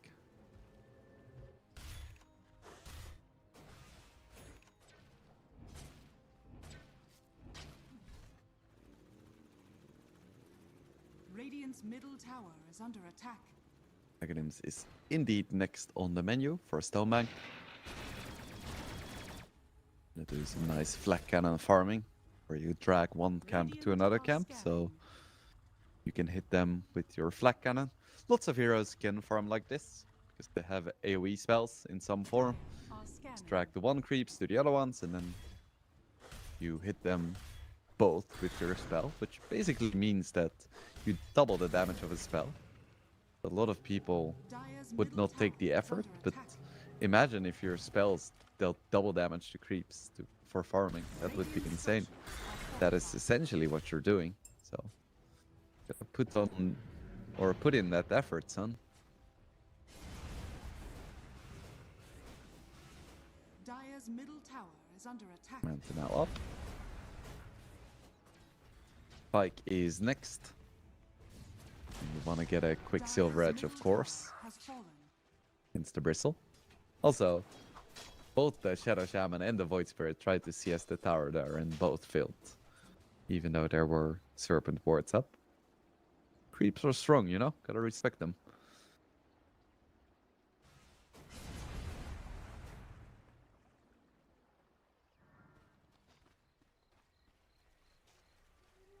$15-minute mark. Shards are available for purchase. I don't think there any hero in this game who wants to rush a shard. I don't think so. Nah. Ooh. They find the gyro next to the tower. Do they have enough damage before Navi reinforcements show up? Oh, it's very close. They do have the damage.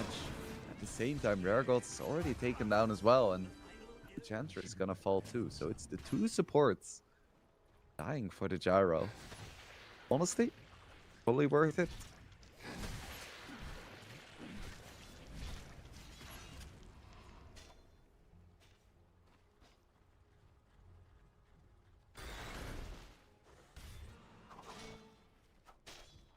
DP doing a slightly better job right now at farming the map.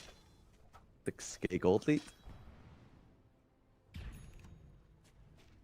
This Shadow Fiend is really taking off. Gyro still needs like a few items to actually become strong. Well, I think Shadow Fiend is already really strong. Just comparing the damage, Gyro runs around with 140. Oh, and he's gonna go down again. No, Stonebang! Oh, that is disastrous. But yeah, Gyrocopter is running around with 150 damage. Shadow Fiend has 250 and better attack speed as well. And better attack range. Oh god, that was really bad news for Navi Jr. Now Gyro is 3,000 gold behind the Shadow Fiend. That's a pretty big margin at this stage of the game. Almost 30%.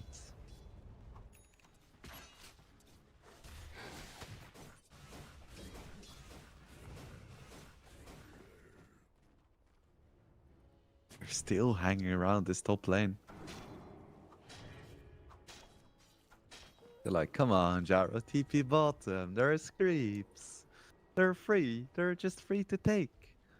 It's gold. You want free gold? No one is gonna be fooled twice by that.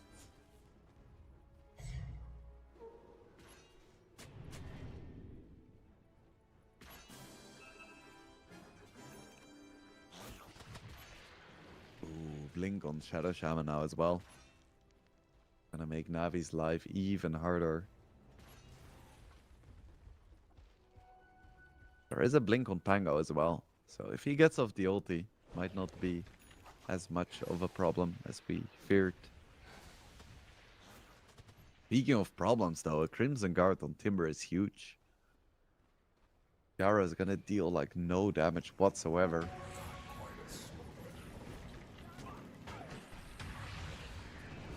Haste popped by the Void Spirit, trying to go onto the Hoodwink. Does he have enough damage?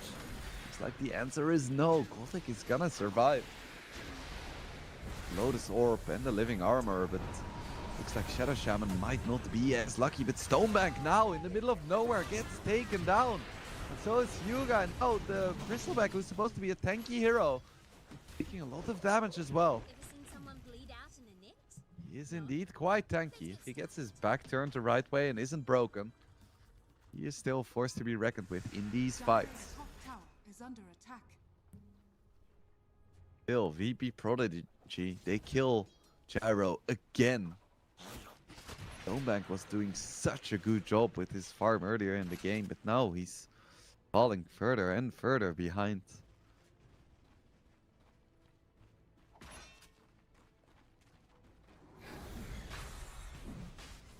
Gonna be a Roshan as well in favor of VP Prodigy and Cutie.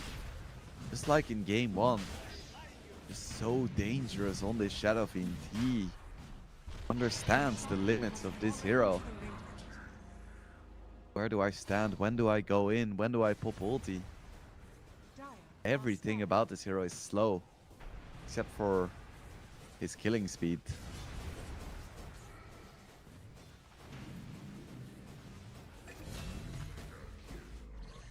Dawa picks up a nice freebie onto Hyuga.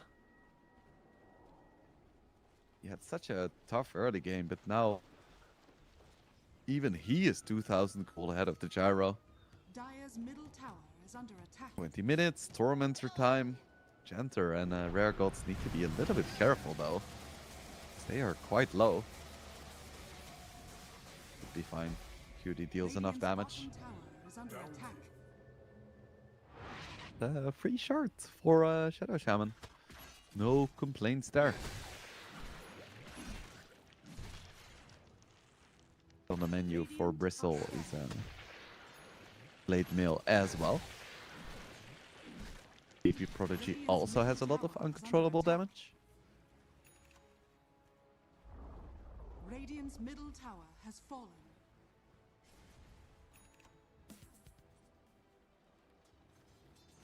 Meganims is finally up on Stonebank though. Can help a lot with both his farming and his fighting. Meganims is one of those items where it feels kind of bad to build because it doesn't really improve your farming speed by that much while you're building it. Then once you have it completed, it's a big spike.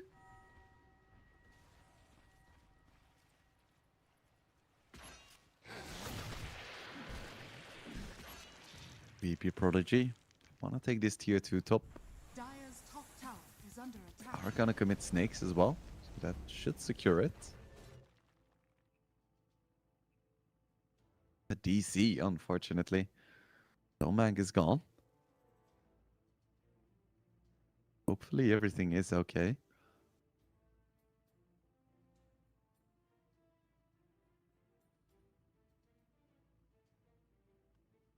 Always feels bad to have a DC like this. Really takes the tempo out of the game, somewhat.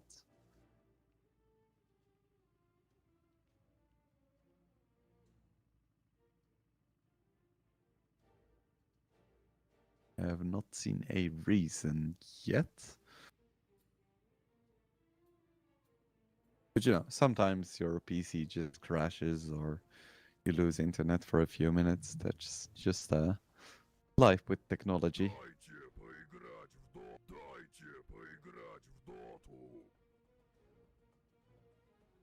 I built a new PC like half a year ago, and still sometimes it crashes, you know? Even the newest technology is not 100% reliable.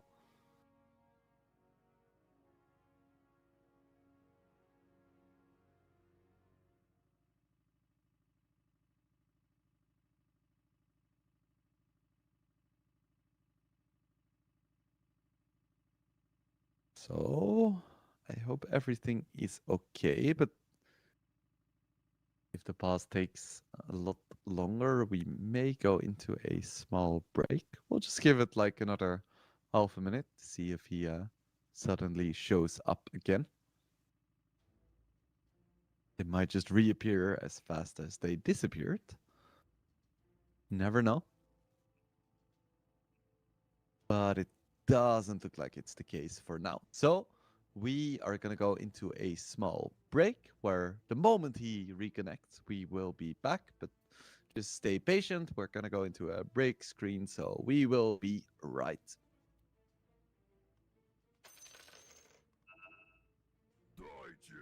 поиграть. Дайте поиграть в доту.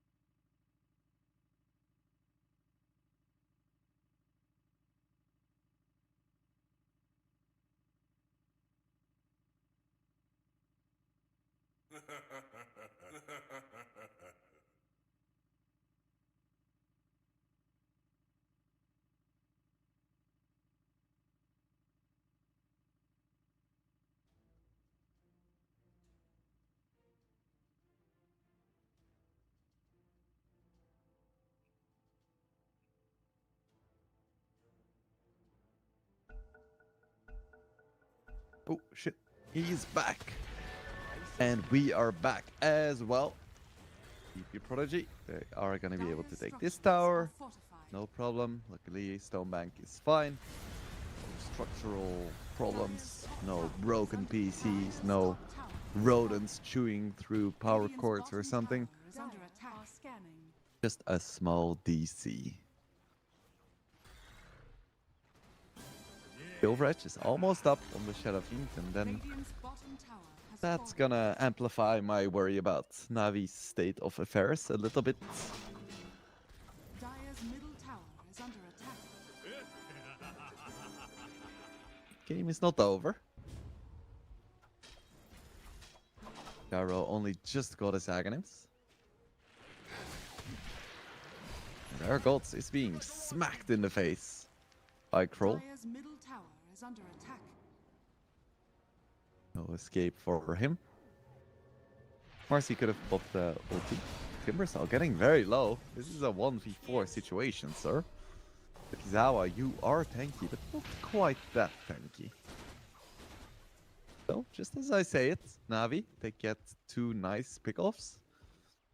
The juicy 3k in comeback gold.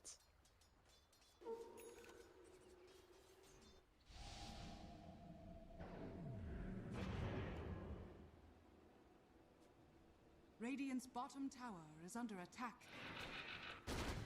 Duty. Blank. Almost has his BKB. That's going to be a big deal for him. Because right now he's still super vulnerable.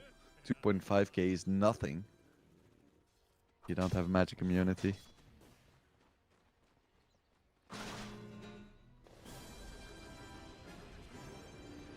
Radiant's bottom tower is under attack. QD just hits a few times and that's what happens. Bristle doesn't really have great strength gain. A lot of his tankiness comes from his passive, so without it, he really isn't that tanky. Like, he has 2.8 strength gain. That's like the same as a Void Spirit. Radiant's bottom tower is under attack.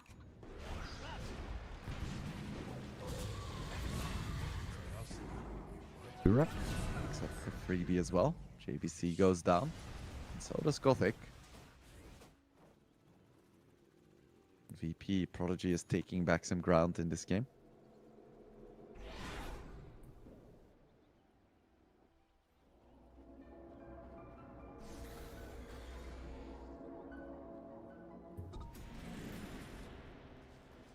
That's for me. Gods now has a BKB as well, so he can actually dish out some punishment as well. Dire's middle tower is under attack. Not super tanky, so he can still be Dire's blown middle up, but tower has fallen. he can get on top of his support. He's just gonna take him out of the equation. Got ya. Radiant are scanning.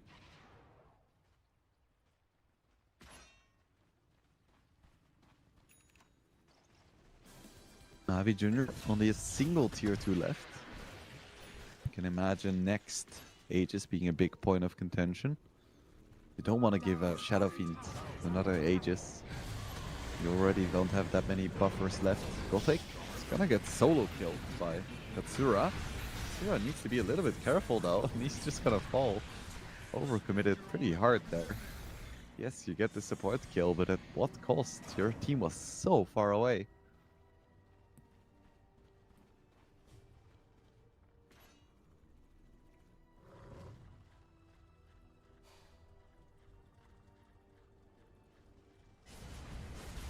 Tier 2 is gonna get taken down now.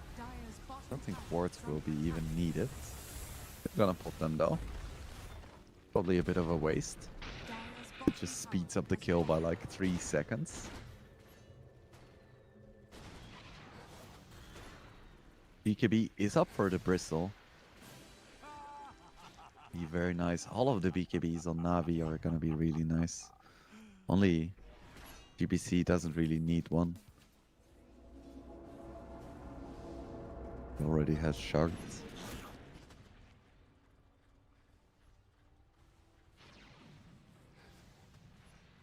Dire's bottom tower is under attack.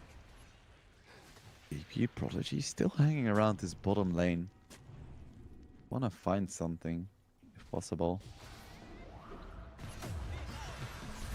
To find the Bristle. Like, BKB doesn't really matter if you don't get the Puppet. Nice pick off there by VP Prodigy, and they're not done yet. They're gonna find the Gyro as well. Who presses his BKB? Is it gonna be enough? No! Raricots gets the final hit. Oh no, it's a disaster for Navi. And they don't have buybacks either. This could just be Rax. Straight up. Let's keep in mind, Shadow Fiend deals so much damage. Of course, he doesn't have the talent anymore where works on buildings. My god. Still just hitting for 400 damage. Disaster for Navi. May not even stop there. It's another 25 seconds before Gyro is back. And even if he's back, what's he gonna do? He's 6k behind the Shadow Fiend. Ward's pop now as well, and it's just gonna be 2 sets of racks. Fortification is popped, and I guess there is no Roshan's banner, but it should at least be the tier 3 falling. It is. Oh no. Navi is in a sticky pickle.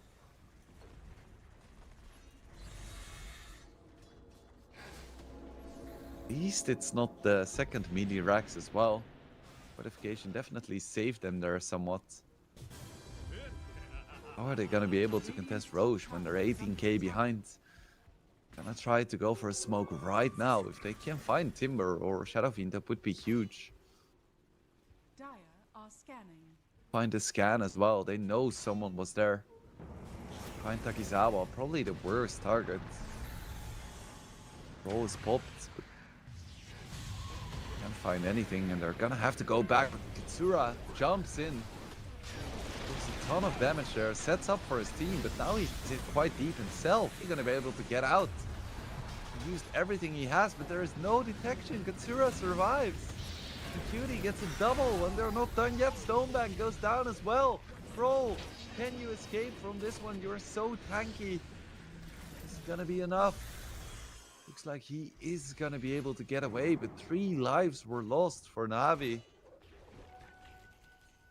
And that could mean the middle racks falls now as well. And then VP can just double back and go to Roche. No Serpent Wards yet, but I don't think they're necessary. Mid racks falls. Heading towards the... No, they're not heading towards the top lane. They're just chilling. They know that all they need right now is to take Roche. Then they can take the final set of racks. Roche could spawn in 8 seconds from now, so the timing is fortuitous if they stick around for a few seconds longer. Now it spawns. If only they knew. If only they knew. Well, they know now. See Roche barreling down the mid lane. I don't think Navi wants to give this away for free. If you give this away, then there is no way you're gonna win a fight next to the base against an Aegis Shadow Fiend. It is now or never. Aghanims on Pango be damned. You need to go now. Find the Void Spirit. That could be a really nice start of the fight. They have the damage. Doesn't have a way to dispel this, so do get the kill. Are they gonna move into Roche now, though? Otherwise, it just prolongs the inevitable.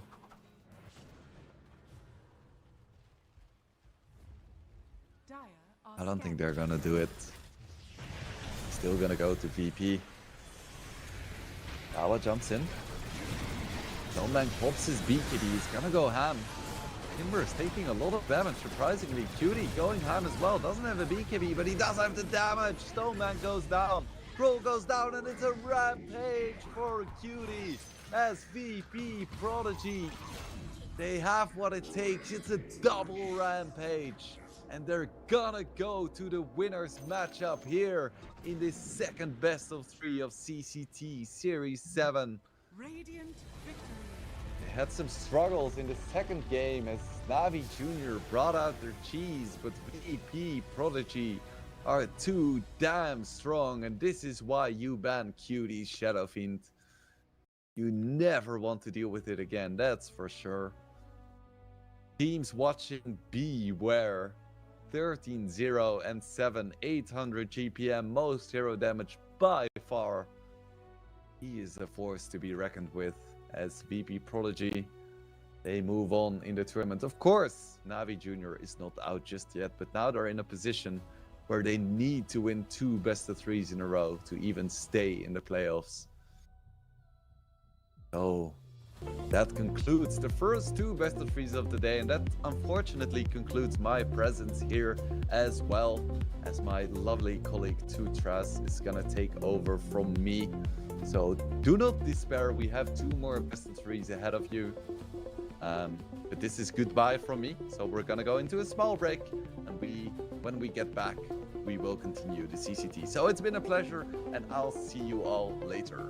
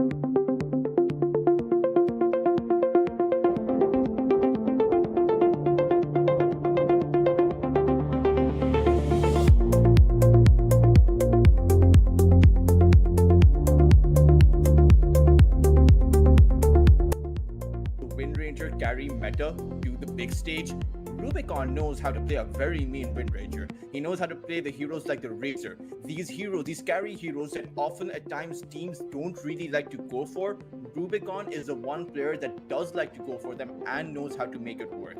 So I'm going to be very interested to see if Rubicon is going to be bringing out an off-meta carry, or if against a bigger opponent, they're going to go back to the roots of the meta itself and pick up stable heroes.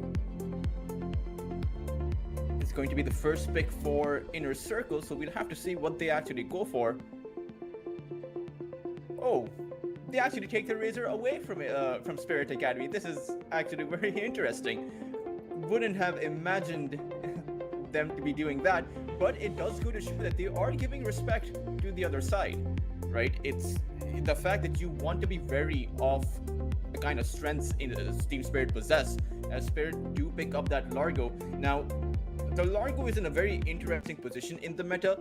A lot of teams are playing it in the offlane role. A lot of teams are playing it in the support role. Some pro players, some coaches, analysts out there are dead set on Largo being on the offlane as the meta Largo. I'm not so sure, honestly.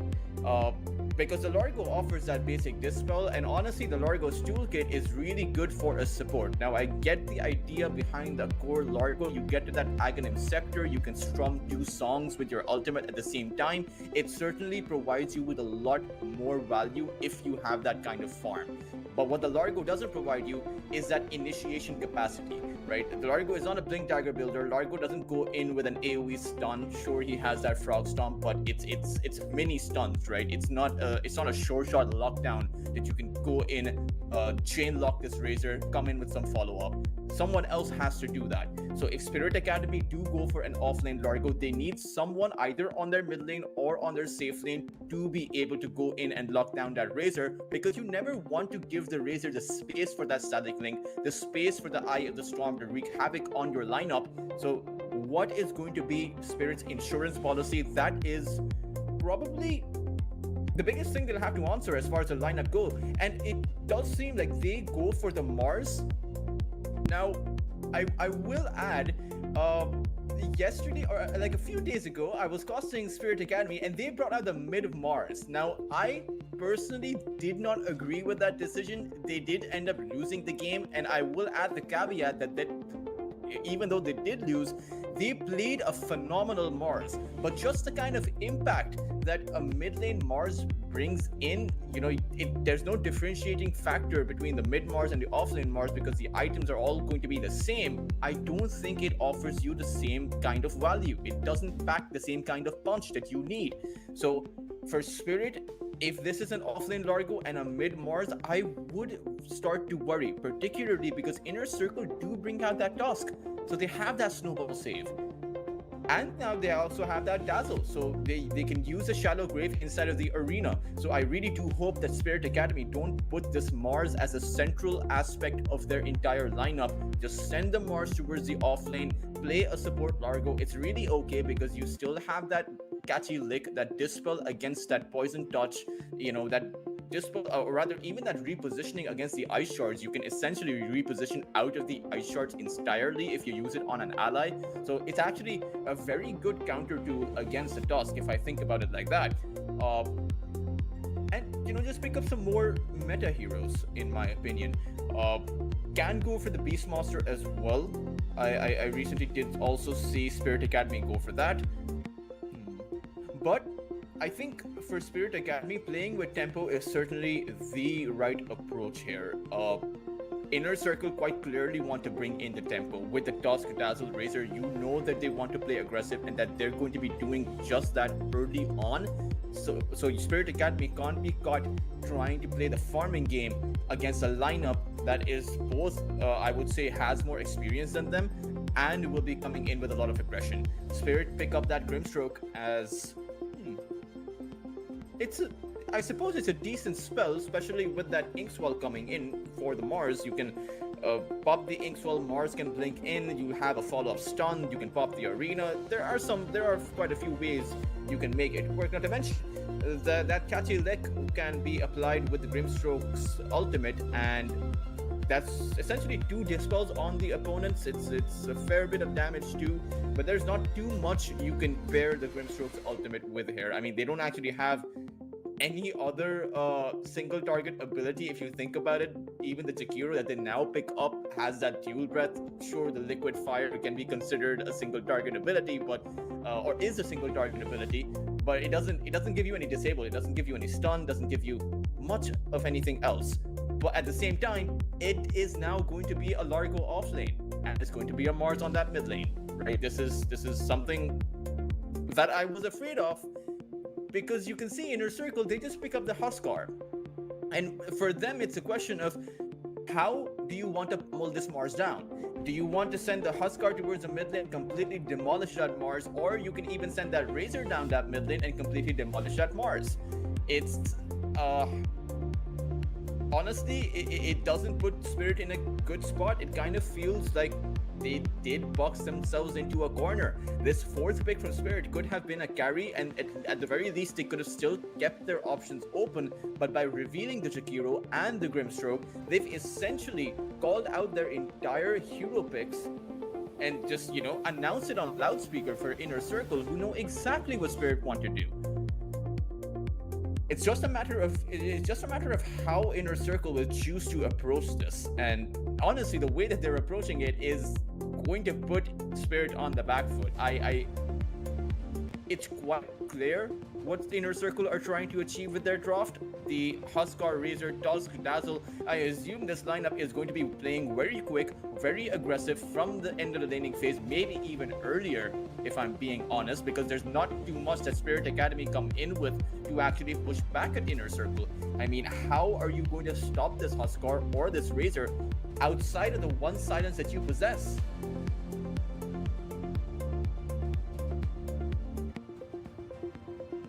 Very big question marks in my mind, if I'm being honest. Spirit Academy, the only thing remaining is what carry hero they're going to go for. And against the Razor, which still we don't know if Inner Circle will be playing that offlane Razor. We'll see it now because they do have a lot more options than Spirit does. Will they be going for a carry? Spirit's not sure, neither am I. You see the bans on Spirit's side. It's the Ursa, it's the Tidehunter. And it really just depends if Inner Circle want to infuse some late game insurance in their lineup. You know, if in case this Huskar Razor pick does not work out. And it doesn't seem like it. It seems like they're confident with a mid-game lineup. It does seem like it's going to be a Razor as the carry and an Omni Knight on that off lane. And now that you do see the Omni Knight, probably you just want to pick up a ranged carry. It is going to be the Weaver. Is decent, I suppose. But it does depend on the Huskar's buildup. I mean, if this Huskar goes for that Aghanim Scepter and you have that Life Break Taunt, then Rubicon should go down here. Not to mention the Weaver, sure, you can mess around Inner Circle, but you can't afford to get caught. And how do you even go toe-to-toe, right? 423 on that Omni Knight with that Guardian Angel, as well as that Repel. You have that Razor with that Static Link. You have the Huskar who you're definitely not going to fight against. And even if you attempt to go towards that Dazzle, he has that Shadow Grave. Tusk has that Snowball as a save. So it seems like Inner Circle's lineup is not only built for aggression, it's also built for sustain, with both supports having some kind of a save, cores being heroes that you can't contest on a squishy hero like the Razor. It's a situation where Spirit are honestly going to have to play out of their minds, because I do very much think Inner Circle has that better draft. And for Spirit, essentially, I will still go back into saying, you know, 86 has already picked up his Mars, so this is going to be a Mars on that mid lane. What is the Mars supposed to achieve here?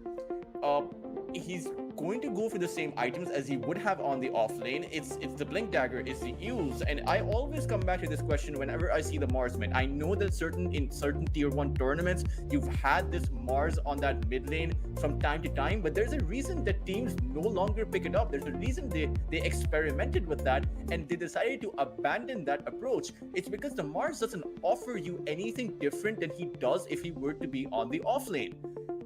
We're really going to have to see what Spirit have in store. I hope they haven't overcooked this, because I would have liked to see just a Largo support, a Mars on the off lane. I hate to harp on the same point. I really hope it doesn't deter them too much.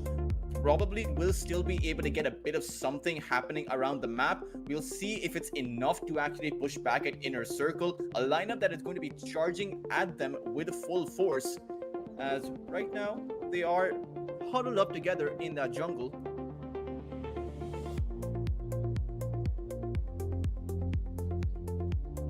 And probably will not venture down. I would assume that that's a place where they don't want to go into quite just yet.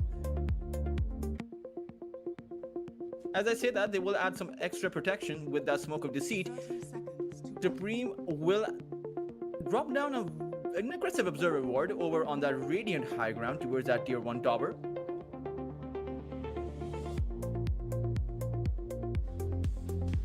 But still, not too much action going to happen. I'm surprised that Inner Circle aren't actually going for that action, considering they do have that Razor, they do have that Omni Knight, that Dazzle. I mean, they have honestly a much superior lineup in that in these early game skirmishes, all the way up until the mid game.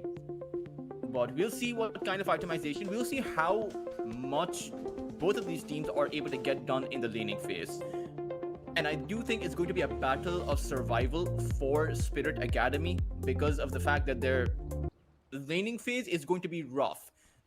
Huskar versus any kind of a melee hero just outright wins the lane. 86 is going to have such a rough time.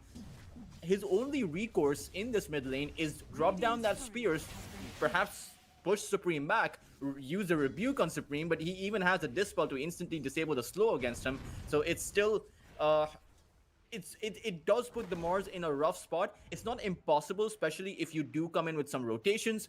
And towards this bot lane, Lynx is currently alone because Fernand's And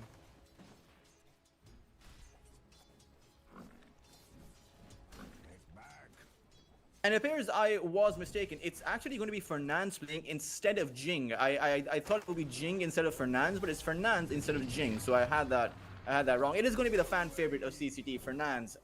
Flacco won't be here, but Fernand's has always been, it's always been a pleasure to see Fernand's play on the support role. He is obviously, again, similar to Spirit Academy's position 4, he is a playmaker too.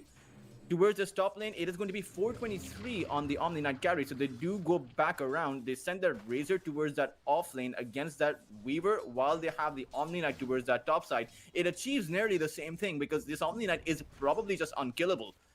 Towards the mid lane, 86 is doing a phenomenal job at maintaining those last hits. We'll see if he can continue to do that as the levels do stack up, with the Burning Spears increasing in their, just damage. I think 86 should struggle, but for now, it is going to be Supreme who is the one. Just a bit low. There's always that question: is the Huskar low because this Mars is able to push back, or is the Huskar low because he wants to be low, right? Because most of his passives kick in when he does lose his HP. So I hope that 86 won't be lured into a false sense of security, and that he should be. Probably okay. I mean, if you don't have to get to that early Blink Dagger, because it's always going to be hard to get to that early Blink Dagger against, when you're playing this kind of a lane. So even if you fall back, even if you don't give up too many kills or don't lose your life too many times, get to that Blink Dagger by that maybe 12, 13, 14, even 15-minute mark, if I'm being very perfectly honest, against the Huskar, it's completely all right. It's what is the plays that you make after you get to that Blink Dagger that truly count. And you're going to have to accept that Inner Circle will have free reign before you get to that Blink Dagger, because one of the big pain points for Spirit Academy is the fact that they don't actually have a single point of initiation apart from their Mars. This is going to hurt them a lot more in that late game, but just in that early game as well, no one else can actually go in apart from the Mars. Perhaps in some way the Largo can initiate with that catchy lick. It has a decent cost range, but you'll have to close the gap in order to use that. But in the end, the burden of initiation will come down to 86, and he'll have to be getting that done with his Blink Dagger. Whenever it does come about, of course. Wretched fools have As Idar, not exactly a good game to pick up his Lion. It will be. It's an interesting lane, right? The Grimstroke plus the Largo. It's honestly, I'm not too sure of, because the Largo uses a Frog Stomp. He has that catchy lick. It is a decent set of damage. You also have that Ink Swell, but the problem with that Ink Swell is that the Omni Knight has that repel, and all you really have to do is for 423, all he needs to do is just use that repel. Even if he doesn't, right? We've just talked about a scenario where you are able to land that Ink Swell on him. He still has a Dazzle supporting him. So there should not be a way where Spirit Academy build up any kind of tempo on that off lane unless Inner Circle bungle it. So where is the silver lining at, apart from all this doom and gloom that seems to loom over Spirit Academy like a dark cloud? I think if Rubicon can pop off with that Weaver, I think if Mars gets to a decent Blink Dagger timing, I think if Largo, if Kai is able to get to that decent Scepter timing, then perhaps they can get it done. Because 86 is also playing with the Victory Feast facet, so the heals coming in are significant. Idar, though, he might just end up dropping, but the Poison Touch is not there. Seido will get that last proc in, and will be able to draw First Blood. Idar goes down, and Inner Circle acquire that early game head start. It seems to be a bit of a rough affair for Kai too. I mean, you take a look at his last hits, he only has about 6. At the same time, the Razor only has about 6 too, so it is both offlaners not really having a good time in this early game. We're still very early in, so it's too preemptive to suggest anything. The Razor will most likely increase his farm. I expect the Largo to be able to increase his farm too, because he can also just farm up with his Frog Stomp. As you can see, 86, he will drag away the creep wave. He has no choice. Perhaps he's still afraid of Supreme and his impact with the Burning Spears. Again, 423. Supreme has quite the creep wave here. And much like the timing for that Blink Dagger is going to be crucial, I believe the timing for the armlet for Supreme is also going to be crucial. I think because you have to consider the fact that Inner Circle are playing against the clock. In some way, the Razor does scale to that late game, so they do have that insurance, but the Huskar does not. Not as well as even the Mars, who's probably going to have when you talk about that super late game, Refresher Hex, Spirit's lineup does scale, in my opinion, just a little bit better than Inner Circle. So Supreme will need to have that early armlet, need to make those early plays in order to keep the tempo going. Because once you lose the tempo, it's very difficult to build it back up in a game of Dota.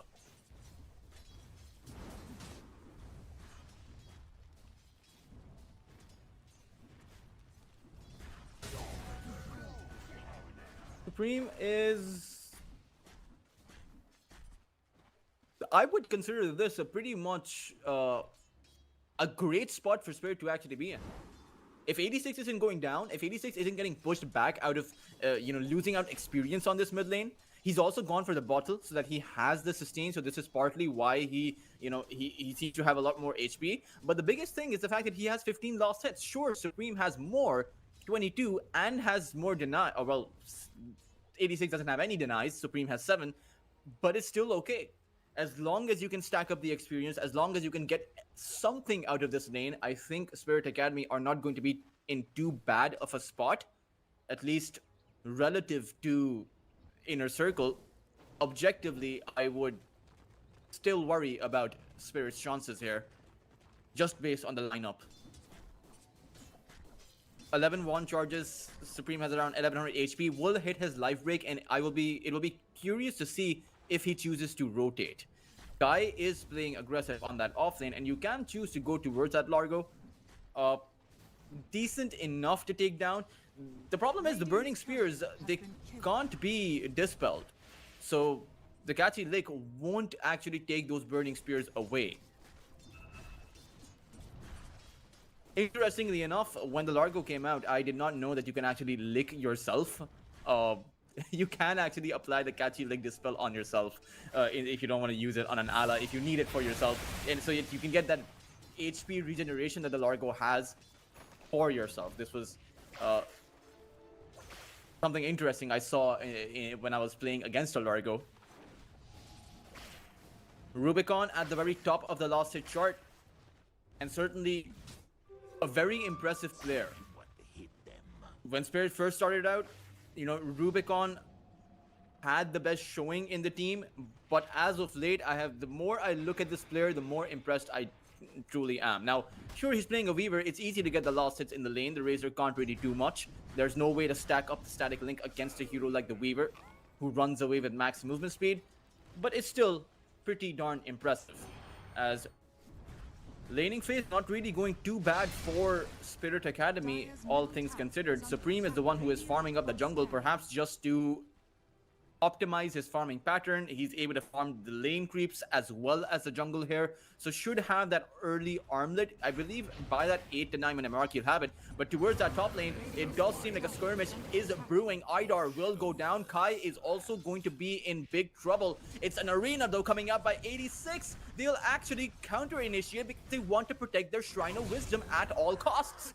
Fernandes will fall. They will get punished for it ever so slightly, so it is going to be a support for support, but at the end of the day, Spirit hold on to their Shrine of Wisdom, as the Wisdoms will be traded. Lice will grab it up towards that bot lane, and it does seem like both offlaners go for the Shrine of Wisdom, so ironically, one of the supports from both teams will struggle for experience here. Fernandes is level 3. Meanwhile, Idar and Kaiferd on Spirit Academy are both level 4, so it does seem like Spirit supports are doing a bit better than Inner Circle supports are, but just by a small margin. I mean, Fernandes will hit his level 4 soon. He's actually been given the lane to hit his level 4. And as long as Inner Circle don't target Rubicon, Rubicon's going to continue to farm. He is going for that Mjolnir build. Right now he has that Maelstrom queued up, as Supreme is barely about 300 gold away from his armlet. Should be able to farm that up in that ancient triangle. And 86 is... he's about to get his phase boot, so after that he'll most likely go for the Blink Dagger. I wonder if Rubicon, as well as Kaiferd, realize that this ancient stack is at play. Perhaps Spirit Academy should have set up some kind of vision over here so that they could tell what is happening.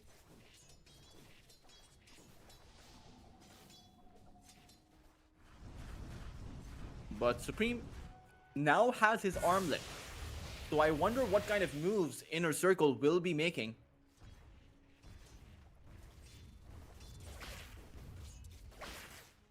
Or if there are going to be moves at all. You can continue to farm up, because the next few, all of the items that the Huskar builds up are tempo based items, right? The Blink Dagger that he'll most likely be going for next for that extra initiation. That's probably easier to farm up if you're not going for kills and just flash farming around the map. Not flash farming, but you get the point. It's just he's just farming waves, while 423 is going for that Radiance. So it does seem like they're playing a version where they not only bring in the tempo, but also some decent amount of optimization for that mid game. As Fernandes does go down towards that mid lane, but 86, he is in trouble. Found a great spear though. Supreme, as he was going in with that life break, 86 just speared him back. And it's actually lies towards that bot lane in incredible amounts of danger. He might just end up dropping. Rubicon able to grab the kill as Supreme tries to help out on the mid lane, unable to, tries to come towards that bot lane, but even as he does show up, it's a bit too little too late. Inner Circle certainly getting the short end of the stick with Spirit being in charge of the stick, you know, just poking at Inner Circle with it across multiple lanes.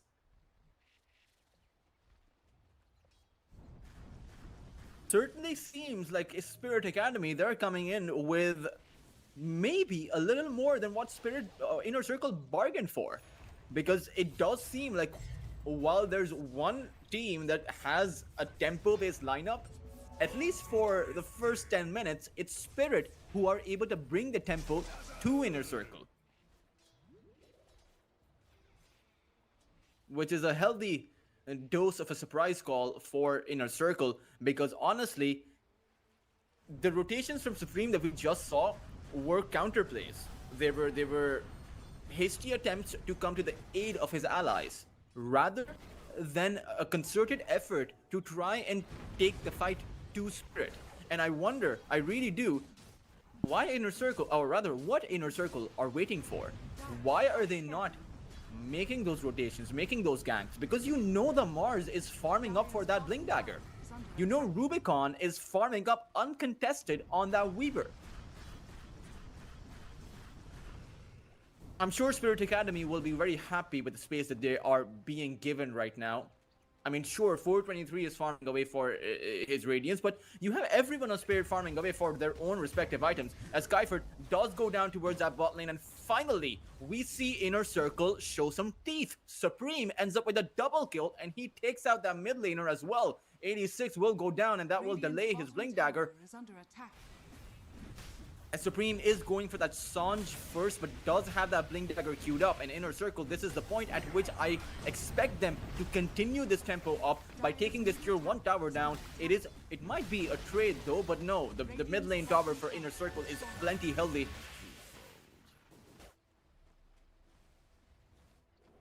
Radiant's top tower is under attack. And it does seem that Rubicon, when he has a support or two nearby, they can go for a kill, but only if those kills occur in isolation. They can't go for team fights right now. Not even in at a numbers advantage. Even if the Omni Knight, even if 423 is not present in the position, I don't think they win the fight. All Inner Circle need are their 2 cores and one of their supports, or maybe just both of their supports. That's it. They can leave the 423 to farm up, while Spirit has to bring in the numbers, and that puts them at a disadvantage.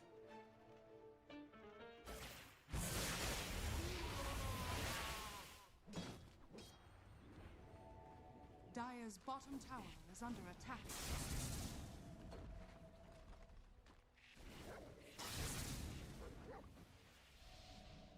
Dire are scanning. Bounty. Got it. I will mention the net worth. The Weaver Rubicon is at the very top of the net worth chart, Dire's middle and tower is under does attack. seem to be doing the best, in my opinion. Now, the question is the Weaver going to have the same kind of impact? Because he's going for a Maelstrom, naturally not going to have the same kind of damage output as he would have with an item like the Desolator. Will it be enough damage to cut through the Guardian Greaves that the Razor now has? The kind of heals that the Dazzle and the Omni Knight possess? That's always the question when I see the Desolator versus Maelstrom discussion taking place in my mind. As towards the side there, Tusk tried to go for a sneaky steal towards the Shrine of Wisdom, but again, Inner Circle will get cut punished both times for the Shrine of Wisdom play. It's still worth it to go for as a support. If you're a support, you see the Shrine of Wisdom timing, you go for it. And even if you don't make it, it's still a worth it sacrifice. It's a mission to go for a Shrine of Wisdom. It's like you're for a brief moment, in a AAA film, the side character gets his own little main quest. That's kind of what I think of that's kind of what I imagine when I see a support going for the Shrine of Wisdom against the full force of an entire team against them.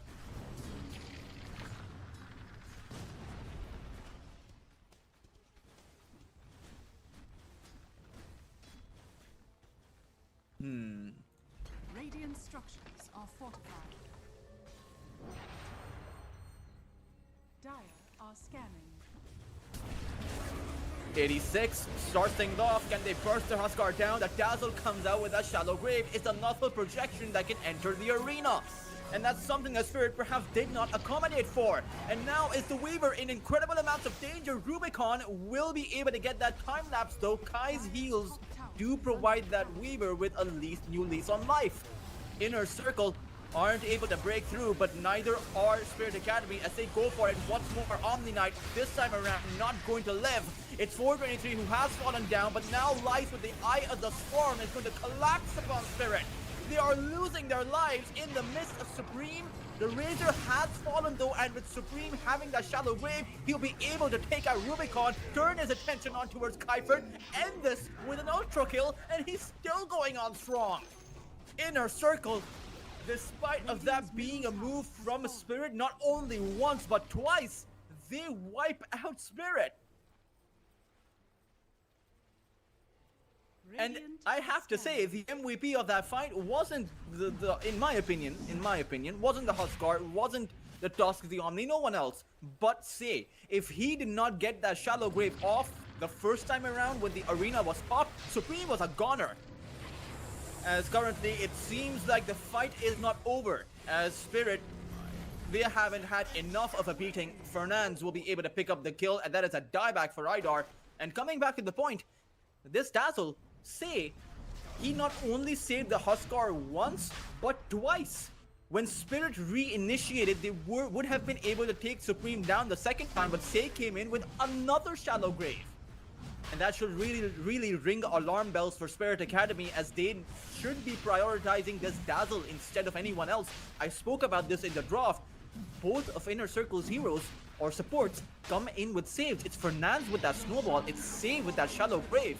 And you really have to take into account that arena boundary doesn't actually prevent that Nautil projection from entering the arena.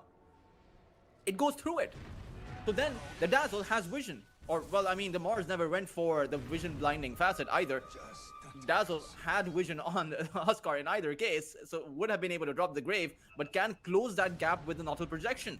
So it's a 5,000 lead right now for Inner Circle, as Supreme, he wants to reign supreme all over Spirit Academy. Kuiper, he got spotted out just for a second, and it will be just another second that he will live for.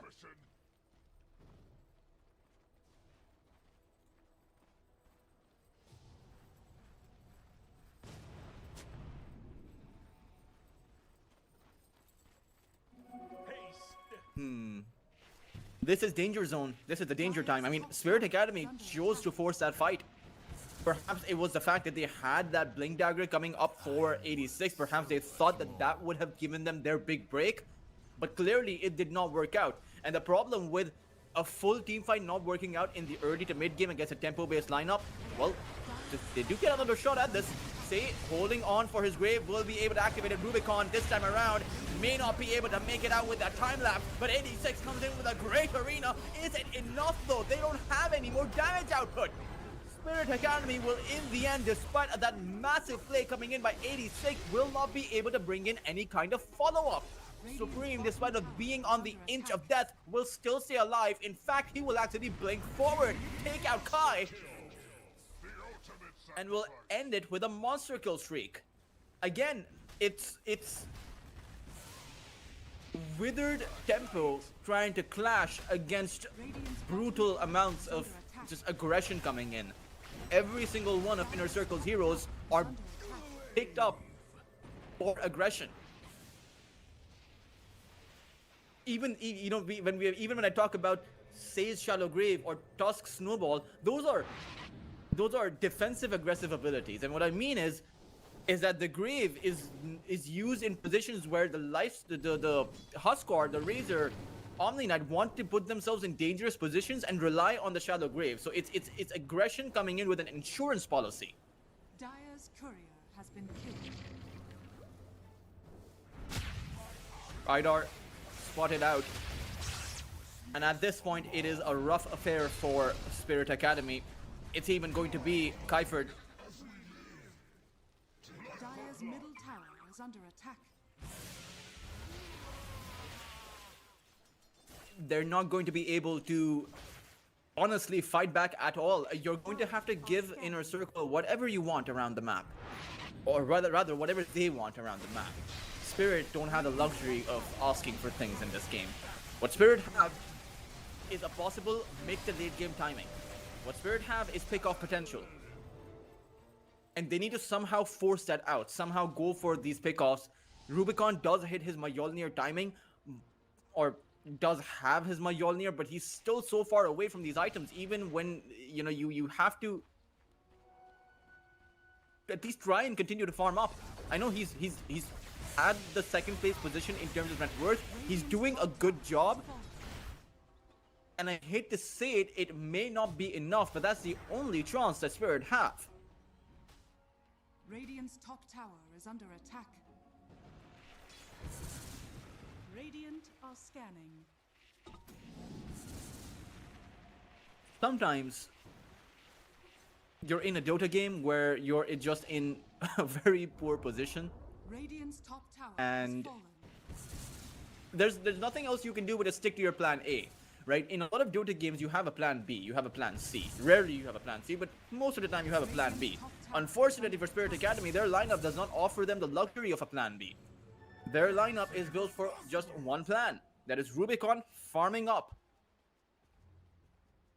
And right now, their tier 3s are being besieged right now, 21 minutes in. The worst case scenario for Spirit Academy coming to life here, as Skyford gets picked apart towards that top lane, trying to split the creeps. He may have been successful in that actually. There is no creep wave there. So he does, well, stop the push momentarily. As the Aegis will expire for the Huskar, Supreme won't have the luxury of that Aegis any longer, but I wonder if that really matters. He's level 17. He has about 3000 HP, has a full Aghanim Scepter, so this life break, Rubicon's just dead. He has no Lincoln Sphere, he can't block that life break. No one can actually block the life break, so apart from 86, I doubt anyone can survive this point. At this point, I guess split the map? That does seem to be what Spirit Academy are attempting.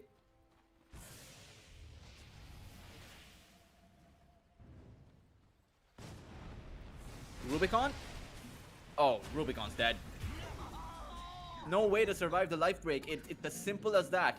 If you get caught, you're on your own. It's Radiant's middle tower is under attack. it's Hunger Games out here. It's like a 1v5 Hunger Games. It's like you're on your own, but the people coming at you, they're in groups of 5. Radiant's middle tower has fallen. Jakiro, Kaiferd also going to get caught out this time around. His sprinting around the map is not going to be successful, at least in the sense that he does lose his life. He is still having that top lane pushed out, which is honestly, he's doing a great job at that so far. The only reason these barracks are still standing is because of Kaiferd and his sacrifices. And they also have a neat little observer ward planted down. It's ironic because the Dire side also have an observer, which has been there before the Radiant observer has, but I do believe Kaiferd planted that observer down within some fog of war from inside of those trees.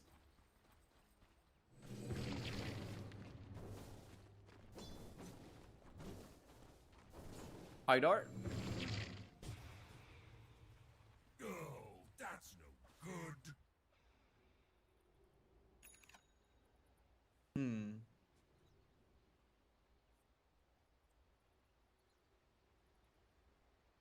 Radiant are scanning.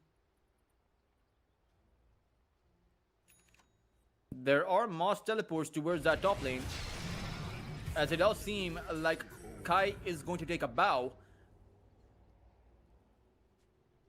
Has Supreme died even once? He hasn't, has he? He's 11-0-2 on that Huskar. Say is 2-0-11, so it's actually an interesting contrast. Say has 2 kills, 11 assists. Supreme is the opposite. He has 11 kills and 2 assists. The Grimstroke does have the Aghanim Scepter now, so the Dark Portrait could come in handy. The only thing is, his Soulbind is essentially nearly useless in this game, as Supreme does poke that high ground, and the Dark Portrait does come out. So Supreme does have to be careful about that Dark Portrait. It's also on a relatively very low cooldown. It's just about 35 seconds, so it can be spammed out. As again, that top lane gets caught. This time around is by Rubicon, who is essentially cutting the wave from right outside of Tier 3. Spirit Academy certainly improvising quite well, adapting to the nature of the game as it stands. The only thing is, these maneuvers, you know, at a certain point in Dota, at least I would say in the first 7 to 8 years of the game, these kinds of maneuvers worked really well. Split pushing, rat Dota as it was known, cutting the waves.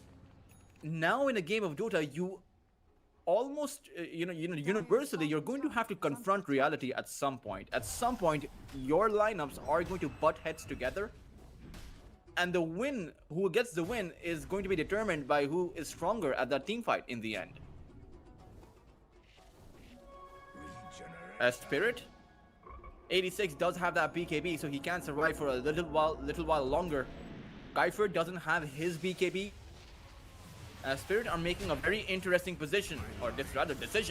Unfortunately, the decision has been made for them. Idar, who has fallen, but 86, he wants to start the fight still. It's a great arena as they do take out Fernandes, but in the end, 423 is able to run out of the arena, and Kai will pay for 86's initiation. Spirit Academy at the end of the day only get the one support. And Rubicon is a bit lucky to make it out of his life. Oh, is he lucky? He does manage to get that Sakuchi.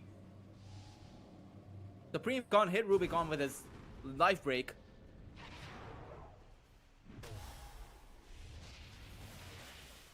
Say keeping a watchful eye inside of that Roche pit.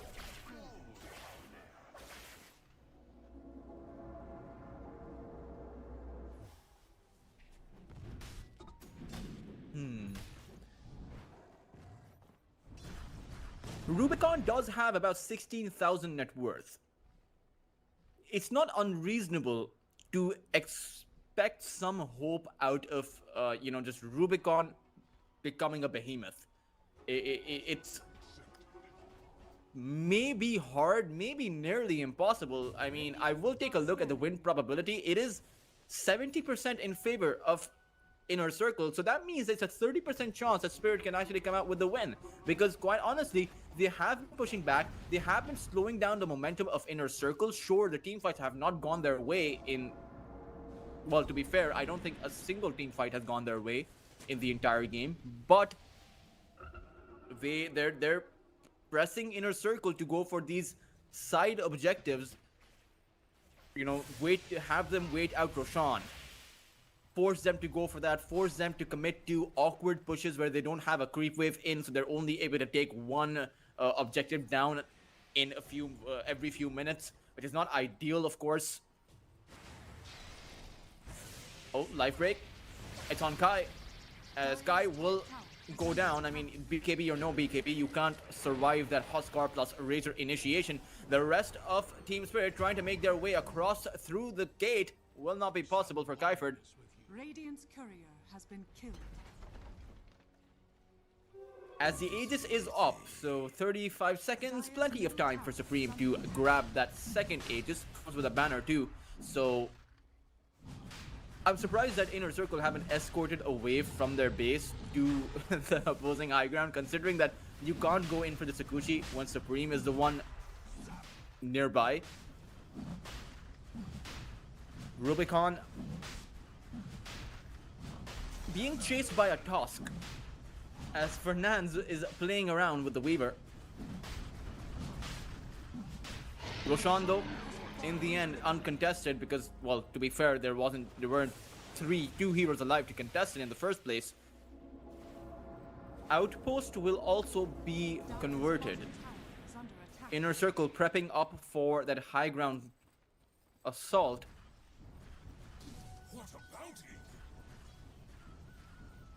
And unfortunately for Spirit Academy, they don't have the heroes to actually cut the waves any longer. Or rather, the positioning to cut the waves. So they will have to confront reality as it stands. Lyce, oh, he dodged that spear, but did activate that BKB. In the end, it's a wasted BKB. And 86 did not use the arena. So this is actually pretty good for Spirit. One BKB forced out. If they can perhaps force out another, that would be ideal, but it's so hard to make Supreme use his BKB when he has that Aegis. He's probably most likely just going to save it for the second life. As the Dark Portrait does come out, so too does the Inkswell. Kai towards the backline, as well as 86, another arena. Unfortunately, Kai will just drop down. It's 86 alive with that BKB, but Idar is going to be picked up by Inner Circle and picked apart. Kai did buy back into this Spirit Academy. They want to buy back on everyone that they can possibly can, but they're still not able to fight back against Inner Circle. It's Fernand who will go with the Walrus Punch on towards Rubicon, and the Weaver will get squashed. Spirit Academy, despite of the buybacks, they can't take a single one down, not even the first life of Supreme.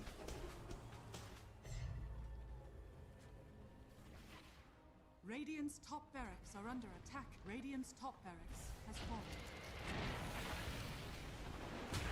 Inner Circle, they catch their eyes, or rather, it's Kaiferd who they'll catch.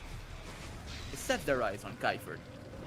Supreme set his eyes on Kai, and remember, this Largo does not have a buyback. It's going to be Lice who needs to be very careful. Tier 4 dives are not the place you want to be in. I know you're a racks up, but Inner Circle do still have to give some kind of respect. As I say that, Supreme just wants to give them the life break.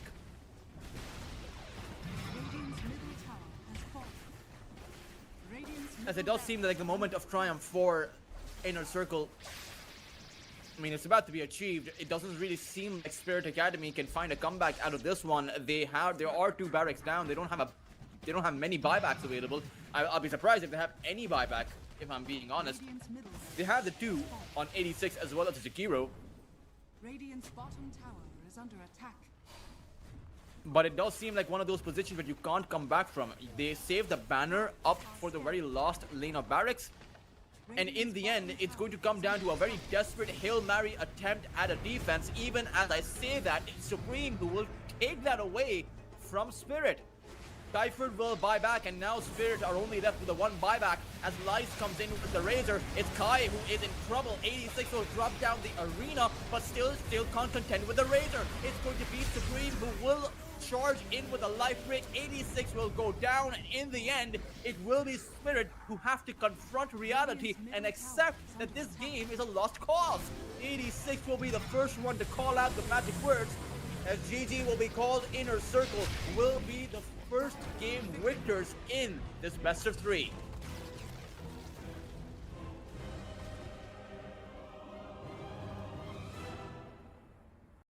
That was honestly, I think it did come down to the draft. I think Spirit Academy boxed themselves into quite the corner, and just the fact that they came out with a 4th pick Jakiro, they revealed the fact that they wanted to play a mid-Mars and offlane Largo. Inner Circle knew what they had to do. It was very straightforward. They picked up that Huskar, sent him down towards that mid lane. They picked up a Razor, sent that down towards that off lane, picked up an Omni Knight carry, an off-meta carry, and still, there was not a single teamfight Spirit was able to win. And it's not because, I remember, when I spoke about 86 and what he can get done on that mid lane, you saw those arenas for yourself. 3-man arenas, 4-man arenas, near perfect initiations coming out for Spirit.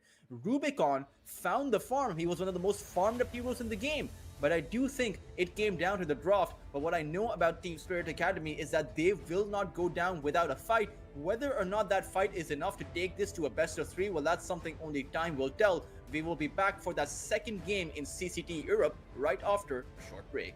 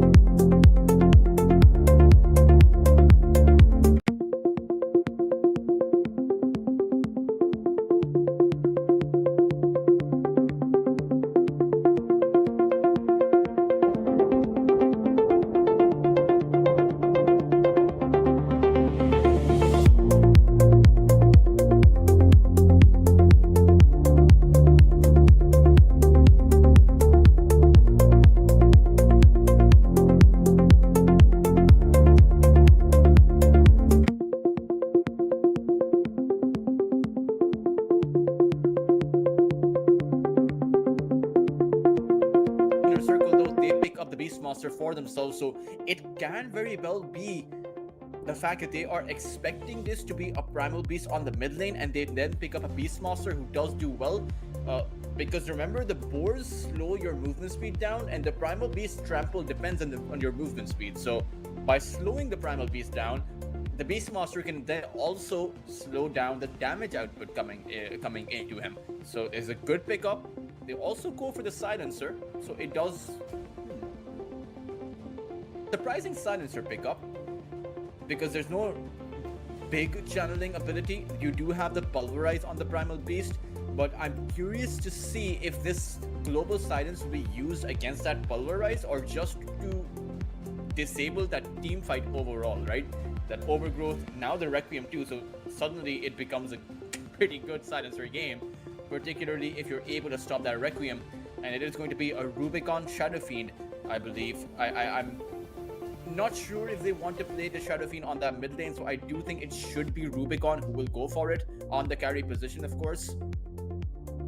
She'll have to contend with some bans, as honestly, Inner Circle have some pretty good initiation. They also have some pretty good follow-up for their initiation. So if I was Spirit Academy, I would be thinking on ways to create a buffer for my Shadow Fiend. How do we keep the Shadow Fiend alive? How do we keep Inner Circle at bay?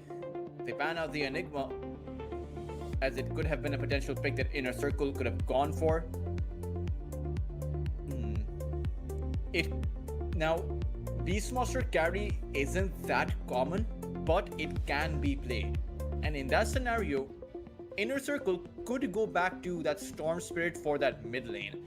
I think it honestly could be a good pickup, but Inner Circle, they decide to ban out that Storm instead, as they expect this Primal Beast to be the off lane, expect Rubicon to be on the Shadow Fiend, and are expecting this to be a mid lane pick left for Team Spirit.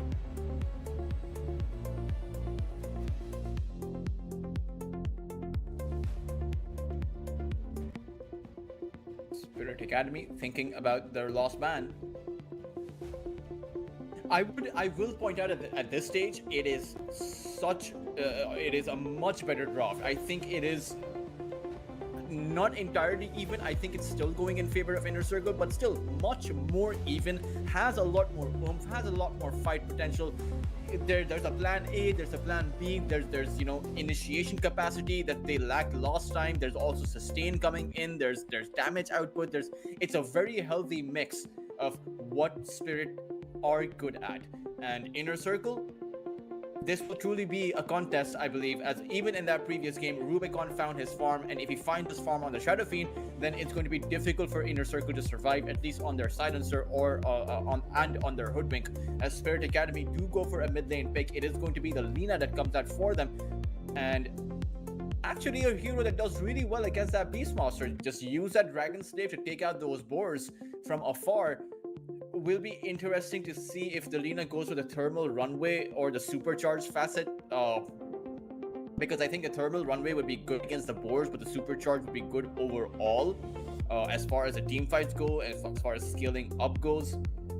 Inner Circle, last pick remaining for them, as Spirit are not sure if this is going to be a carry pick coming out.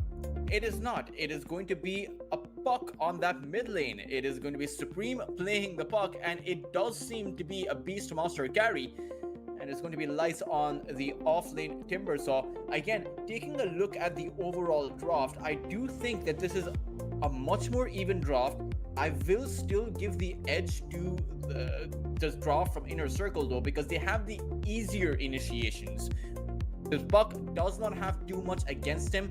Sure, you have that Grimstroke silence, but that's just about it. Anything else the Puck can dodge. You can dodge out that Light Strike array coming in from 86. You can make your escapes as well. You can constantly jaunt in and out of fights, and in a scenario where you do catch multiple people with your Dream Call, you have both the setup and the follow-up coming in from Fernandes with that bushwhack. You have the timber saw that can follow up with some insane amounts of pure damage. You also have 423 on the Beastmaster playing the carry, so he's most likely have that Aghanim Scepter, that Blink Dagger, and will have that single point targeted initiation that will mean that even though Rubicon will most likely get that BKB, he's still going to get hit by that roar. So and close it all off, wrap it neatly in a bow, Inner Circle have that global silence. So they can stop the Requiem, they can stop the Primal Beast Pulverize, they can stop a lot of what Team Spirit want to do. So I think the overall draft favors Inner Circle, but that's not to say Team Spirit don't have a chance. I think Team Spirit have a phenomenal chance. I think the fact of the matter is they have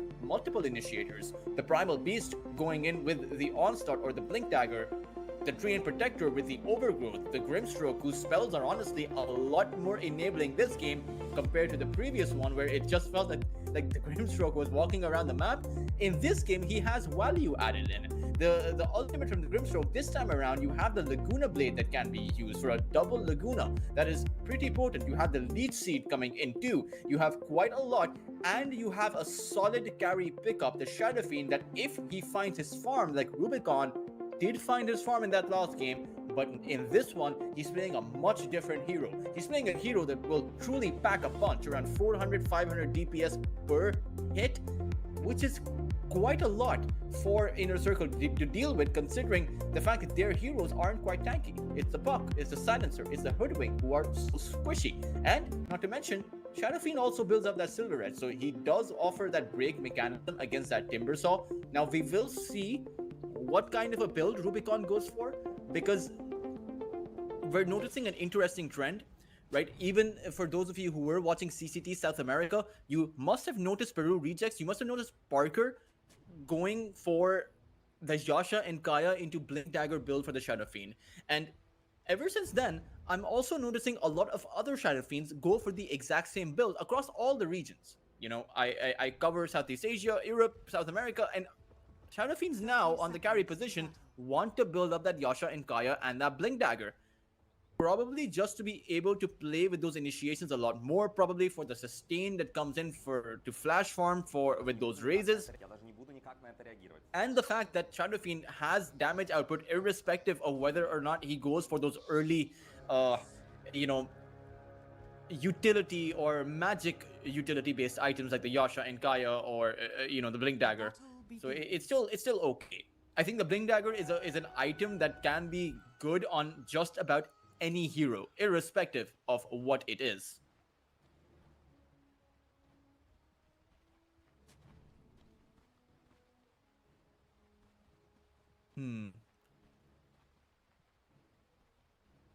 There is an attempt to breach Inner Circle's position. It's an attempt by Spirit Academy. They have several heroes nearby, but the creep waves have already spawned. It is going to be, of course, 2 and 2 bounty runes. These nine decided coming up with an advantage, but 423 on this mid lane. It does seem to be a lane where the Beastmaster might struggle, but that depends if Kai is perfect with his Onslaught. I think the Inkswell Onslaught combo is probably what they're going to play with, but they need to at least be able to take out those boars or be able to jump on that Silencer. Now, the Beastmaster can be taken down, especially with Kaiford rotating in. He has great spells to use even from afar. It's the Nature's Grasp that can be of value if he rotates over. But the punishment for those plays could also be there because the Hoodwink can teleport in. The Silencer is good at trading, especially that Arcane Curse is great. It's a great ability to slow people down. So again, the Primal Beast is going to get slowed down massively when he does charge in. So they do need to be careful about that. Over on the mid lane, Supreme versus Alina, or rather the Puck versus Alina. I think pretty much a skill-based matchup, but it's a matchup where neither side comes out ahead. Even if you were to outplay the other side. And outplaying the other side comes down to that level 6 mark. It's if you get to that level 6, you can get it done. Towards that bot lane, it's going to be the Treant Protector, Kaiford, as well as that Shadow Fiend. A lot of sustain, but towards that top lane, once again, Sade looking for the trade. It's going to be the long-range access coming in for 423. He draws first blood. Unfortunately for Say, he did not grab up the experience for his effort, but 423 is quite clearly going to be the one really happy about the end result. He's the carry, he grabs that first blood, grabs that experience, grabs that gold, and is going to have a great time now. That early game head start kicking in. And for Spirit Academy, they had the right idea. It was just, unfortunately, the Primal Beast's entry was just a tad bit too late. Just a second or two too late. And for Spirit Academy, if you want to get kills, you need to play as a duo on that top side. Either prioritize farm, because I get it, you want that Blink Dagger. Or you prioritize kills. Because at the end of the day, if you do get those kills, you can get to that Blink Dagger a bit faster. Only if you're the one grabbing kills, of course. The recent change to the patch, this is something that, me and Atomo, one of my CCT colleagues, we brought up. The assist goal is super low. See? Dropping pretty low to the onslaught, but did not get taken out. Idar also dropping really low, but again, did not get taken out. Both supports struggling over on this top side. As I say that, I think both supports are going to be fine as long as they don't lose lives. It's always a game of who flinches first, or rather, who shoots first.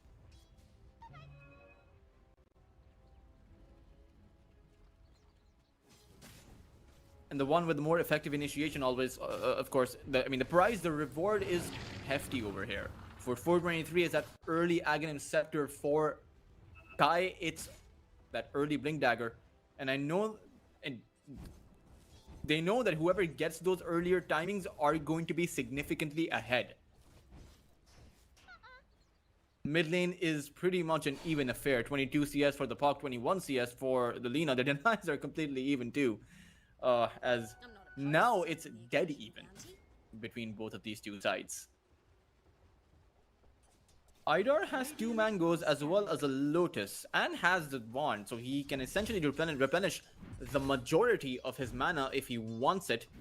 Right now he will just pull the wave. Now towards his bot lane, it's interesting because while this is supposed to be a very aggressive lane by Inner Circle, the living armor coming in from the Treant Protector means Rubicon is relatively safe. You can already tell he was supposed to take in a lot more damage considering Lice comes in with pure damage. But where the Shadow Fiend would have gone down there, the living armor is able to keep him going. And I think that's the approach that Kaiferd should take. Just max out that living armor. He is level 3, he's gone for the 1-1-1. But I think prioritizing safety for Rubicon is going to pay dividends down the road.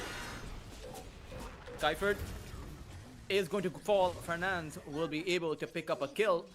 Still okay, as long as you can play the role of the sacrificial lamb here. It is completely alright. You are playing a high-risk, high-reward carry hero, which is the Shadow Fiend, and your top priority, not only for Kaiferd, but the entire team, has to be keeping Rubicon safe. Oh, Supreme! He's gonna be able to dodge that Laguna Blade. Perfectly done by him. And he would have actually died if he got hit by it, because Idar was waiting on that backline to catch Supreme out. But Supreme, he will stay alive. It's Lice who will get pushed out. Supreme does have the infused raindrops, which would have absorbed over 120 damage from that level 1 Laguna. Would have been okay.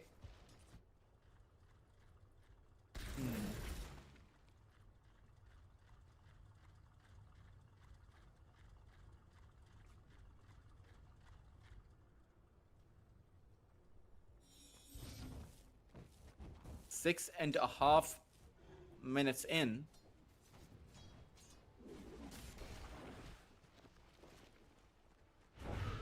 Radiant 7-minute Shrine of Wisdom will spawn, and you have to remember, Inner Circle did go for the Shrine of Wisdom plays, which were contested heavily by Team Spirit, and Spirit were able to push back. I wonder if there's going to be a Shrine of Wisdom play happening now. You can already see Spirit present with their Grimstroke towards the Shrine of Wisdom, and it doesn't seem like Inner Circle have the appetite to go for it this game around.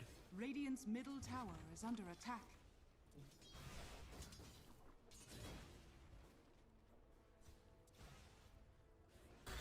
playing a passive game is probably this time around expected, considering the tempo really isn't there at the mark they need it to be. But towards that top side, you see Supreme. He was there in that triangle, wanted to create some kind of an opening. Fernandes is there too. There's a big presence of heroes towards that top side, but it seems that Supreme has already gone back, and now Fernandes will go back too. So it seems like they don't want to make any kind of a play there right now. Perhaps they should focus their effort to try and take the Shadow Fiend down, because honestly, that's the real target you need to shut down. Rubicon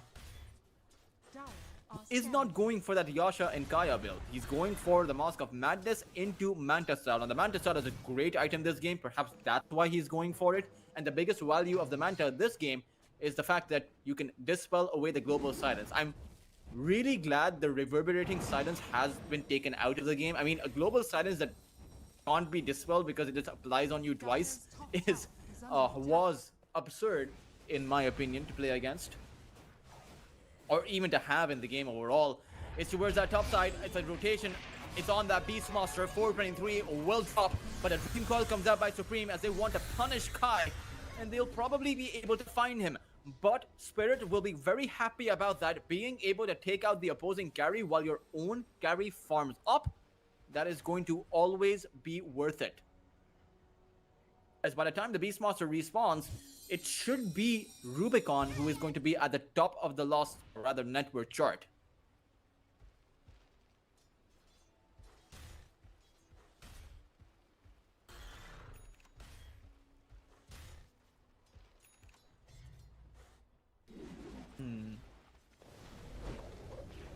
Rubicon did get clipped by the edge, but 423 decided to go back. He had that roar. It's a silencer, though, in massive amounts of trouble. Say will eat that onslaught and will go down. Lice will just timber chain away. So Spirit Academy fighting back hard, and this is what their lineup is capable of. Once they have the heroes that can enable them to play this aggressive, they can actually push back at Inner Circle. I mean, you can see that Inner Circle, they're trying to respond, but struggling to be able to do so. They got one counterplay down, but only at the cost of their carry. And even now, Inner Circle tried to make a move on that Shadow Fiend, weren't successful in doing so. It's going to be Idar who will most likely lose his life to that Chakram coming in, but it's going to be the Silencer, Say, who is also going to drop. Rubicon coming in from that bot lane through the gate will be able to pick up that kill, and will probably be able to pick up this tower. He has two tanky frontliners for him, and the Timbersaw can't do much to counter push apart from throwing out a few chakrams. At the same time, you do have Supreme coming in. He has an invisibility rune. Unfortunately for Supreme, there is a sentry ward, so they would have spotted him out sooner or later. Rubicon, he still hung around. It's going to be a Polarize on top of that Timbersaw, a few raises, but they will go back because they recognize the fact that Supreme has entered the fight. It's going to be a Dream Coil unleashed on top of Idar, a Waning Rift, and a few spells to take out his life. Supreme, he will most likely go for a jaunt towards the other side, but still, for so many spells being used by Inner Circle, they don't get as much as they would have liked to. The Grimstroke is going to respawn in about 7 seconds, so at the end of the day, Spirit will still come back to the same spot and break this tower down. Radiant's bottom tower is under attack. Dire's top tower has fallen. Lice is waiting towards the other side, and he sees someone coming over. It's a Shadow Fiend, it's a Primal Beast, as Lice, he still won't be able to get anything done. He had no follow-up. The puck was not there with him, and they needed that Waning Rift. They needed that silence to stop Rubicon's raises. Now, I'm sure Inner Circle didn't know who was coming over, but I'm sure that you have to plan for any kind of a possibility. Oh, man.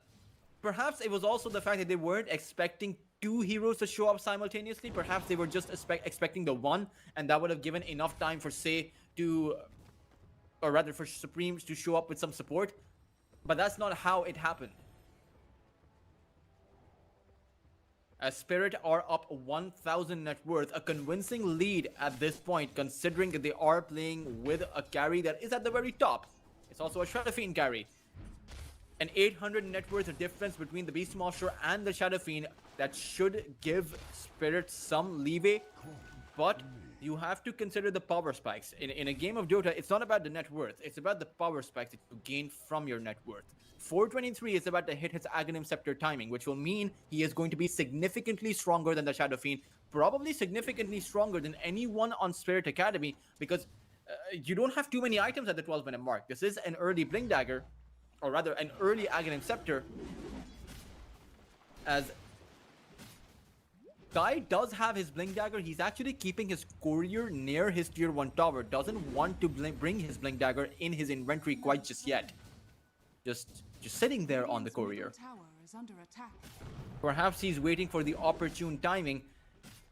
I'm afraid though that the opportune timing will be spotted out by Inner Circle as they are approaching Kai, but Supreme will go back. Will decide against it.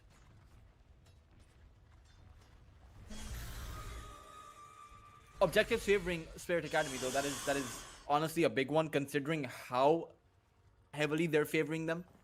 All 3 tier 1 towers very healthy for them. In fact, the top lane tier 1 tower has not taken a single point of damage. Now that might change, and obviously it's probably expected considering you have the Treant Protector. So anytime there's no action happening around the map, anytime that Rubicon is farming up in safe spots, your living armor can be used to heal your towers back up. It's always going to be a natural result of the Treant Protector being there. It's less to do with Inner Circle not pushing and more to do with Spirit just having that regeneration capacity.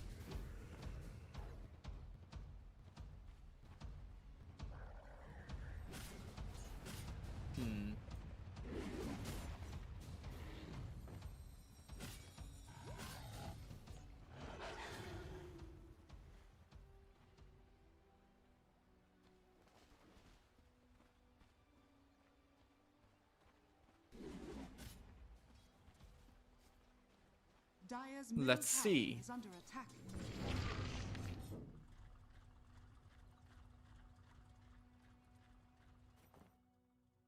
Burns doesn't Fernandes does pause the game. 86's reaction time to the pause was that's quite fast. It's quite fast, if I'm being honest.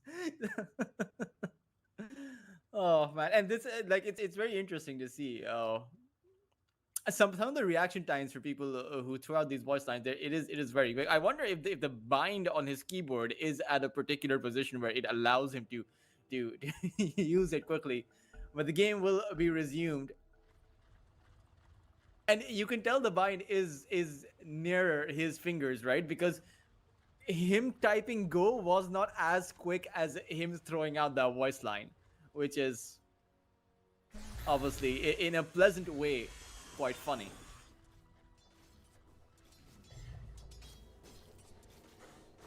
I wonder when Kai will decide to take his Blink Dagger. He does decide to do so. Okay, that is good. But what's not good for 423 is the fact that he doesn't know that the Blink Dagger is there for Kai. And he might just get jumped, but Supreme was able to take out Idar over on the side just when the Primal Beast wanted to go in. 86 will take apart Fernandes though, as he's coming in with his own little Aghanims. So now with his Aghanims up for the Lina, remember I spoke about the squishy heroes of Inner Circle, the Silencer, the Hoodwink, the Puck.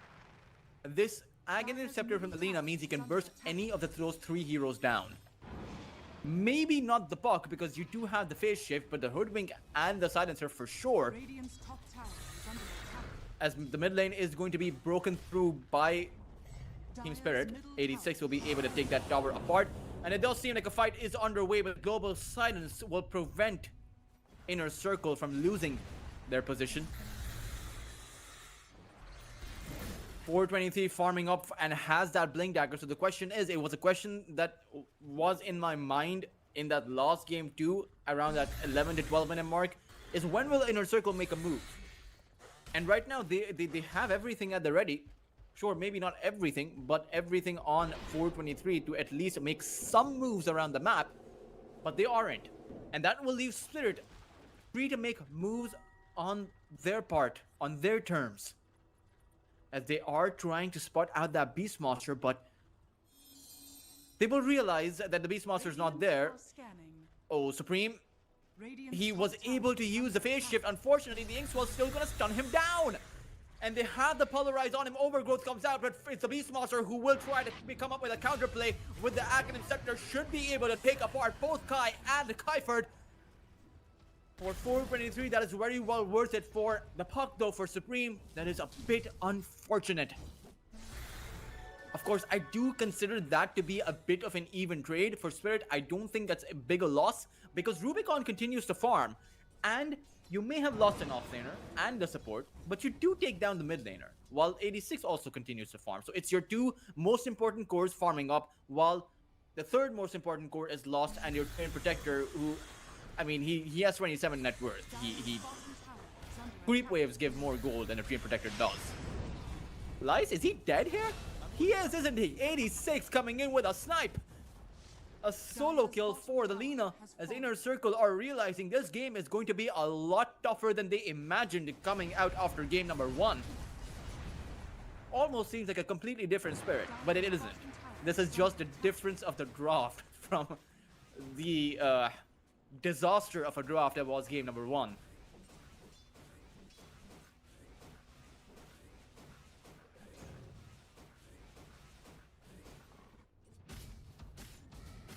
Illusion.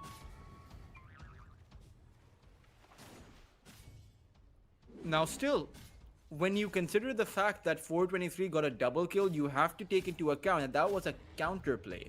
That was not Inner Circle initiating on their part. Does seem like they finally want to be doing some initiation. It's a roar on top of this Primal Beast. Kai will go down, but however, it is a rotation coming in. Say his global side is not going to come in handy as there is none to be used. Is the Grimstroke in danger? The Chakram will take out Idar as Inner Circle find a 2-for-1, and that is this time around going to be very well worth it because they only gave up the silencer. And he too also only drops about a creep wave's worth of gold. So you know it's a handful of gold. May not even be considered gold. You know, at this one you may as well call it copper.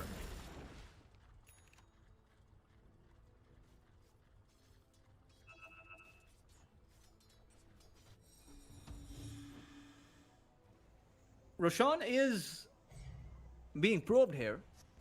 I wonder if Inner Circle realized this. From their positions, it doesn't seem like they do.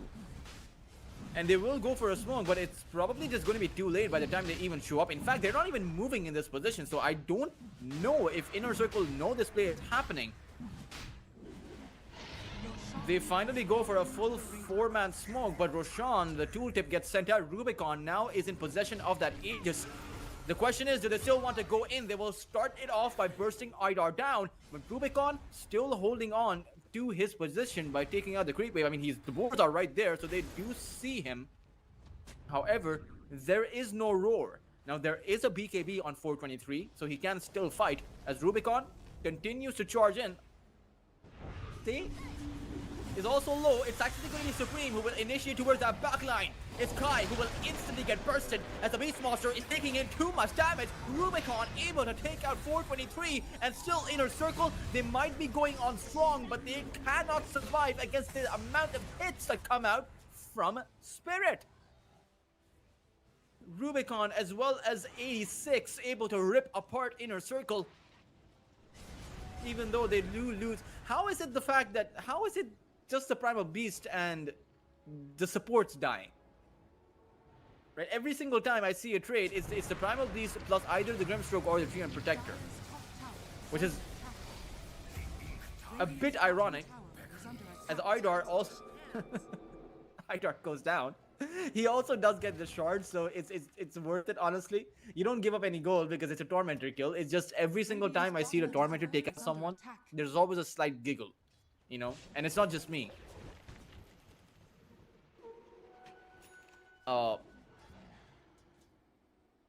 It's a 4,000 lead for Team Spirit. It's quite hefty.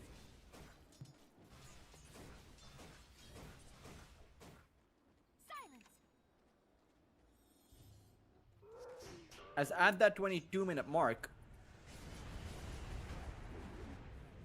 nearly at that 22-minute mark, it does seem like 86 will go down. C is going to be the trade, but that is very well worth it for Inner Circle.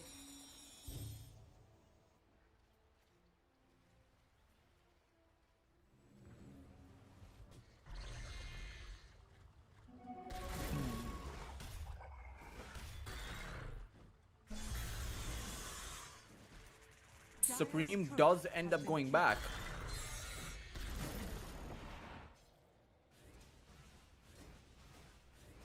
Radiant are scanning.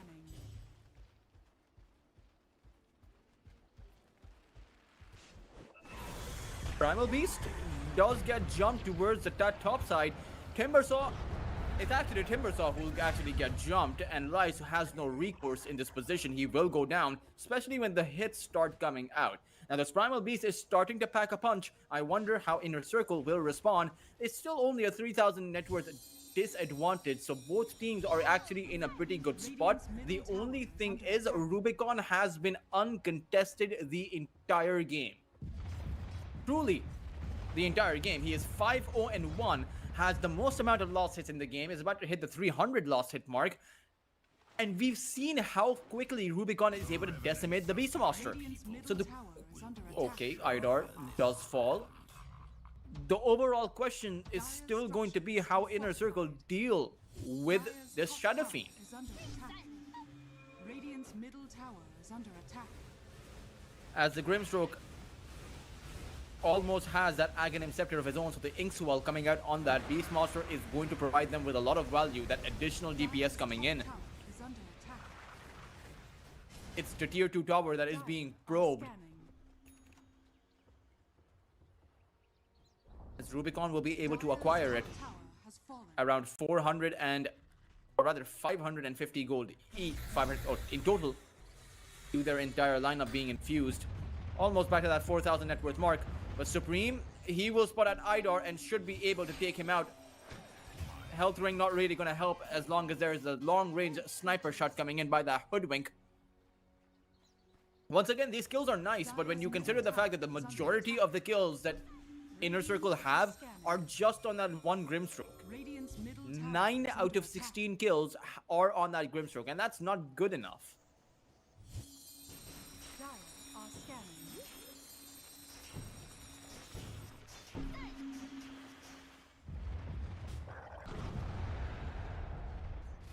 Do you need to find more core kills?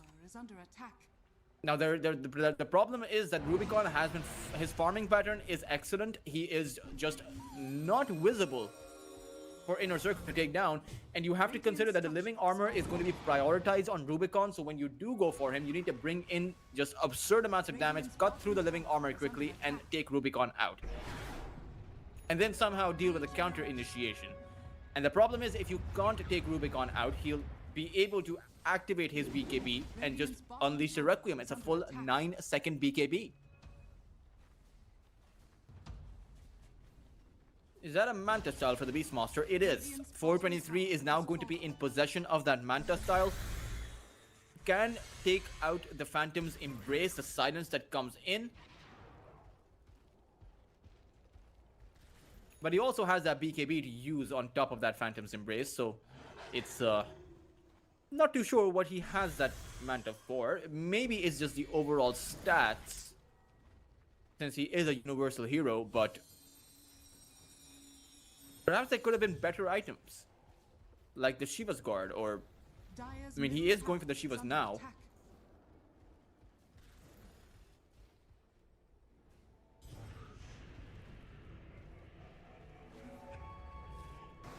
Rubicon inside of that Smoke of Deceit, as the lead has been negated courtesy of just the fact that Inner Circle, they're farming up much more dispersed, while Spirit have to move in as a full 5-man unit.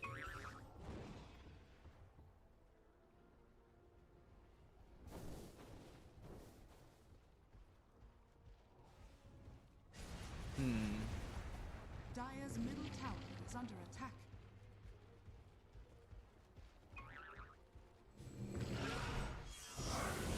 It's a rover that comes out. It's actually Rubicon who is the big target. He's going to get bursted immediately. Inner Circle have gotten the best fight all game long, but now they need to keep it going with Supreme unleashing a two-man Dream Coil, actually catching that Primal Beast. It's Kai who will fall. It's also going to be the Treant Protector who will go down. Inner Circle will lose the 3.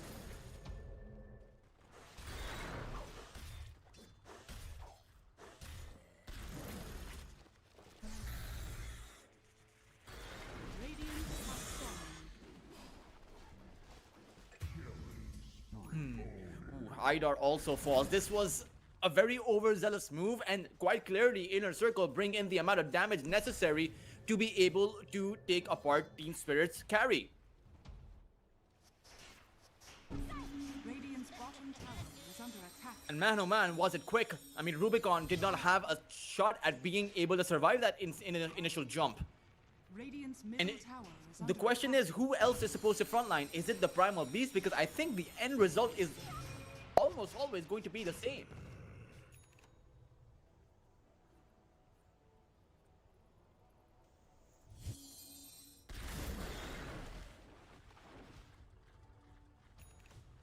Crimson Guard up for the Timbersaw, as he does provide now some bits of protection against that Shadow Fiend's damage output. It's not in, I mean, the Crimson Guard is never going to be enough to negate the damage output from a hero like the Shadow Fiend, but it is at least a bit of something. Now the big question is, Rubicon, where is his butterfly? He will have it in just about 100 more gold, so we'll be able to negate a lot of the damage coming in from the physical hits of the Beastmaster, but won't be protecting him against the magical damage. And the problem with the Beastmaster, or rather playing against the Beastmaster, is the fact that that roar pierces your debuff immunity. And in a position where you get roared before you are able to activate that BKB, you just get bursted through the magical damage anyway. As it seems like once again, Inner Circle, they will approach this team fight with caution. Kaiferd will be the first one spotted out, broken by the sharpshooter, and now they do come in with Lice able to spot out the Treant Protector perfectly, cuts down the tree. It's going to be the Primal Beast who will go in, but again, they do need to be careful. Inkswell, or rather, the Dark Portrait does come out.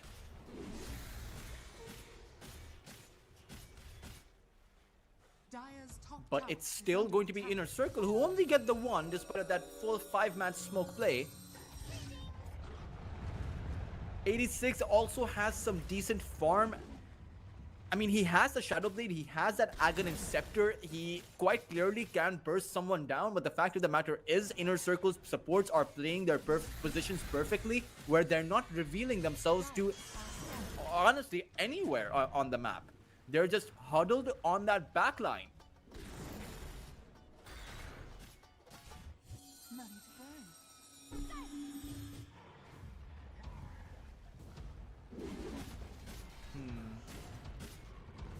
See? Is the Dark Portal gonna kill him? It does. The Beastmaster's illusion from Idar.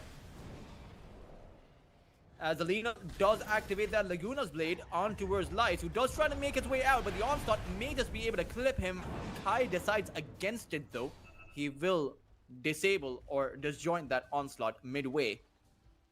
Or not even midway, was a quarter of the way. As Inner Circle, they seem to want to fight.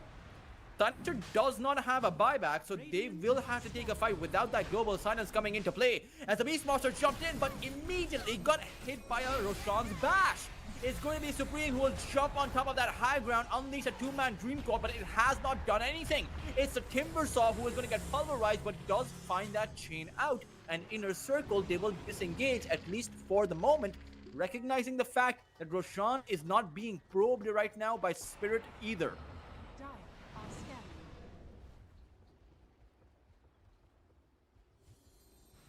And at the end of the day, Spirit will have to approach this team fight from a different perspective. At the same time, it's exactly what Inner Circle are attempting to do too. Or rather, no, they are approaching Roshan, and Roshan falls incredibly quickly. Right now, Spirit need to make a move, but they won't be there in time. 423 will be able to acquire the Aegis, leave the banner on the ground, as Lynx will be the one to grab that one up. Spirit Academy got the worst end of the, or rather the short end of the stick, which is also the worst end of the stick, to be fair.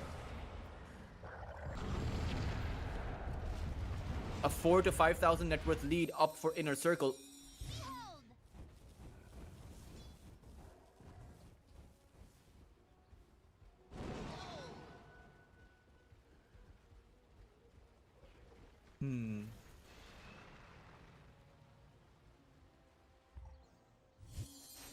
Still could be anyone's game. And remember, in a modified group stage format over at CCT, the first few series you play are so incredibly important. You only need to win 2 to make it into the playoffs, but you only need to lose 2 to be eliminated from the tournament entirely.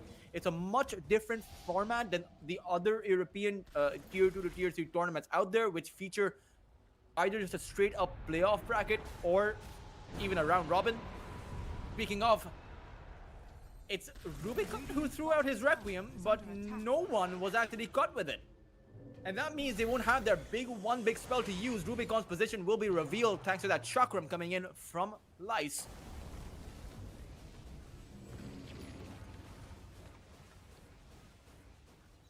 $8,000 of a net worth advantage for Inner Circle. Supreme, he has an amplified damage rune. And without a Requiem on Spirit, they have to be really careful. They'll unleash the Phantom's Embrace on the puck, silence him down, as it does seem like they want to take a fight. Kai will go in with a Pulverize, but immediately gets disjointed by that Global Silence coming in. And it's now the Timbersaw Lights wants to chain on forward, but again, both teams want to disengage. 423 trying to probe or trying to create a breakthrough moment. Still on happening, as slowly but surely it is going to be Spirit who are getting enclosed upon. 86 will be the first one to lose his life. Overgrowth is a bit too late to save their lineup now. Idar has gone down, and in the end, Spirit will be able to make it back to their fountain, but at the cost of 3 of their lives. Radiant's top tower is under attack.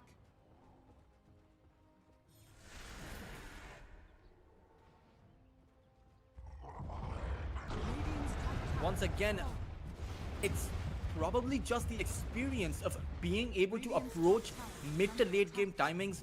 At Inner Circle, they're quite honestly, you take a look at some of their movements, some of their patterns, and it just seems to suggest that they're a more experienced team. You know, Spirit, you have to give them the due credit of being able to make Inner Circle sweat in that early to mid game. Considering the fact that they've barely been around for a year, even less so. I believe they first formed in probably late last year, and they've come a long way since then.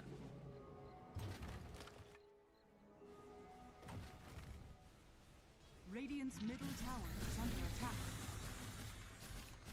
Beastmaster will be able to take apart that tier 2 tower.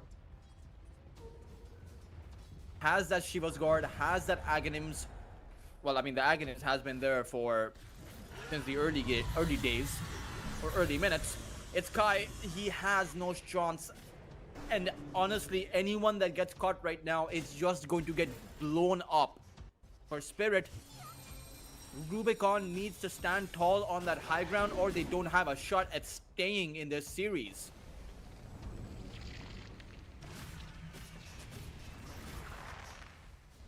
Is the high ground once again going to be probed? This time around, they don't have the lineup to cut the wave, to split push. They just have to once again be forced to confront reality. And the reality is that they are behind with a mountain to climb, and it looks super difficult. They're quite honestly running out of oxygen. Still trying to go on, but unless they find the right opening, it's so hard. It's not even the Beastmaster, it's just Supreme who is playing such a slippery hero and is so difficult to catch. 423 tried to jump in, but Rubicon coming in clutch with that Hurricane Pike.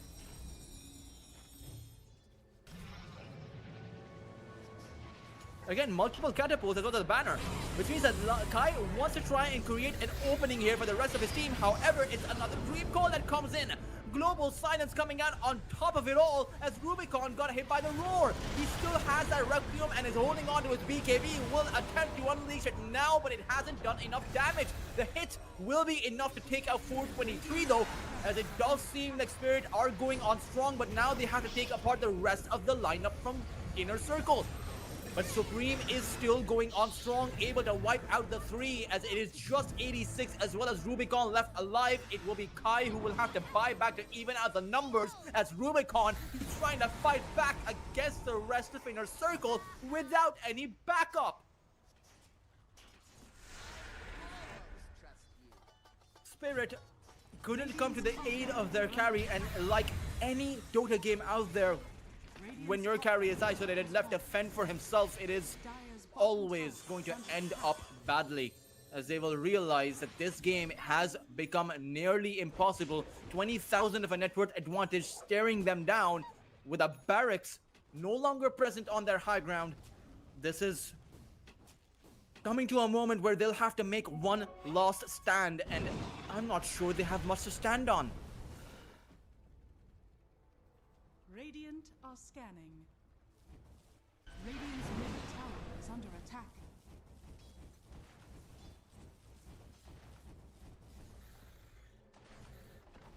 Dire are scanning. Radiant's middle tower has fallen. Radiant's Kai is under attack. will find a good opening. They'll be able to take out Say. However, it does seem like Inner Circle, they want to try and contest, although I'm not sure this is a good idea. It's a great pulverize. It catches the 2 and they're locked next to each other. Can they take Supreme out? It doesn't seem like it. Kuiper has already gone down. It's going to be 86 who got bursted down next alongside Idar, despite of having that good initiation. Rubicon was not present to dish out the damage. Radiant's bottom tower. Spirit, honestly, at this point, their damage has withered away. 40 minutes in, their magical damage simply doesn't do anything. Radiant's bottom tower has fallen. Radiant's bottom tower Alina is without under a attack. buyback. In fact, most of their lineup does not possess a buyback. The Grimstroke is down for about 20 seconds. The Treant Protector does have one, but Kuiper wants to hold it because he's about to respawn.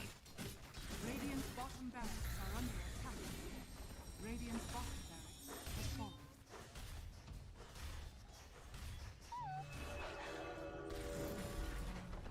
Radiant's bottom barracks has fallen. It's Rubicon who now has to try and defend his last remaining barracks, and he has to do it without their mid laner. It's an incredibly difficult attempt as 423 is going to go in for the kill. Idar will go down. Radiant structures are fortified. Rubicon forced back behind his tier 4s, no longer in a position where he can even hold on to those tier 3 barracks. Dark Portrait has been whiffed as well, as it's impossible to stop this. Radiant's middle Inner Circle are just full steam ahead in a position where it doesn't seem like they can be contested, but they will still try to contest them with the Primal Beast going for an initiation. Rubicon versus 423 trying to dish out the hits, and it might just be enough, but Rubicon got roared. He might just end up falling, still going on strong, particularly with that Satanic, but is unable to still get it done. Throws out a Requiem to do what he can, but it will be Supreme who will end this with a triple kill. Kuiper will not be able to make it back to the fountain as 86 will call GG. Inner Circle will sweep Spirit under the rug. dire victory.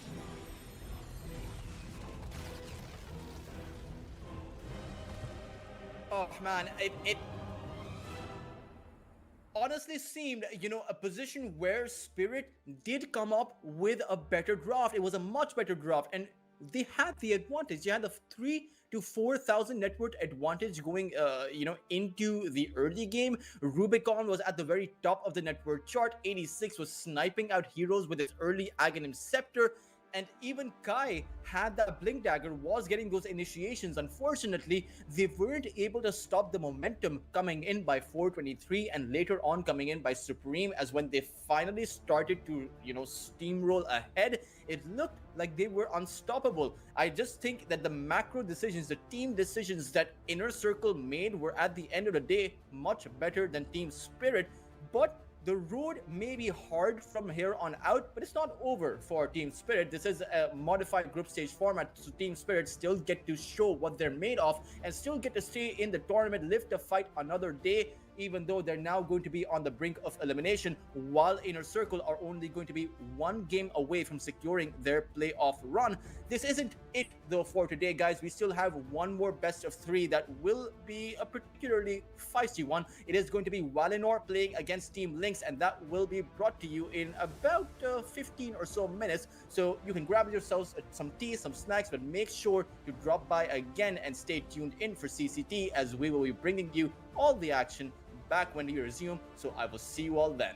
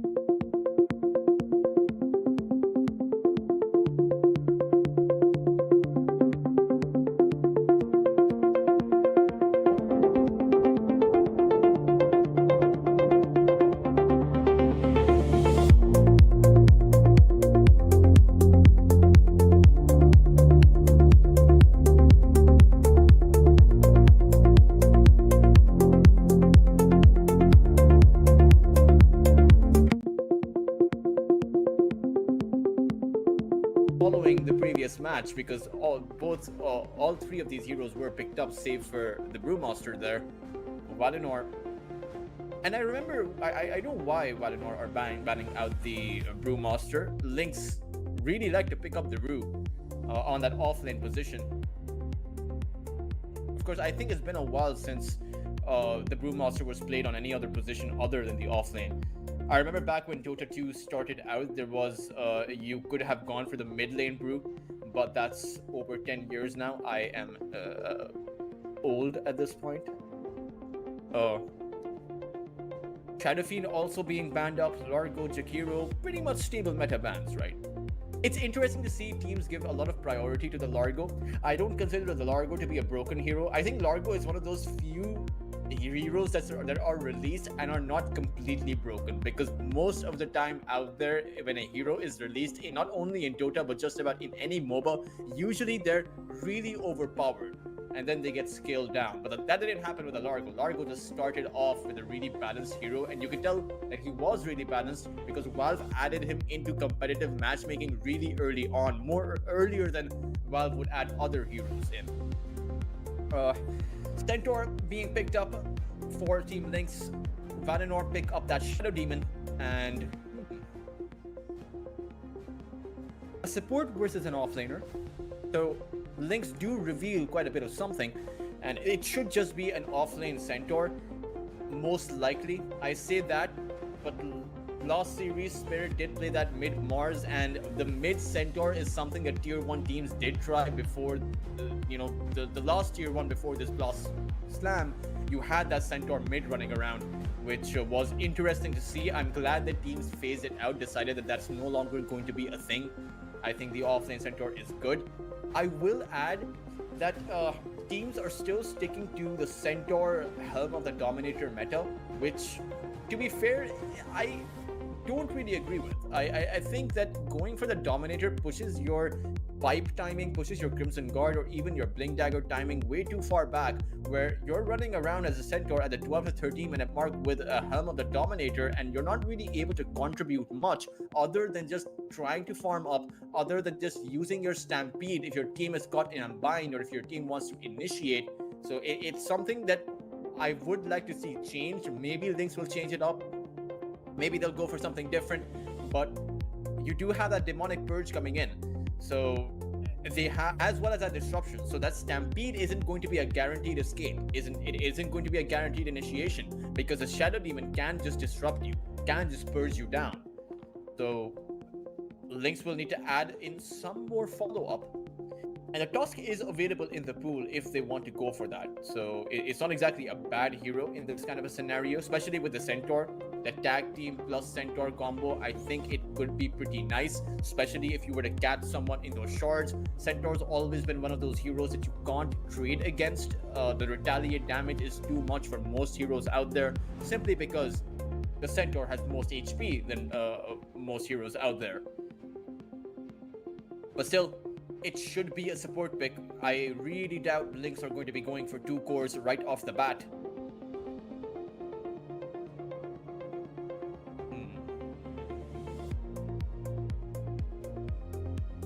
Still thinking about this.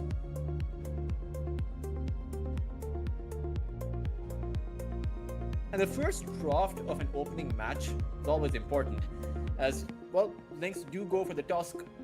There it is. Probably had to figure out, what's after the Tusk. I am just thinking about the next pick, right? But these teams, you have to think about what's next after your pick. So they're in a different position, of course. Valinor, now that they do see the Tusk, they do see the Centaur, are they going to add in some more save for their lineup or some more aggression? And it does seem to be a bit of aggression. They come out with the Primal Beast, a core hero, either on the offlane or on that mid lane. I think Vuiter is the one that plays the Primal Beast the most from Valinor's lineup, and he's the offlane, so this should just be an offlane Primal Beast. Again, you can use the Pulverize to kind of disable that Stampede, because you can't exactly run away from the Pulverize if the Primal Beast is able to grab you up. So both of these two heroes are pretty adept at canceling, or not canceling, but playing or countering out that Stampede coming in. And it's really hard for the toss to come in with a snowball save, because when the Primal Beast grabs you with the Pulverize, the targeting using the snowball to add in your ally inside of the snowball is very difficult, because you have to get the hitbox right, and a hitbox is just moving up and down.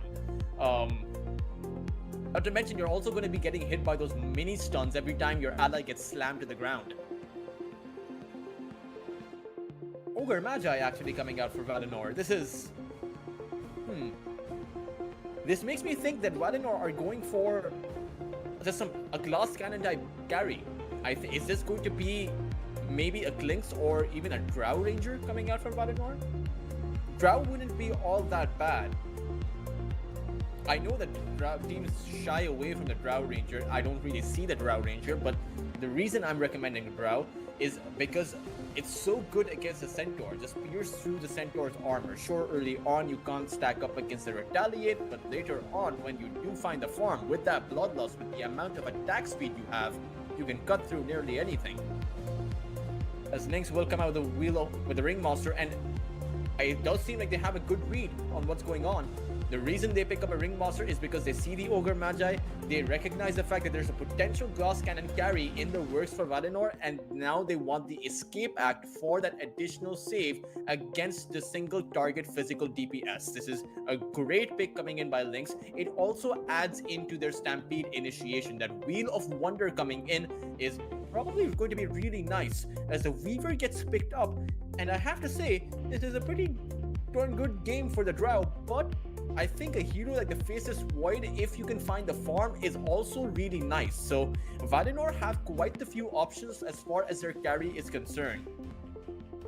The reason I mentioned the Faceless Void is because that time dilation plus the Chronosphere is so good. The Sakuchi has such a low cooldown, and the time dilation for the Faceless Void means you turn that low cooldown into a very high cooldown, and suddenly the Weaver, he can't move. He can't use the Sakuchi. He doesn't have that escape mechanism, and he is just forced to kind of sit back.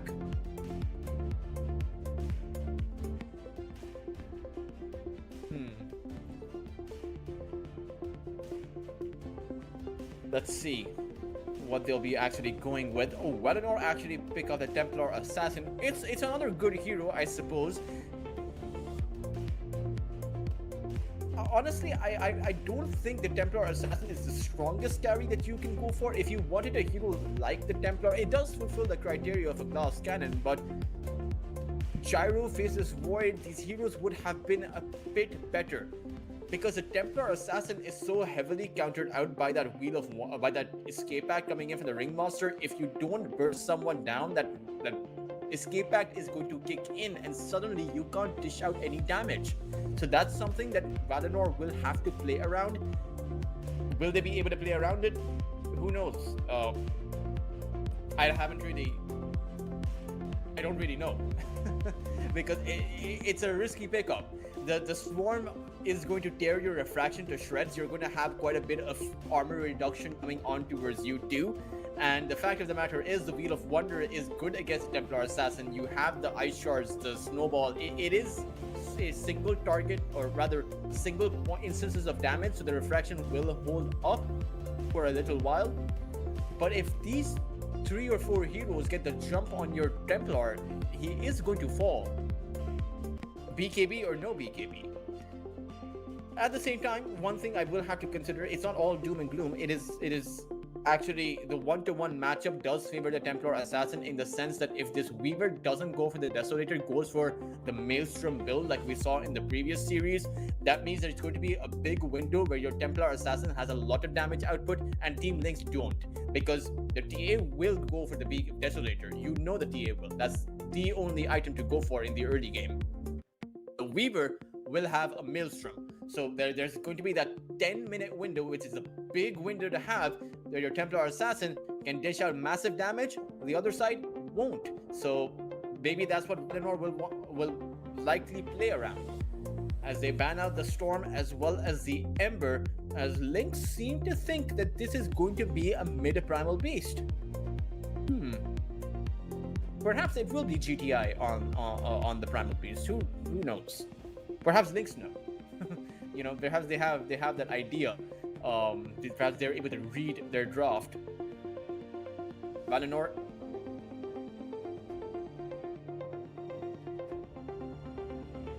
They know that Lynx are going to pick up a mid lane hero, so ideally, if it is going to be an offlane hero, something to counter it out. And Valinor will pick up that Tiny. That is going to be GTI's hero, so it is going to be Wheater on that Primal Beast, as Lynx seem to have misunderstood that Primal Beast pickup.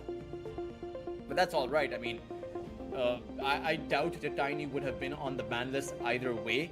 At the same time, the Tiny is a great pick this game. You know, normally where you are very low on your attack speed, down the Ogre Magi's plus 80 attack speed with that level 4 Bloodlust suddenly means that the Tiny, the attack speed reduction he gets, or the attack speed penalty he gets for skilling up his ultimate is no longer going to be there. He'll naturally hit like a truck.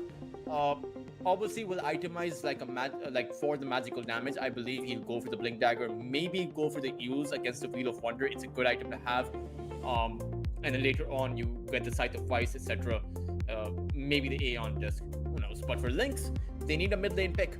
If they can go for the Void Spirit, as that Spirit pick is still left in the pool, Earth Spirit wouldn't be all that bad considering that you do have some AoE damage already going into your lineup. But whoever you pick needs to survive against that Tiny, because the Avalanche toss is difficult. But the Puck is completely open in the pool, and I think the Puck is actually the best hero here. Okay.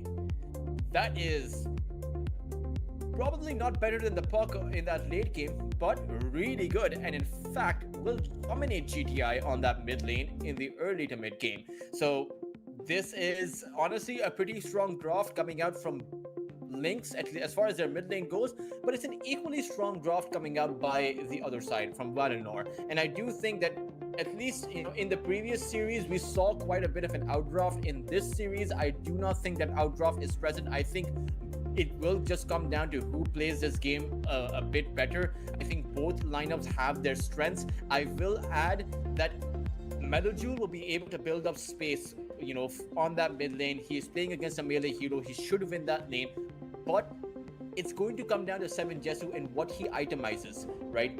If he goes for the Maelstrom, then the big question will be, can the Weaver hit critical mass in order to carry the game from then? Because the Viper is not enough to carry the game. The Viper does start to scale off, where it's going to be Valinor who will start to scale up. That's probably going to happen by that 25 to 30 minute mark, so the Weaver needs to have the farm up by then. At the same time, Valinor are going to be going for that Desolator, so they will have an incredibly good jump on Metal Jewel on that Viper, right? The Templar Assassin Melt Strike, the Refraction is a lot of damage, and if Valinor are able to take out the Viper early on in the fight within the first 2 to 3 seconds, then I'm afraid for Lynx, they won't have the follow-up remaining to actually counter that out. Now they are built for that contingency. You have to remember, Lynx have the snowball. They have the save against that initial jump coming in from Lynx. So that's what I mean when I say that it comes down to who plays this game better. It comes down to who plays the team fights better. It comes down to who initiates better. And we will see, or rather, we will have the answers to all of those questions in a while. Of course, that's not going to happen in the early game. In the early game, it's just the laning phase.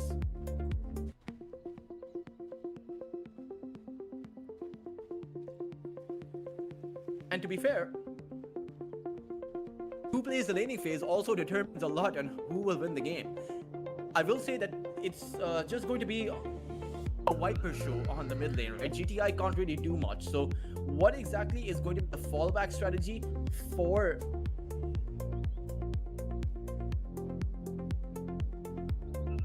what exactly is going to be the fallback strategy for the Tiny? Because the Tiny doesn't have too much mana. Tiny doesn't have any mana. I believe the Tiny has enough mana to use his Avalanche or his Toss for a total of 3 times in the laning phase, then he's out. So that's why the mid Tiny is going to be going for that bottle, you know, for that soul ring, for that extra added regeneration. But it is a bit worrisome, you know. And I suppose the idea might be that you bring in the rotations to try and take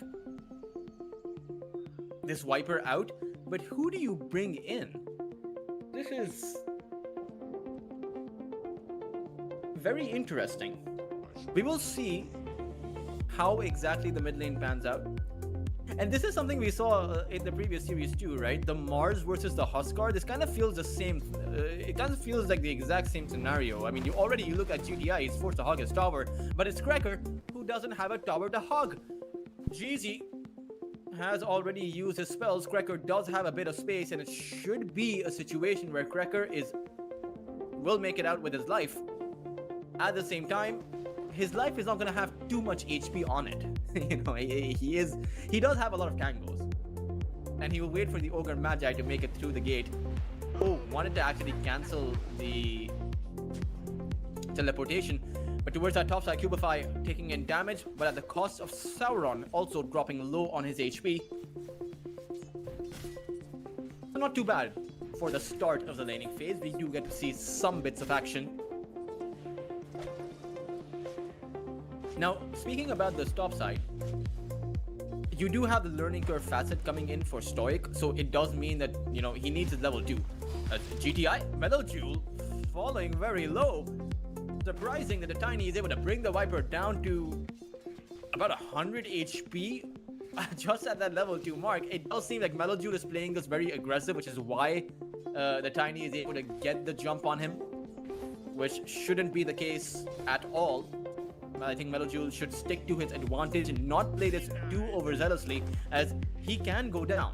Remember, the Tiny has that recourse of just being able to toss someone into his tower, which means that often at times your aggression gets reversed on top of yourself.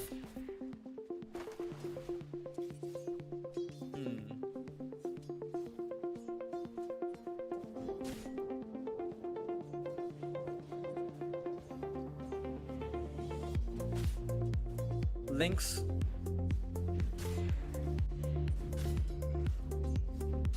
on this top side, I mean, Ringmaster plus Centaur, this is probably going to be an okay lane for them. Even if Stoic will have that Ignite, right? He'll throw it out on towards Vladik, but Centaur comes in with a lot of HP and a lot of heal. I doubt that this Ignite can actually burn through the Centaur's high HP pool. So it's just going to be a bit of poke and prod coming out by Valinor, and not too much else there. As I say that, it's a lot of pokes coming out by Lynx though. They are able to bring Stoic down low, as Cubify is also very low. Does find that one dagger that will slow Sauron down, but at the end of the day, Valinor will be able to acquire the Lotus, which is always a nice objective to have at the 3-minute mark, and at the 6-minute mark to be fair. Stoic may be able to get the kill here. Stoic will. It's actually going to be Sauron who will draw first blood. Cubify is going to fall, as I do believe Lynx were playing that aggressive. Their positioning was just not good, especially on Cubify. He was sticking around, knowing the fact that the Ogre Magi had all of the mana and no escape act available. It's also going to be the Centaur brought to about half of his HP as Cubify comes back into the lane. But again, it's an Ignite on towards Vladik, as Vladik is dead to rights. Sauron just needs one more strike to take Vladik down. Cubify will be able to find the trade, but at the end of the day, that is a big win for Valinor.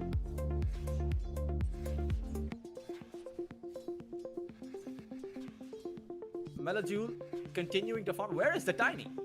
Okay, he's coming back into the lane. Meanwhile, bot lane, it is a tag team U7 Jesu alongside the strikes. Buiter will fall. Valinor, despite of the advantages that they are gaining towards that top lane, it seems that Lynx are able to gain a fair bit of advantage towards that bot side too. It's both carries that are able to acquire the kills here, and it's very easy for these supports to hand the carries their respective kills here, right? It's very difficult for these kinds of supports, the Ringmaster or even the Tusk towards that bot lane, to accidentally acquire a kill because there's no source of overtime damage. That's I feel like a rare point to to keep our minds on. The snowball, the shards, it's all single instances of damage. Even the tag team bonus damage you receive. Ringmaster also just single instances of damage. Sure, the cloak does give you some DPS, but it's very little.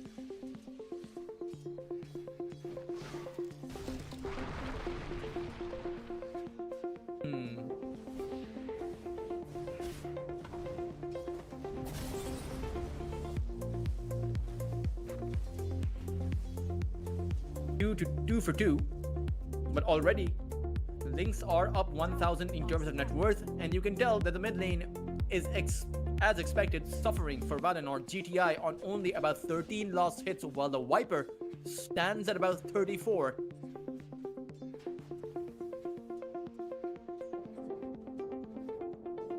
Probably going to get worse before it gets any better.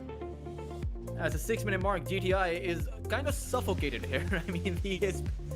Oh, there are 3 heroes here. Valinor will also have their Shadow Demon nearby, but GTI, he knows something is up. He knows that the air just doesn't feel right. He'll be able to find the Cracker, and he will toss him to Melojewel. A bit of a game of hide and seek that Lynx are attempting to play with this tiny.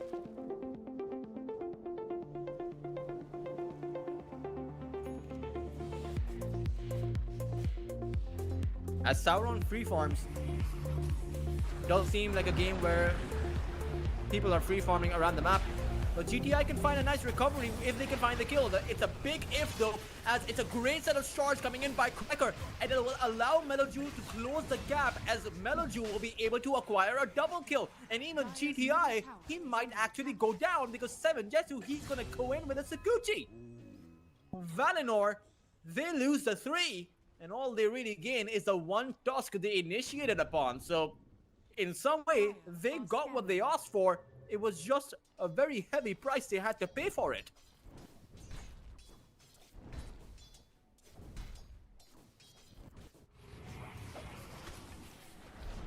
Oh no, Lynx are able to steal the Shrines of Wisdom too. Jeezy's death doesn't even matter. Next to it pales in comparison to the kinds of wins Lynx are able to get.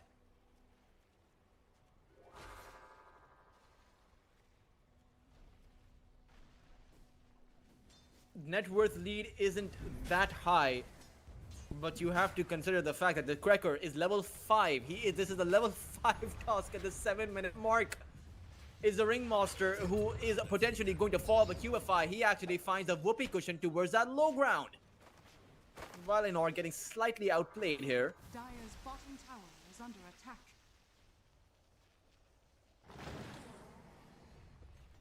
Dire's structures are fortified.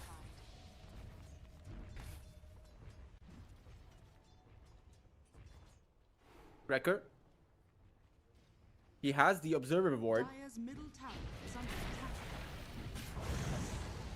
He has a fair bit of backup. I mean, that backup is 7 Jetsu and the Viper.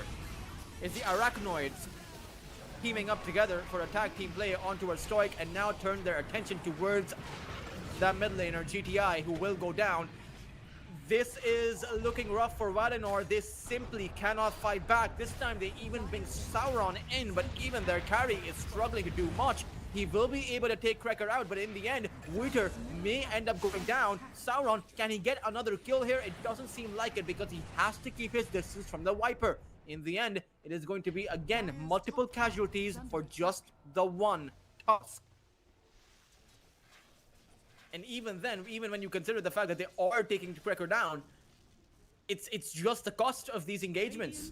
Now, the one good thing, and it is a big silver lining for Valinor, is the fact that their Templar Assassin does have 3 kills and has not gone down. He is at the very top of the network chart, and I have seen Sauron before in these positions. He can carry his team, but his team needs to be in one piece in order for Sauron to carry them. Right now is the Ogre Magi. His 2 heads are going to be ripped apart. Courier has been killed. Melojewel on a dominating streak right now, and every single time Valinor decide to show up on this mid lane, Lynx decide to show up too. And guess whose presence is bigger?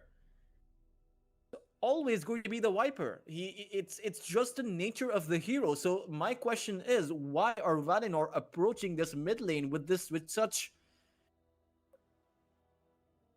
stubbornness? You can see GTI, he's abandoned all hope for the mid lane, as he should have a while ago. Right? He's just farming away while he can inside of that jungle, and that is the right approach. Because there are clearly 3 heroes present here. They are camping this position from Lynx, and they're not going anywhere. They will secure every power rune. They will make sure GTI suffocates. They will make sure GTI gets nothing done. And for Valinor, there are 2 approaches. You either let Lynx do that, or you try and contest them. And I think trying to contest them has not worked out. They've tried it twice, and in the end, they still lose their tower. They lose multiple engagements before learning their lesson.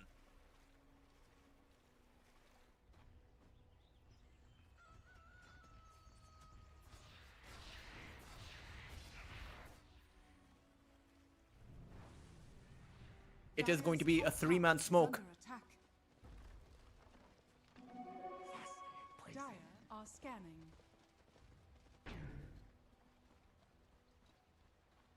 Coming in by Lynx, as they're done with that mid lane, now they want to make a play towards that top lane. GTI, it seems, oh man, GTI, this is unfortunate.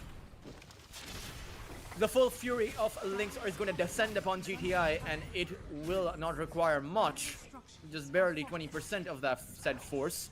As Lynx take apart the Tiny once more, will be able to acquire that tier 1 tower, as Vladik did go for that Helm of the Dominator. But again, I keep bringing you guys back to that silver lining. It is that Templar Assassin.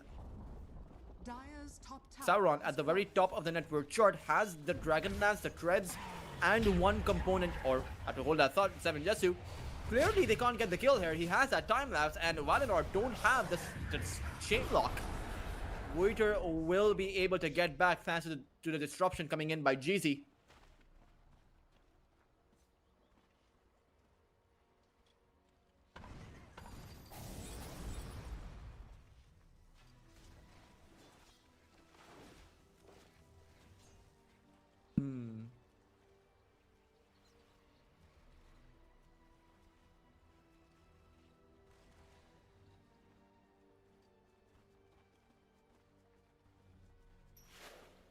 At the 12-minute mark, I think Lynx's approach is going to be very straightforward. To take apart as many objectives as you can, enclose Valinor into this tiny little box, and then wrap a bow on it.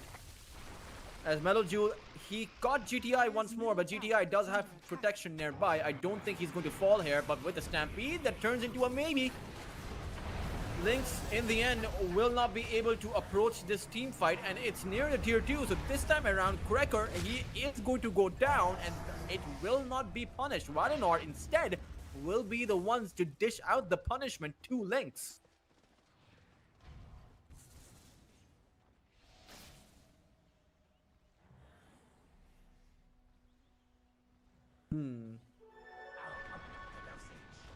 Oh no, there's an amplified damage rune on Melojule.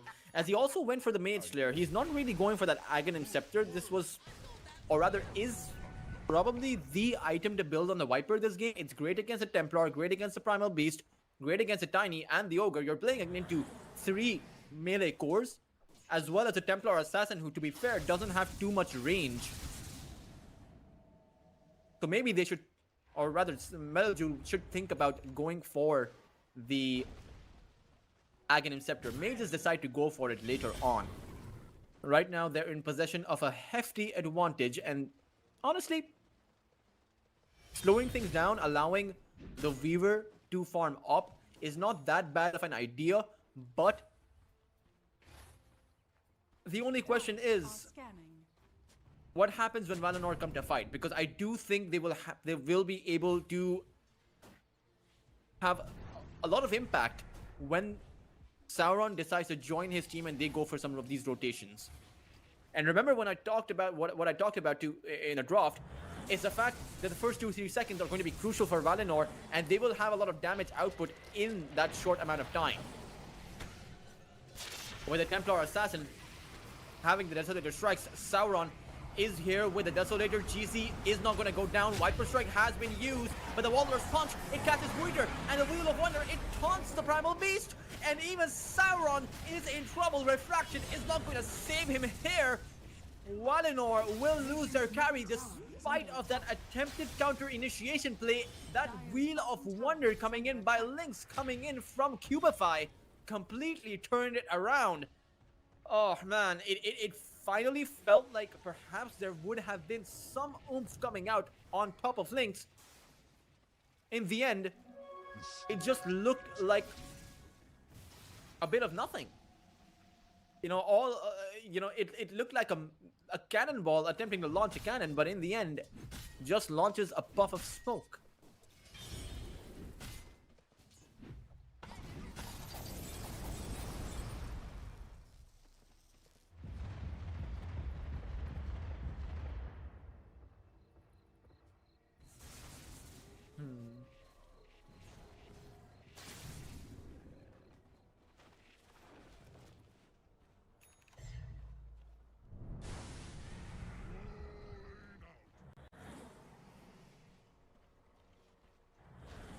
GTI is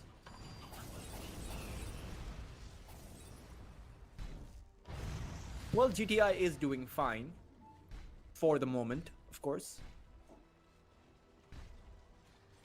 I mean, he has the Blink Dagger, he has that initiation capacity. The only problem is Valinor, they are outnumbered nearly everywhere they go. Sauron, even in this position, trying to farm up for the Blink Dagger. There's 5 heroes from Lynx nearby. Now GTI, he will see Vladik. There's no engagement going to happen as Vladik doesn't have his own Blink Dagger. Now he does have that pipe. And the unfortunate news for Valinor is normally where the Tiny is able to get to that Blink Dagger, he has that 1000, 1200, 1300 damage nuke. In this game against the pipe, all of that damage is just going to be soaked up by Vladik. Particularly if he's able to use the pipe. Radiant are scanning. Radiant's bottom tower is under attack.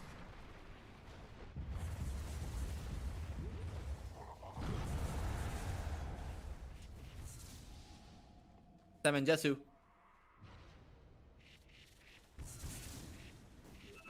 Mjolnir now built up. He did go for the Maelstrom build, but honestly, it is working out so far because the window that Valinor would have had with that Desolator unfortunately doesn't exist because they lost so many of those engagements. They lost those lanes in a position where they didn't have to lose them that badly. Losing your tier 1 topper is okay, but losing your tier 1 topper and also losing your lineup several times are two different things.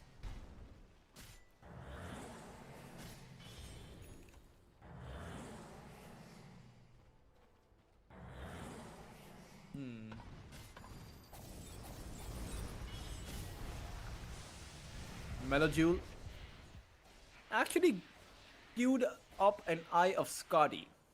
Those are a lot of searing signets being queued up. How many are those? There are 2 on the side of the Radiant, on Lynx's side. And there's 2 on the side of Valinor. So there's 4 total searing signets in the game right now. Of course, a searing signet on the side of Lynx is much stronger simply because of the fact that it enables you to burn through the refraction faster. I think that's always going to be a factor against a Templar Assassin. That's not going to be a factor for Valinor against Lynx.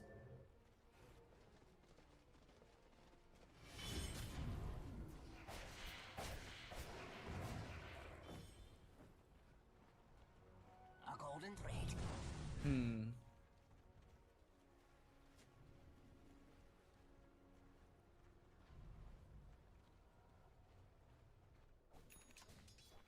Dusk also now coming in with his own Blink Dagger. It is going to be Cracker.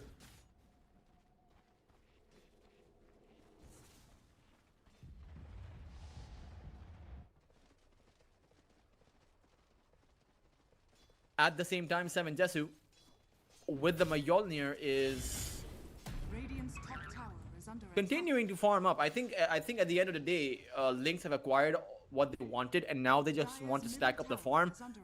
At the same time, they should ideally look to probe some of these tier 2 towers. And Valinor, they are setting up towards that top lane because they want that Tormentor. And I think they should be able to get it. Unless Lynx, who are moving towards that top side as well, decide to play around the Tormentor too. So it does seem like that is going to be the next big point of contact from both of these two teams. Both of them stacking up towards that top lane. The Primal Beast and the Tusk are still missing though, as it seems like Wrecker and 7 Jesu, they have different priorities, and it might just be punished. Melojewel goes down, Sauron comes in with that burst of damage. And clearly, they should have brought 7 Jesu in earlier. Now he does finally come in, but do they really want to fight 4v5? Sauron is going to get hit by that Wheel of Wonder. Stampede comes out too, but Sauron, he's still alive. He will go down in the end as 7 Jesu is able to unleash the time lapse. As suddenly for Valinor, even though they had that 4v5 advantage, they will still lose the fight. Stoic is going to be collapsed upon as the last casualty for Valinor. Jeezy will be able to make it out, but it's actually the neutral creep that will... it's the neutral creep that took Stoic out. Oh, man.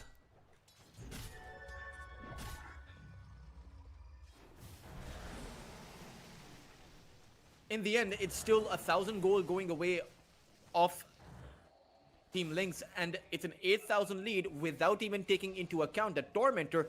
Once that falls, this lead will be around that 10,000 mark, and Valinor, they are in big trouble. If they can't win a fight 4v5 while being able to see Lynx coming in, if they can't protect their Templar Assassin at all, despite of having a Shadow Demon, things are truly rough for them.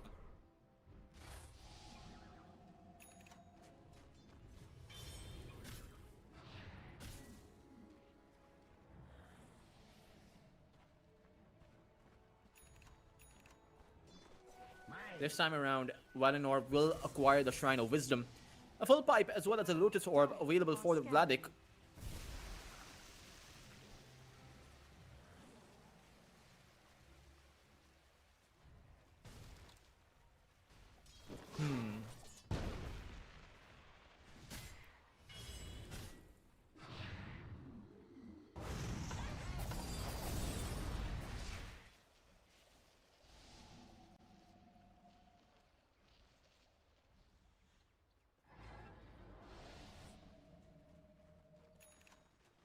Seven Jesu.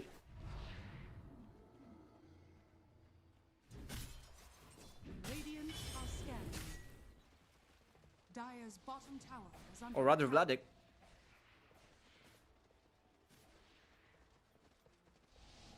I'm surprised that Lynx are so wary about approaching these positions, despite of how convincingly they've been winning these team fights. Perhaps they just want to push out Valinor from these positions before they finally acquire Roshan, as they will be able to grab the Aegis. Roshan has fallen to the Radiant. And now with the possession of that Aegis, perhaps they start to make a play towards some of those tier 2 towers. Radiant's bottom tower is under attack. Of course, for Valinor, they haven't been able to break through any of the tier 1s, which is surprising because Sauron can burst through these towers very easily. But it's just a threat of the counter initiations. Now, Vladik, he will spot out Sauron. But honestly, Valinor trying to poke at that centaur is kind of like poking the bear. Except this bear has 4 legs and has hoofs too. Not to mention he has a pipe and a Lotus Orb, so you probably don't want to poke the centaur. Just poke anyone else. Cracker though, that is one fine poke. It will send Stoic up into the air as Cubify will be able to pick up a dominating streak. GTI now has that Yule Scepter, but these utility-based items, they're super late. It's not even his fault. The last pick from Lynx completely caught Valinor off guard.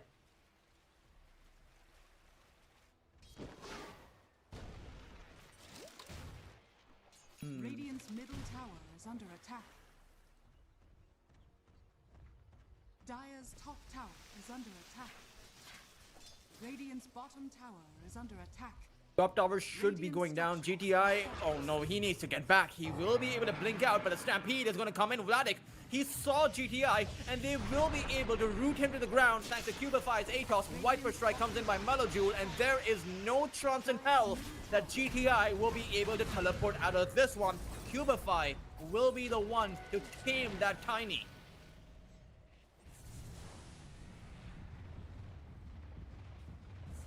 The hidden ones have blessed me. Radiant are scanning. It will take a miracle for Valinor to win a fight right now. The problem is this 10,000 lead actually feels much more than what it is. It feels like a 15 to 16,000 lead, honestly. And part of the reason why it feels that way is because the vast majority of the net worth and also the effective net worth, right? The translation of what your net worth can actually do is in the hands of the Templar. And what I mean is, GTI with the 2250 Blink Dagger, with the 2600 or so Ule Scepter, can't do anything. He can't initiate. He can't use the Ules. I mean, he can use it, but doesn't do anything, right? So effectively, the 9,000 net worth of the Tiny doesn't do much for Valinor. The Primal Beast, his Blink Dagger, it results in the same thing for Valinor, despite of having these initiations. Do you really want to jump in the lineup of Lynx when they have these Wheels of Wonder? The Tusk Snowball Disengagement, the Weaver who can time-lapse, the Centaur with a Stampede, it just seems like a bit too much. And Sauron with his 15,000 net worth, he is the only ray of hope. The Hurricane Pike allows him to disengage. Blink Dagger and the Hurricane Pike in combination means that he's relatively safe when he's the one blinking in. And the Desolator Chrysalis, of course, for the damage output. Once again, they will start off things with a toss back on towards Melojule. Should be able to take him down despite the counter initiation coming in. The pipe not enough from Vladik as Cubify is in trouble. And I think that GTI may have wanted to go in, but the dagger coming in from Cubify disables his Blink Dagger.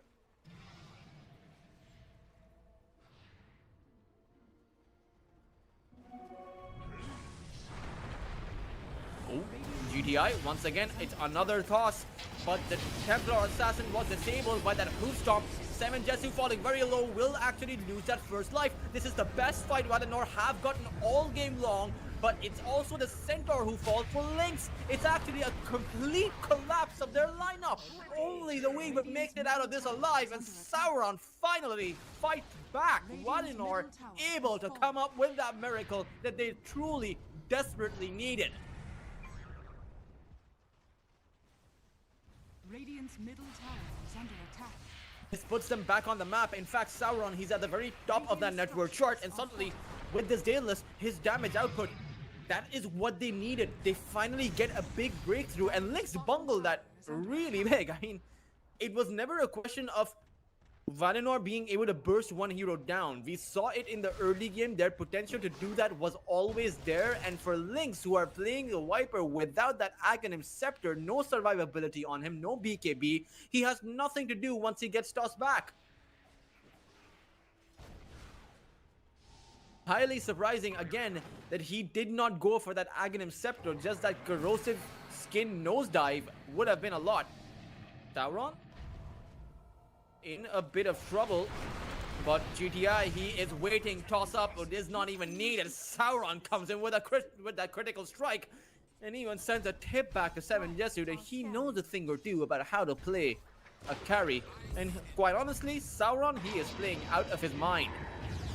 Cubify with the Lotus Sword received from Vladik will not get hit by the Polarize. In fact, Vladik wants to turn it around. There's a break on top of the Primal Beast. But Lynx have bungled their entire lead.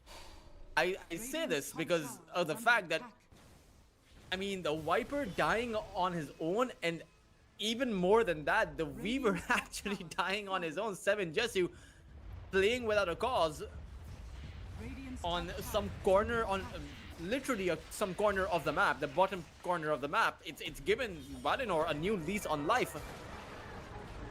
At least that will last quite a bit of time. GZ able to protect the Tiny from the Wheel of Wonder.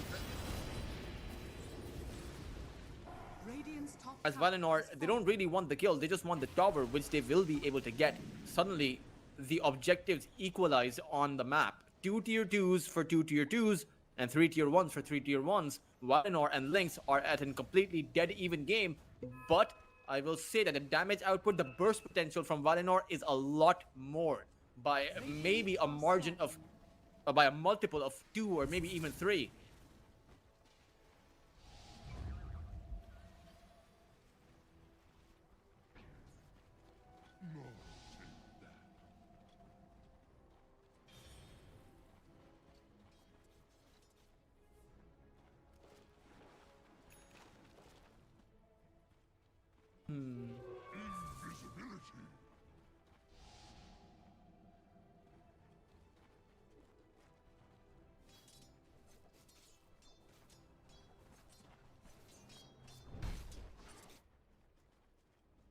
Lynx now just down to a 3,000 net worth advantage, as now they have to face up against a fully farmed Templar Assassin, and this is going to be troublesome. I spoke about this in the draft. Lynx's Viper is going to scale down, and that was with the assumption that Viper 7 Melojoule will be going for an Aghanim Scepter. Without the Aghanims, he has just scaled awkwardly into some weird corner where he's probably not all that relevant to the game any longer. I mean, any single time this Viper is seen, it's not even the toss-up, it's just sheer critical strikes coming out by Sauron. 1 or 2 is simply enough. 1,000 damage critical strike means the Viper only has about, well, 2 or 3 hits left for a buffer, and that's simply not enough.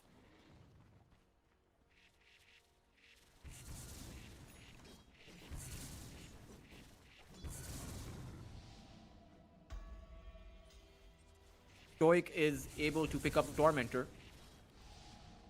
It's actually a pretty good shard, the Ogre Magi shard in this game, and in fact even the Shadow Demon shard is honestly really good. The Fire Shield for the Ogre Magi will be able to protect them from at least the first 2 strikes of the Weaver, maybe even some spell damage coming in, because it is a lot of single instance damage, apart from the Viper of course.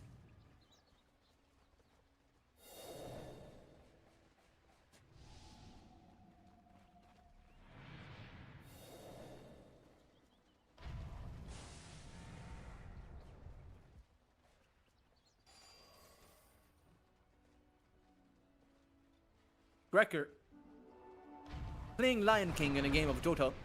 GTI will go in but doesn't actually catch much. It's going to be Vladik who will counter initiate with a hoof stomp, but it's going to be Sauron able to dish out the hits and spikes himself towards that low ground. Unfortunately, Sauron was a bit too overly ambitious, away from the rest of his team, as Valinor are now going to desperately disengage from this position, but GTI, can he actually find a teleport away? It's going to be Cubify once again to tame GTI. 7 Jesu able to pick up that kill, and Valinor, just when things were going their way, it feels like it went to the head of the Templar Assassin. He should not have blinked that far in.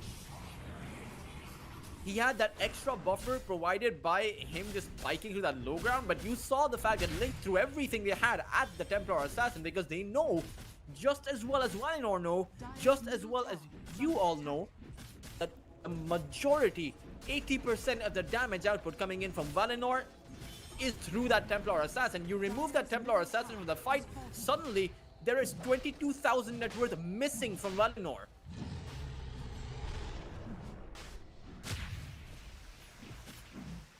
And what that means is suddenly Lynx are then taking that team fight while being ahead 28,000 net worth, and there is no way you win a fight in that scenario without the damage, without the barriers, without anything other than just throwing out a couple of stuns, a couple of saves. It's not enough.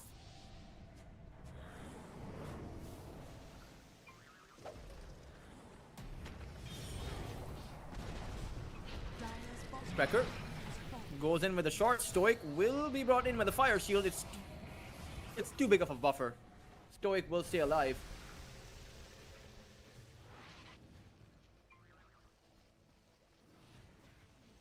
Dire are scanning.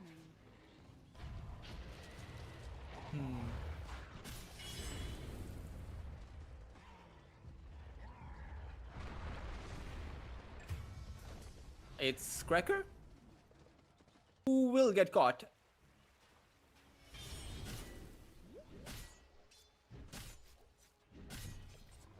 Dragon Cracker who will fall.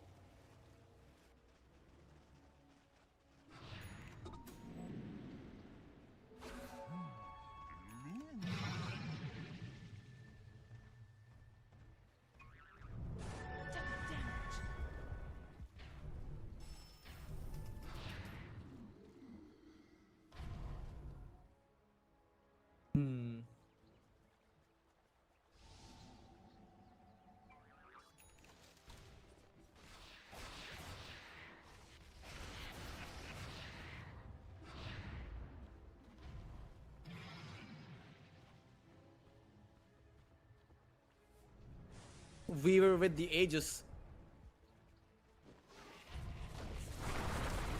Or rather, GTI? He did go in. It's actually, once again, a Templar Assassin hypnotized. Can they provide the safety? They can't, because the rest of them are also caught by the Wheel of Wonder coming in from Cubify. Valinor will once again collapse. They lose everything. And it's this time around GTI who will be able to make it out, but will not have a team to stand with him.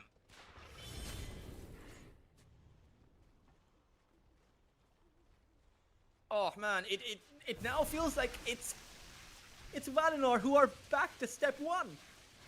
They're back to ground zero.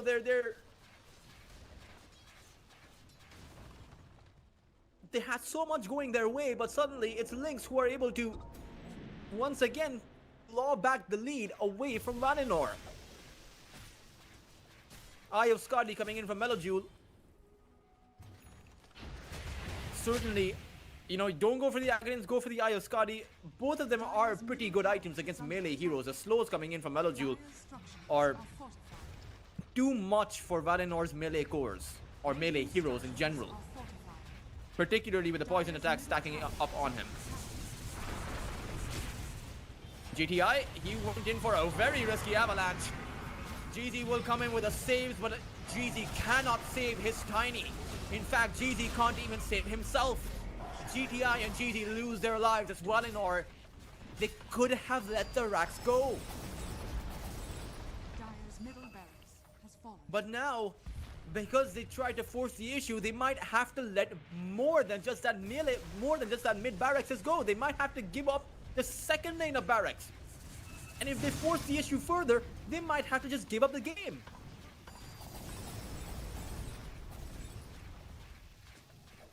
Dire's bottom tower is under attack. Dire's structures are fortified. Sauron once again on that front line. You have to remember, he does deal a hefty amount of damage. Dire's bottom tower has fallen.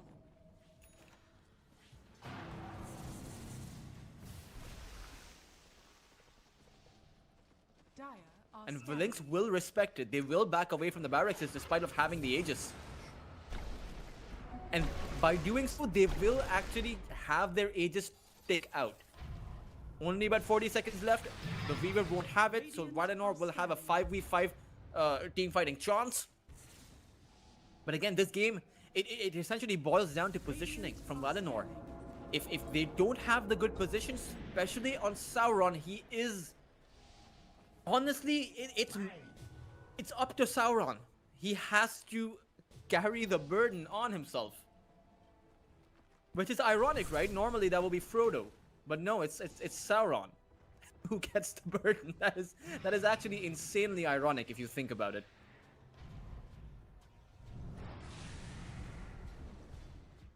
Now you guys get to know what Sauron felt, you know?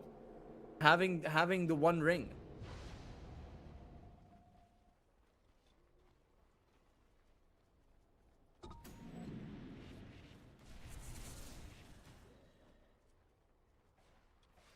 Lynx smoked up.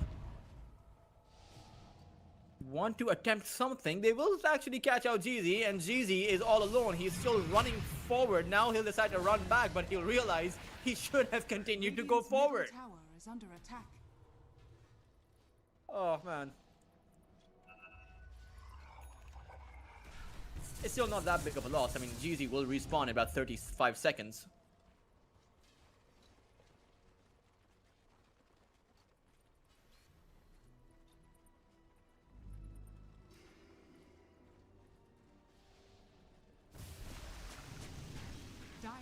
bottom barracks are under attack.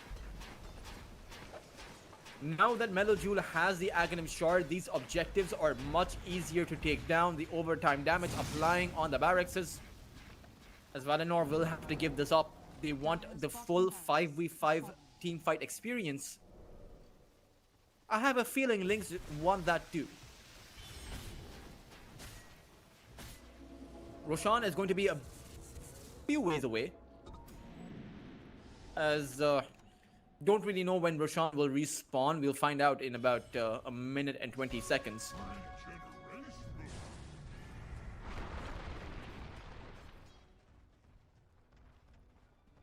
Sauron hasn't exactly built anything up once he's achieved this set of items, but Wheater does have that Aghanim Scepter, and this Aghanim Scepter is very important for the Primal Beast. Stay alive longer, dish out. Sauron, the only one not in a smoke of deceit, is going to be GTI, who will be revealed. It's going to be 7 Jesse, who will be set up in the Eels. No Wheel of Wonder coming out quite just yet, because Cubify, honestly, he is held in quite busy. Jeezy will lose his life though. It's going to be the Centaur held back, but Wheater has gone down. And for Valinor, they have to scramble to retreat once more. It will be the Tiny who will be able to teleport back, but Stoic will be left for dead. And once again, 7 Jetsu able to pick up a double kill. And unfortunately for Valinor, if the first point of contact is going to be the Weaver, that is a lost cause to begin with. There is no chance that you can take this Weaver down before the counter initiation comes in. He has that Satanic. He has 3000 HP that the Tiny can't burst through. There is no follow-up magical damage past that maxed out Avalanche Toss. It's even Sauron, their one hope, going to dwindle, going to wither in the thin air as 7 Jesu takes him out too. He does have a buyback with Valinor. They're now standing on their lost legs, as this will be a push for the last lane of barracks coming in. Dire's top tower is under attack.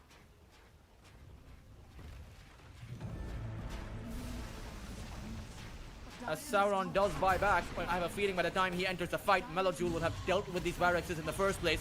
It's going to be GTI, who will be saved by Jeezy. But once he comes out of that disruption, he will fall.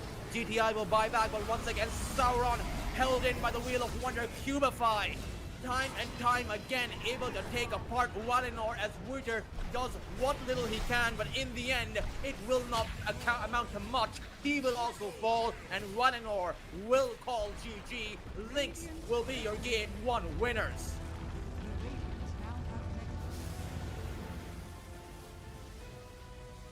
Oh man, honestly, that was probably my favorite series to have seen, rather favorite game to have seen today. The series is still long and hard, and by the showing of Valinor, I do think they have what it takes to actually take Lynx down. I think a few adjustments in their draft, maybe not get caught off guard by that last pick Viper, even though it does sound hard. But man, oh man, a game filled with comebacks, right? Even towards that mid to late game, it did seem like Valinor were finally back, but Lynx were able to take a comeback against a comeback.